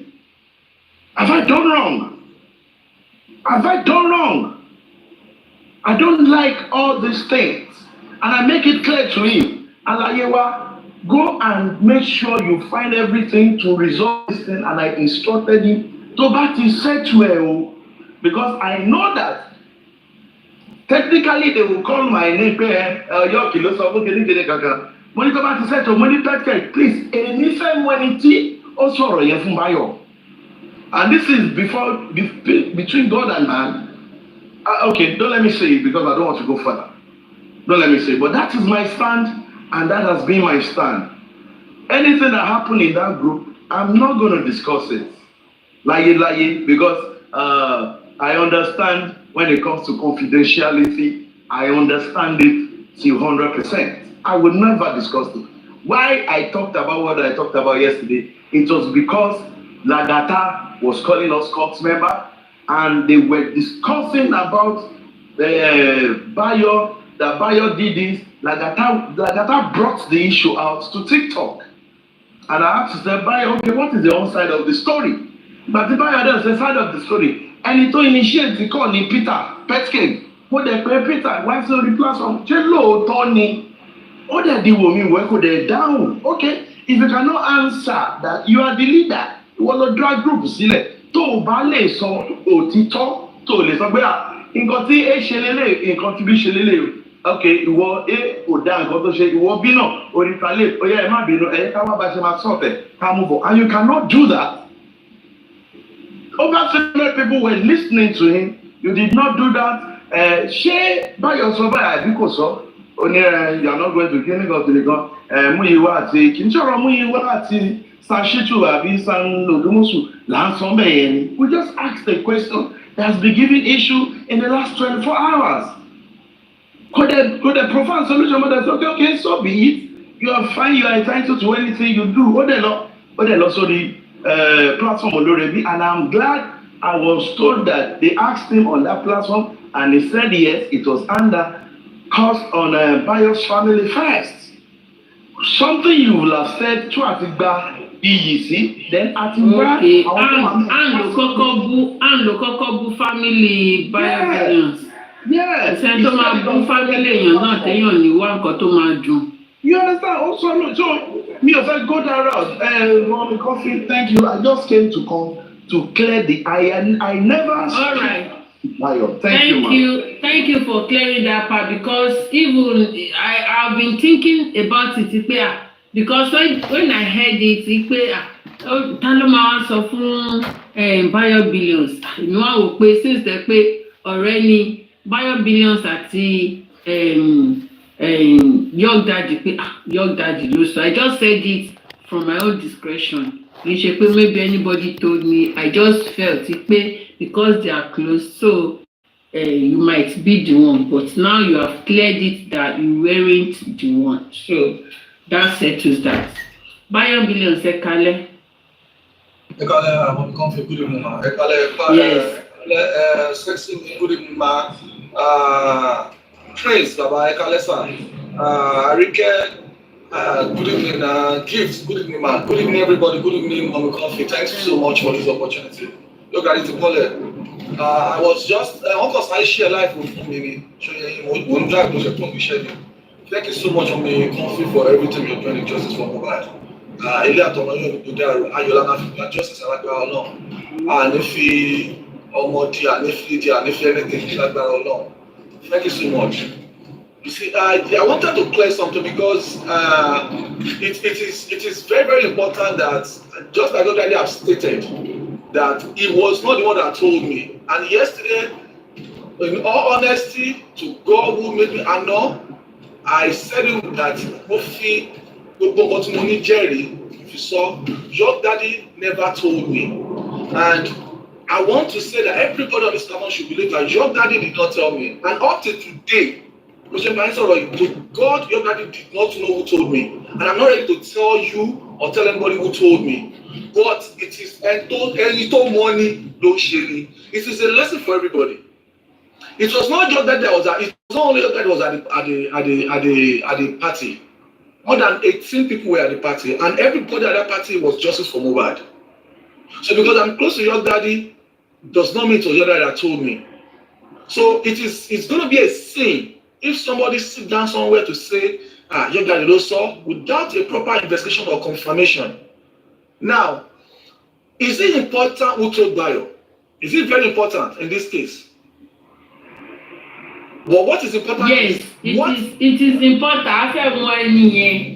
A fẹ́ mọ ẹni tó lọ ń ṣòfò tó lọ ń sọ̀rọ̀ nǹkan bẹ́ẹ̀, because kò yẹ kí ẹ máa sọ̀rọ̀ nǹkan bẹ́ẹ̀, honestly, because bẹ́ẹ̀ pé mi gan ni ó máa dùn mí.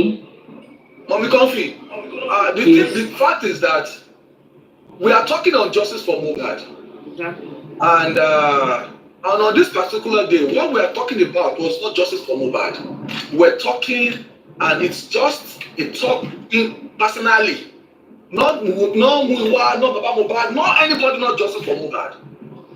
And you spoke for 18 minutes. And after speaking for 18 minutes, you use all the effort, you called me a gate man, you called me I'm a pauper. Pauper means a poor person. You call me a dog. And in all these 18 minutes, with Mr. Petcage on the call and Queen of Energy, and I never responded. Because I was respecting myself. And when it was my turn to speak, and you never allowed me to speak. If I speak 1 minute, you interject. All this you're doing, you were not satisfied. You went for my wife. Because my wife, slave braiding hair, unprofessional, a local girl, somebody you've not met before, you've not spoken to before. Somebody you only saw on the picture, on the video, on my page. Flat yash, flat dress. On the same call that I was with 2 people. You went from there. You mentioned that all your 3 kids. All your 3 kids. She didn't say your child will die. She said all your 3 kids will die. And I stayed. And I called Bayo Billions, sorry, was it after you have said what you said, or before you said what you said. I'm telling you, before I said what I maybe said. That was what triggered you to say what you said. That's what I'm telling you. After you have called me a pauper, a gate man, I work from hand to mouth.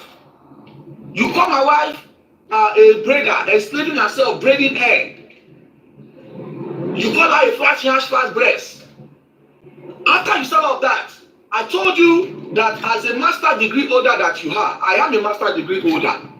I'm not a gate man. I live in a mansion, a house I own by myself. 5 bed, 4 bathroom.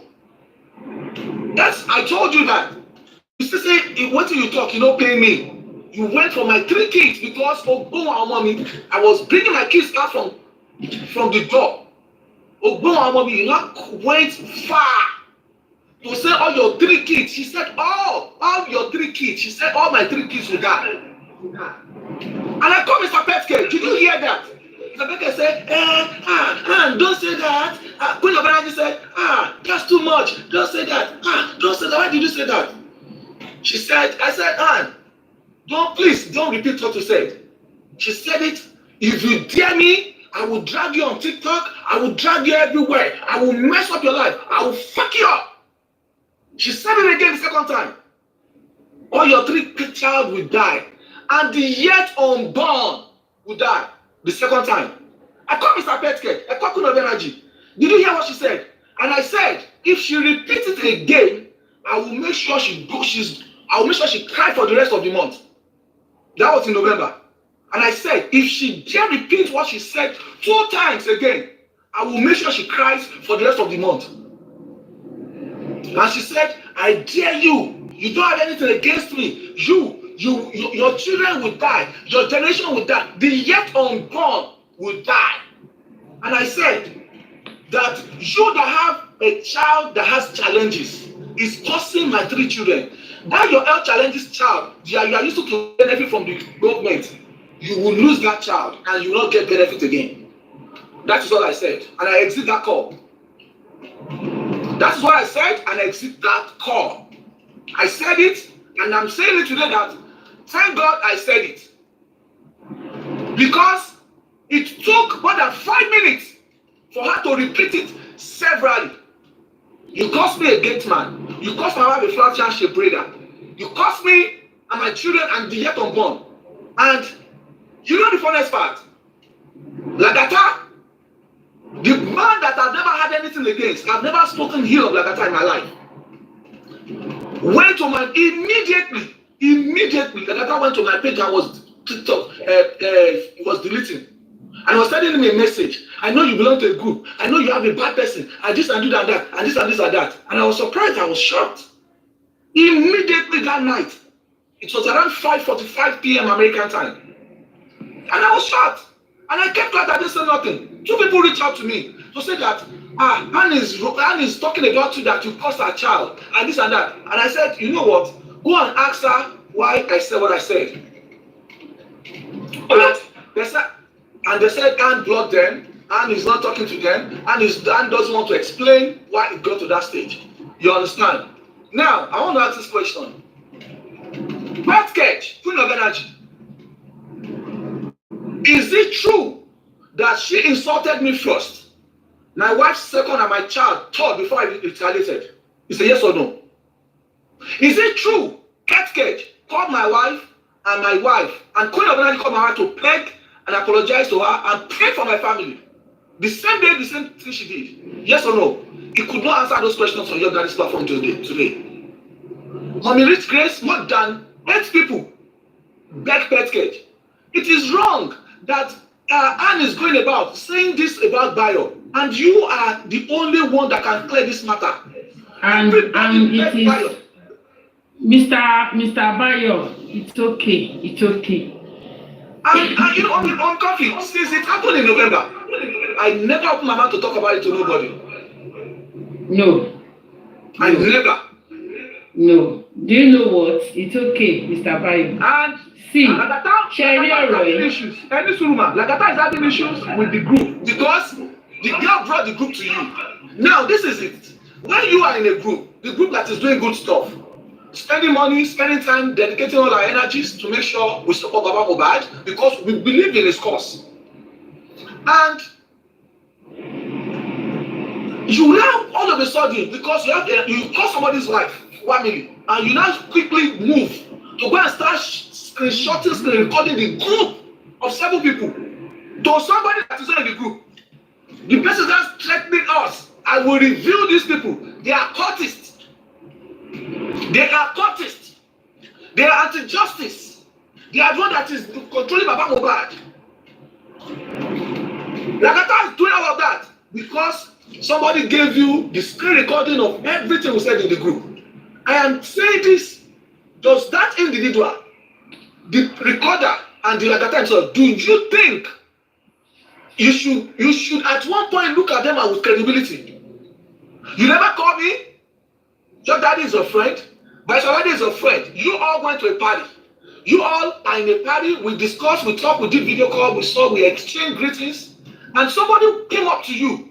And because you are happy, you want to see what is in the group you did not belong to. You want to see what we are doing in the group. Because you exchanged that group with you, you are now causing us secret calls, labeling us, giving us names. You've said it more than 8-9 times. Nobody has responded to you. Using fake account to tackle us, using fake account to malign us. We did say nothing. You went ahead again to do it yesterday. Yesterday, we're asking you, come and talk about the group, the secret code group. And the girl came up to start talking about a child. We were not even talking about the girl yesterday. She came up and started talking about a child. See, Mr. Bayo, let me quickly say. Mommy Coffee, if I have lied, Mommy Coffee, if I have lied against that girl, God will be the judge. But since you said pet cage, since you even said pet cage and Queen of Energy called your wife to beg her, so I wouldn't want to say that you lied. Do you know what? No. See, no, Mommy Coffee, you know what I said. No, any suru. Come and say it's a lie. We were not talking about justice for Mohbad. We are talking about ourselves. You know that big out that our money should pay. Any suru. If that is not talking about who you are, they're asking you, is it true? If that was the truth, to expose. Pet cage, ṣe dáadáa. Pet cage, ìkànnì. You are not doing it right. Pet cage, ẹ̀yin ni mo máa blame. Ẹ̀yin lẹ dá group sílẹ̀. And something of such happened. Instead to yẹ kẹ́ settle ẹ wá ń ṣe nú ẹ dẹ̀ mọ bẹ́ẹ̀ ṣe máa ó ní bẹ́ẹ̀ ṣe máa ṣe ń sọ̀rọ̀ ń gbà mí. Pet cage, ẹ máa ń ṣe nú. Yes. Ẹ máa ń ṣe àbòsí. Ẹ máa ń stylishly ṣe àbòsí pet cage. Tẹ bá wà ń bí I will tell it to your face. Ṣẹ̀rí, mo ti gbọ́rọ̀ yìí níbi kan, ṣó ti yé yín. But they never said their own side of the story.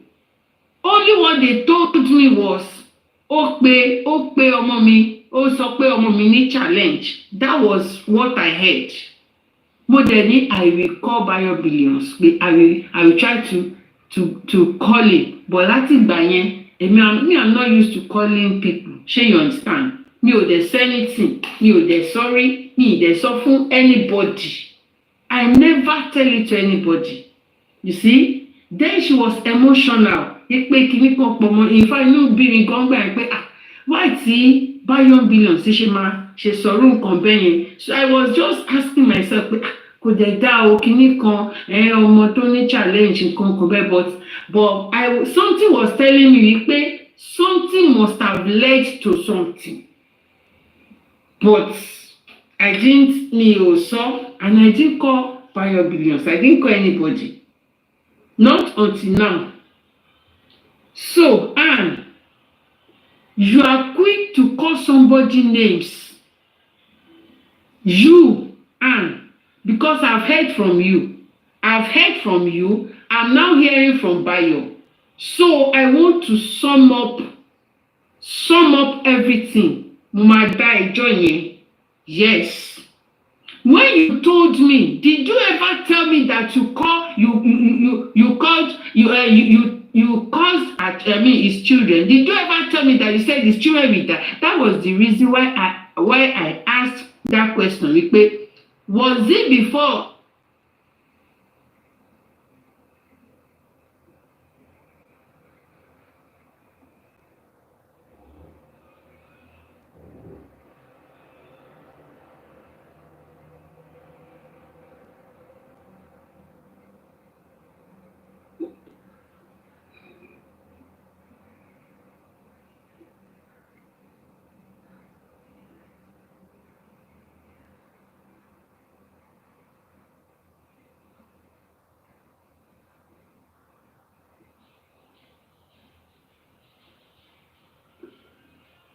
You can imagine.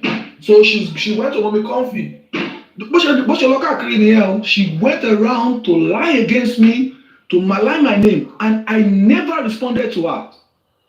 So she called Mommy Comfy to lie to her. You can imagine. And I never said anything about this. If Mommy Comfy has listened to her, just like Lagata listened to her, Lagata is cursing, doing all this. Can you just imagine? You went to Mommy Comfy to go and lie. You can imagine. Look at people. Brother mi, kò ní sí nǹkan tó máa ṣe àwọn ọmọ yín lágbára Ọlọ́run. Lágbára Ọlọ́run kò sí nǹkan tó máa ṣe àwọn ọmọ yín. Ó gúnyàn, àwọn ló máa kọ́dà àkọlẹ̀, àwọn ló máa play victim. Tó bá gúnyàn ní àrídìbò, ọ̀rẹ́ náà bú ẹni kíkan. So nǹkan tó ẹ̀mí tí ẹ fẹ́ fàyẹ̀ má bínú báyọ̀ bí lọ jẹ́ wa pẹ̀lú mi sà. Ẹ má bínú sà. Mo kàn fẹ́ bèrè question kan ni. Mánu ṣé pákíìsì lẹ pé yẹn. Wọ́n ní tí wọ́n bá ti accuse Múyìwá pé kò jẹ́ kán ṣe needful. Wọ́n ní ẹ máa ní káwọn fi sílẹ̀. Kọ́tẹ́mì fẹ́ bèrè nìyẹn sà. Pé káwọn filẹ̀ kan máa bèrè. Sherry story yẹn. Yes, sir. It is not entirely true. Okay. The group is not about dragging. Nǹkan tí gbogbo wa sọ ni pé we support Baba Mohbad. But wọ́n invite mi sí group. Wọ́n invite mi ni èmi ò sí ní group tẹ́lẹ̀. Wọ́n invite mi join mi. Ìgbà tí mo dẹ̀ join. Wọ́n rí bá ṣe ń support Baba Mohbad. Wọ́n rí àwọn ìgbésẹ̀ wa. Wọ́n rí àwọn wọ́n rí zeal. Not give it to you back. Zeal àti energy wa. You are causing somebody's children and you think he will not give it back to you. He will give you back to back. If he knows your generational history, he will bring it out and you will not do nothing.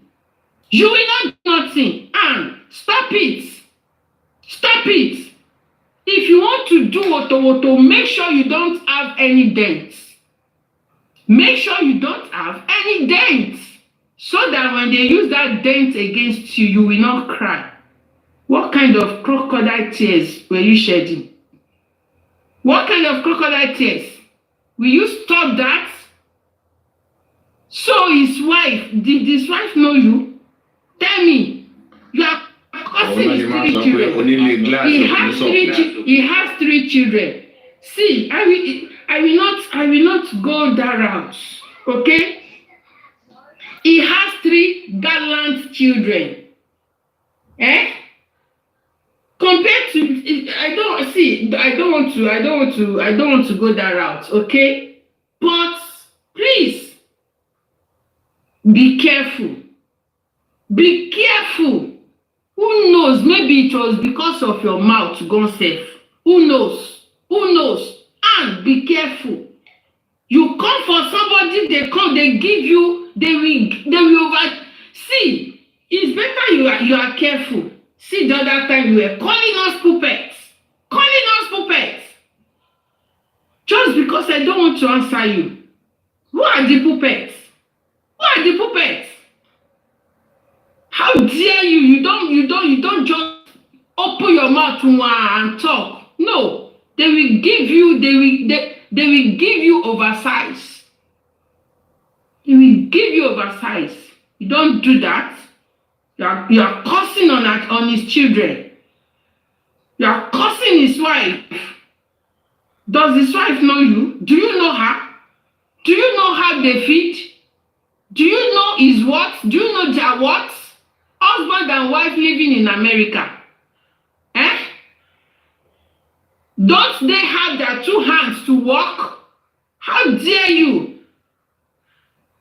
What do you know? Tell me, what do you know, Han? What do you know? See, if I come for you and you will silent, even that crunch queen that say, hey, yeah, can't take it, she will not save you. Telling you. You will immediately you start giving somebody names. They're puppets, walking in Burukui. And you never told me your own side of the story. You never told me how you caused biobillions. I was even pitying you. I was even feeling for you.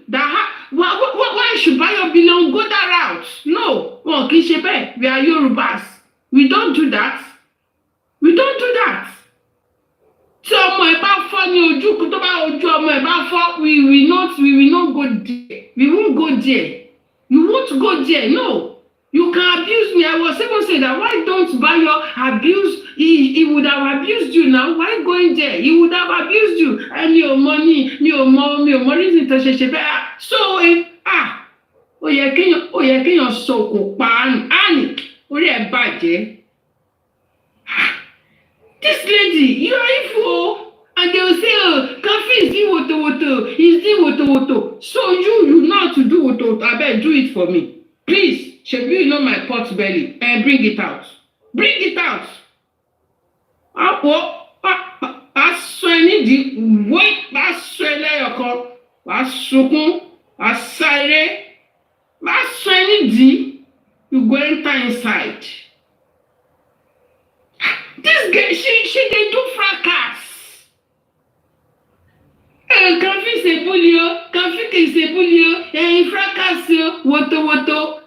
See, this girl, she just be speaking English and be using it. Oh, ma fi ko wa lomi ọbẹ̀ jẹ, ademabuyan. Do you have you ever met with his wife? Kí ló kàn ìyàwó ẹ̀? Do you know his wife?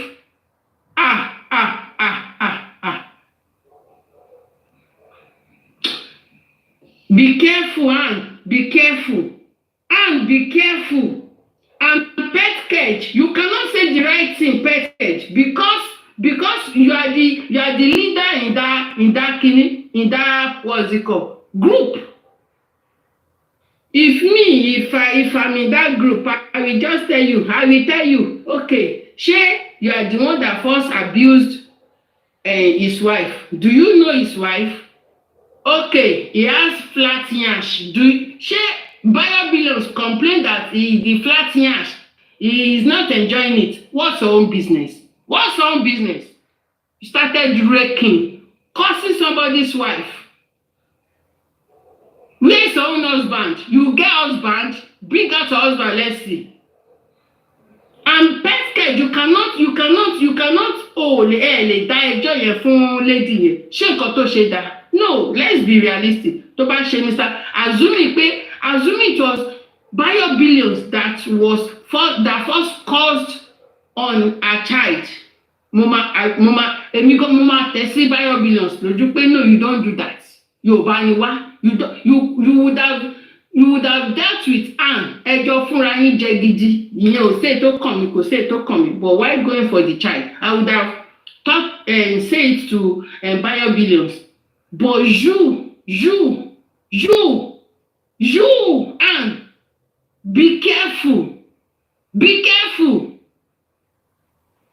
Aṣojú hoi, ó dẹ̀ máa búyàn ni.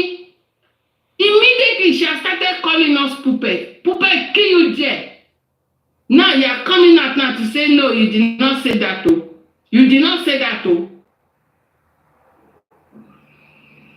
Kí ló tẹ̀ máa ń ṣàwélé? Somebody that did you even know his wife? Did you know his wife? Did he abuse your husband? Did he talk about your man? Has he talked about your man? See, let me tell you, wàá máa fi ọwọ́ kékeré gbá ńlá. And thank God you understand Yorùbá. Wàá fi ọwọ́ kékeré, wàá fi gbá ńlá. Bẹ́ẹ̀ ni, If you know that, please. And if you don't know that, if you don't know what I meant, somebody can interpret. Eh? You don't know my husband, you just jump on my husband. Di pé arọ ni lọkọ mi o, arọ ni mo fẹ́ o. Ṣé o mọ ọkọ mi ni? Ṣé I will not look for what will pay you that in your life you will not come on, you will face me direct. Ọkọ a máa sọ fẹ́ mi pé àwọn ọmọ ti tèmi kíní tí mo bá dí pẹ̀lú ẹ, if I deal with you finish ẹ. Next time, you go pick race. So when you were abusing the 3 children, beautiful kids, he should not spare you. He will never spare you. He no go spare you. Or nǹkan tó máa jẹ́ kó sun ẹkún. When you were saying that his 3 kids will RIP, he will not spare you to not be looking at that at your own child too. No. You do that to me, ma wo nǹkan tí màá ṣe fún ẹ. They call me witch. Comfy, Ajenie, you're a witch.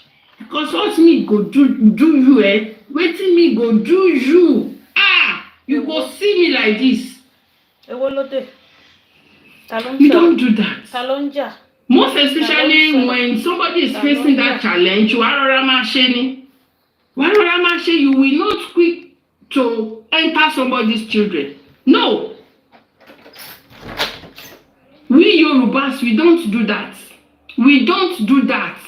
I'm not being tribalistic here, but the truth be told, if I know that I'm having one challenge or the other, maybe lórí ọ̀tá àwọn ọmọ mi, ṣé you understand? I will pipe low. Because I know that people know me and they will use that thing against me too. It go pepper me. You are living in a glass house, you are throwing stone on somebody's skin. Whatever more put I fi fall orí ẹ̀ mọ́nu glass house stone gbé. You never know anything. If they pick stone, they go throw you, break your head, break that glass house with you. If they live inside glass house, they throw stone on people. Abẹ́lẹ̀ yóò mọ nǹkankan. Go and learn, okay? Go and learn that you are living in UK, That you are in UK. Ṣé your UK mentality, it has changed your Nigerian mentality, abi? You go learn. You will learn in a hard way, and you will learn. You better stay one place. So even when you went to assuming I've heard this thing, where you were telling them that day that he abused my daughter, my clinical daughter, my clinical challenge, my clinical daughter. I go enter there, I go put her for body I go scatter everywhere. I go enter that panel, scatter everywhere. Let me just say that let me hear you again on any panel that you will not say the right thing. I'm saying it here now. Go on any panel, don't say it the way it is. That you came for bio billions first. And let me come and hear anybody that we take it, that we absorb it, that somebody caused their 3 kids, that the 3 kids will die. That will not reciprocate. Let me come and hear that person on that panel. You say it on any panel, go enter there, give you. Let's bet it. How dare you? You are cursing on somebody's children. Do you know how he trained his own children? You are saying that his 3 children will die.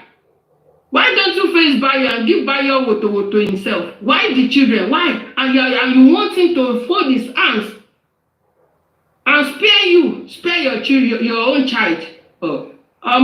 Ekwere, you be JJC. You be Johnny just come. You when you sabi do woto, you no go fit absorb wetin you get from that woto. Now shine your eyes. Shine your eyes. Biobillions no be American, no be Oyinbo, no be Oyinbo. Ìsọ̀rọ̀ ni gbèsè o. Ìsọ̀rọ̀ ni gbèsè. Kò ń ṣe ọmọ lọlé lọ gbèsè wá. Ṣó ti yẹ? Gbà fúnra jí nílé ni gbà fún gbàdà lóko bá sọ̀sọ́kùsọ bó máa fún ẹ jẹ ní wóì. Nonsense.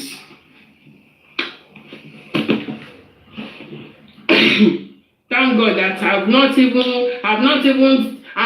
tell it to anybody. Thank God that I've not even been abusing Biobillions. Thank God though. That's why I used to calm down first. Me, I've never tell it to anybody. Not until now. Not until now. Nobody. Timothy Basso, nobody. You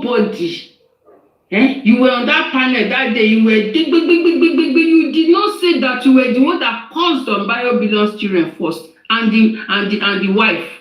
Do you know his wife? You are saying that his wife has flat yansh. If you have flat yansh, wetin concern you? Bring out your own. Turn your back. Let's see you. Wetin concern you? Get flat yansh. Now you dey do the yansh. Nonsense. You will never put your feet where it's supposed to be. You be going papa. Is it because you know Eniyan Shoro? Because you know Eniyan Shoro? That thing has entered your head though. Because you know this, since when you know Eniyan Shoro, you have been trespassing. You have been going beyond your boundary. This girl. Before Eniyan Shoro come, you used to be your own. You will be, I just love you. You just do your own, only your own. You just comment, you can laugh, you can just put laughing emoji, you comment and you go. You will just give your for submission, you just go. Since when you know this asylum seeker lawyer like me like this, since then, etí ẹ ó ti wà lórí ẹ. Your sense don dey inside your nyash. Don dey do ó ti ń tẹ̀lé bàṣubàṣu, ó ti ń gbé everybody. Thank God though. Let me clap for everybody for pursuing that idiot. That idiot. For pursuing that idiot out of our space.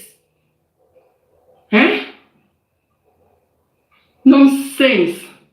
Since when they pursue, since when this TikTok lawyer, since when he emerges and he started, I don't know, maybe this girl is the secretary. Since when she started parading herself with Eniyan Shoro as if she was the secretary. Ó ti parí. Everybody just be like ants. Everybody be like ants in the presence of Anne. She turned herself to a semi-god. She turned herself to a semi-god. Eniyan Shoro is the god. She was the semi-god. Not until we brought all of them down. We reduced them to zero. Nonsense. Wọ́n ṣe gàlégàlé, wọ́n ṣe sọ gàlégàlé, wọ́n sọ kí only 40% of the kini kan 40%. You people should just thank God. If you even see that 40%, sef, all of you are puppets. All of you are puppets. Ta kúlù fẹ́ nu ẹ̀yìn, wọ kini burúkú yìí. See, we are just respecting ourselves. Because you are for justice for Mohbad, I respected you. So I didn't even take cognizance of that rubbish you were saying. So me kasi. That's why you see that I didn't analyze it. If I analyze if I should analyze it, you go hate me. You go hate me.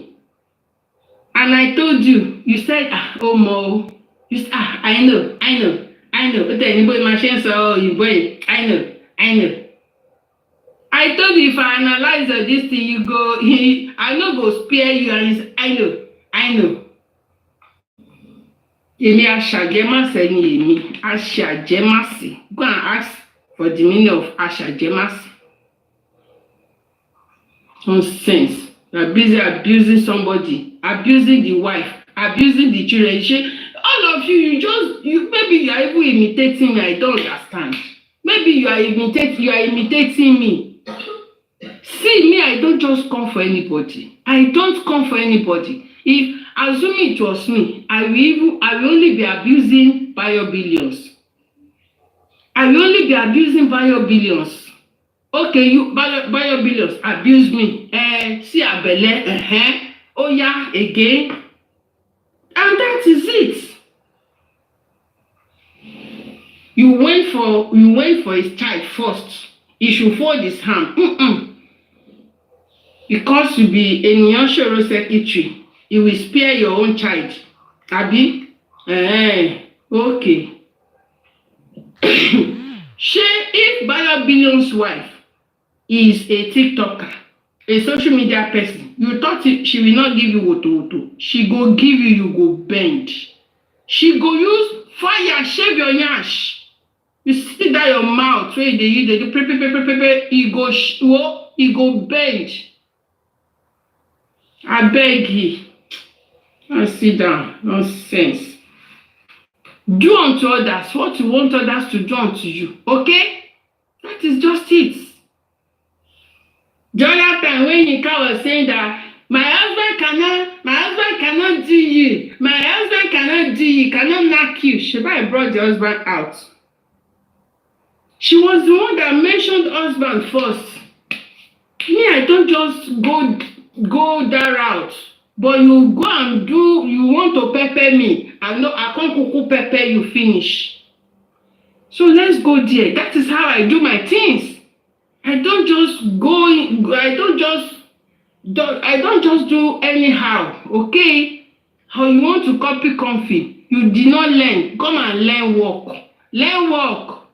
So that you don't go, they use body, they carry fire every time. They use body, they carry basketballs. How many people fit do basketballs for me? Because I don't used to pass my boundary. But if I do basketballs for you, you want it. Like Crunch Queen now, if I do basketballs for Crunch Queen, yes, she will only be looking for platforms where they are abusing coffee and not be putting atarodo, pepper and everything to abuse me back. Nonsense. Don't just go for anybody. No. Yeah. Mr. Bayo Billions, thank you, Jare. That one where you give us, so now I calm down. It's good like that. 1-1. Do me, I do you. God no go vex. You slap me, I slap you. Thank you so much, slap you. Thank you so much. I appreciate you. And in all honesty, I didn't even know that she spoke to you. But Sakuma was one of the people that reached out to me. Yeah, because, and I even heard that speaking on platforms. She was saying it. So I heard that when Sakuma reached out to me, Sakuma said, you have to apologize. You cannot do that. Without asking me what was my own, without asking me. So I didn't respond to him because I got about God or shame. You heard it, you didn't talk. You kept it, you wanted to take time to find out. I thank you so much. I apologize. I appreciate you. God bless you, man. Yes, I didn't talk. Honestly, I didn't talk. I didn't call you. Because I understand that before you need to apologize to me too. Prince. Yes.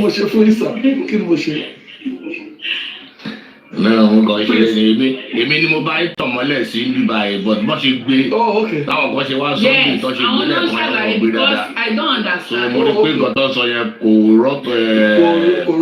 lọ straight kò right so ibi mo ṣe wá correct yẹn. Actually ìgbà tó sọ ti máa fi rí ẹ má bínú sir ẹ ṣé gan mo appreciate you sir God bless you mọ̀mí kan fi ẹ ṣé gan I appreciate you at least for believing because.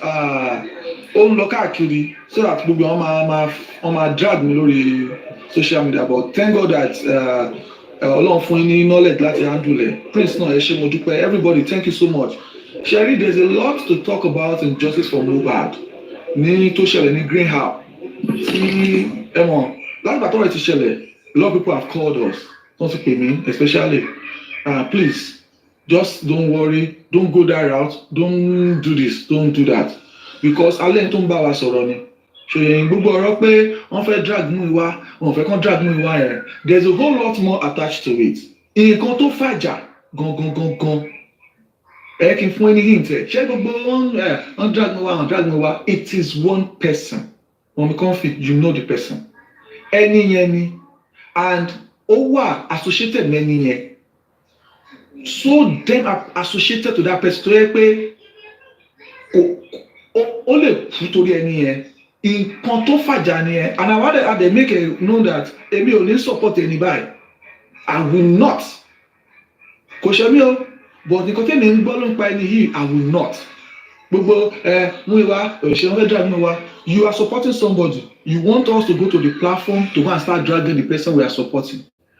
And ní taban sọ̀rọ̀, even the lawyer Ènìyàn Ṣòro will tell us, let's take it easy. If you are asking for this, it's step by step, stage by stage.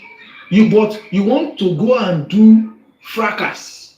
We are supporting somebody. You want me to go and start using my mouth to drag Baba Mohbad that I'm supporting and Mr. Mohbad that I'm supporting injustice. How is that possible? Who is that? Who is the person? Who is the person? Anu àti Peter, we say, let's approach them. Let's talk to them. Let's see this thing. We want to talk about something to somebody. It is not that you go and drag the person before we approach person. I said since Anne has started parading herself as a secretary to Ènìyàn Ṣòro, she has been doing an undo. She has been trying to put everything on Baba Mohbad. She has been going that route. She has been faulting Baba Mohbad. She has been looking for ways to drag Baba Mohbad. And thank God, ó ti lọ rest. Ó ti sún ẹ. Go and rest. Let that spirit of Ènìyàn Ṣòro, let it disappear from you. Then maybe your original self will come back to you. Nonsense. Before, Anne has not been doing that though. She has not been abusing Baba Mohbad though. Since she started parading herself as a secretary to Ènìyàn Ṣòro, she started that. Nonsense. Well, I don't want to say what is not, okay? Ẹ ṣe ṣe máa fún ìran lọ. Kò ní káyọ̀, kò ní sùn. Àdúrà yín gbà rò ní yín o. Gbogbo ẹni ọba lóhùn ronú káwọn ọmọ yín láburú. Èdùmọ̀rí ọmọ fi sí ọwọ́ ẹ̀jẹ̀ níyà. Agbára ọmọ bá sí ọwọ́ wọn jẹ́ àwọn ẹranko àwọn èèyàn kátikàti. Kí la máa bá lọ, kí la máa bá bọ̀ lórí ipá aláwọn justice. Ẹ mọ̀ kóyàwó yàwó, ẹ mọ̀ kó ọmọ ọlọ́mọ, ẹ mọ̀ wíwìkúwì pẹ̀lú wọn. Táyìn náà dẹ̀bi tiyín tẹ́lẹ̀ ń dọwọ́ bò. Sẹ́ni ọba nílé mìíràn ká mọ́ ìjòkó sílé onílé ni. Ẹni ọba nílé mìíràn ò ní mọ iye tó nílé gíláàsì kò ní jùkò sílé mìíràn. Because ìwọ títí ẹ bá tiẹ̀ wá ti bàjẹ́ fúnra ẹ lọ́tọ̀ọ̀tọ̀. Ó ní wulẹ̀ ronú láti máa ba tẹlòmíì jẹ́. Àwọn ògbébò yín lọ títí ètò ẹ̀sọ́ ti pọ̀ jù. Àmọ́ ẹni tẹ́ ń bá wí àmórúkọ rẹ̀ ṣùgbọ́n Elédùmarè mọ̀. Yóò sì fi sí ọwọ́ ẹ̀jẹ̀ níyà tó bá lò máa kọ́ ọmọ ọlọ́mọ sí. Báyìí ò mọ̀ bínú o. Gán mọ̀ bínú kò ní sàwọn ọmọ wọn, kò ní ṣèyàwó wọn. Bó tilẹ̀ wù kóbìnrin ẹni ó rí, ìtò wù ni ló wù ni, ohun tó sì wù mí ó wù ọ́. Ìtò wù máa yẹn ló fẹ́. Ìtò ń tẹ́ lọ́rùn tó sì ń sabiamọ́ fún ni. Yàtọ̀ sẹ́yìn olòṣì tẹ́ bíbí ìyá wù mí. Ẹ̀yin ẹranko lọ́kùnrin ẹranko lóbìnrin tọ́mọ rere ọ̀jáde lábẹ́ yín ẹ̀yin lẹ́ẹ̀ mọ̀ ń wò pé ọmọ ọlọ́mọ lẹ́ẹ̀rà mú lẹ́ẹ̀mọ̀ ṣe láburú lẹ́ẹ̀mọ̀ wíwìkúwì pẹ̀lú wọn àwọn ẹranko nú èèyàn èmi ò mọ ẹni náà ó tí ẹ bá lè júwe ẹni náà tí ó ṣeéṣe kó jẹ́ bí mọ̀ọ́mọ̀ fẹsẹ̀ gbá kí torí bí mo bá sàtìrí justice gbogbo bẹ́ẹ̀ mọ̀ọ́mọ̀ ń gbé kéèyàn mọ̀ lọ àwùjọ ẹranko kéèyàn mọ̀ lọ kólúyọ̀ mọ̀ lọ ṣẹ̀ṣẹ̀ gbé kọ́lọ̀ mọ́jì àṣì. Kò sí tí ò lè ṣe fẹ́lòmíì náà. Tó lè ṣe. Ó láìkìlì tẹ́ pé màmá ẹ̀ ló yìn báyìí tiẹ̀. Kò fi dìnnà yìí, orúkọ ẹ̀ gángan dẹ̀ ló máa gbé lọ, orúkọ yẹn dẹ̀ ti wọ red flag already. ó láìkì kò jẹ́ pé màmá ẹ̀ ló yìn báyìí tẹ̀ torí màmá ẹ̀ ti gba green card tiẹ̀. ẹ jọ ẹ má bínú ẹ jẹ́ kí n sáré sọ̀rọ̀ sí nǹkan tẹ́ ẹ sọ yẹn torí ibi iṣẹ́ ni mo wà mo máa sáré kúrò. ẹ bá wa dọ̀bù táàpù screen ẹ nítorí ibú ẹ nítorí ibú o ní lọ pílè rẹ o ó lè lọ fẹ́fọ́ ọkọ mi lọ́la o ẹ nítorí ibú. ṣe rí orúkọ ẹ ti wà ní gbogbo embassy àti Canada o àti London wọ́n dẹ̀ ti gbàgbọ́ fingerprint ẹ sílẹ̀ ní US embassy nísìn tó bá padà lọ wọ́n máa deny ẹ̀ ní kò sí kó lórúkọ mi kó gba country mi lọ wọ́n máa deny ẹ̀ ní kò sí nǹkan tó lè mọ̀ ṣe so nǹkan tèmi fẹ́ sọ ni ẹ má bínú mo máa kú. ẹ ṣe mà. ṣé mo fẹ́ sọ̀rọ̀ nípa nǹkan tí bọ́dà yẹn sọ wípé. ẹ jẹ́ kí n sáré kàkan ká tó wá port ní ká wá analyse ẹ̀. ok. ọdún náà ti kà lánàá náà o àti ṣé náà lánàá náà o bàbá ẹ má sọ̀rọ̀ yín lọ ẹ má wọrí ẹ má sọ̀rọ̀ yín lọ. mo ń gbọ́ yín sà. ẹ tún kà dáadáa because ọ̀pọ̀ wà tí ò sí lórí show náà tí wọn ò gbọ́ ẹ kà tán ọ̀pọ̀ wà tí ò gbọ́. ok èmi tí mo ti ẹ̀ ń sùn gan bí mo ṣe ń kà gan mi ọlọ́run ló jẹ́ kí n rí kà tán torí mo ti ń sùn lọ mo ti ń sùn mo ti ń tòògbé. ṣé ẹ gbọ́ sí sátẹ́ ní. yes sir mo ti ń gbọ́ yín.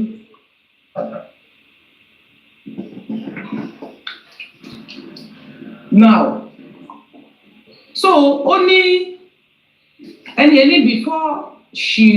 before she could talk consular gave her paper to leave n ló wáyà lẹ́nu pé wáyà tí wọ́n sáré fún ní pépà pé kó máa lọ kó tó di kó máa sọ̀rọ̀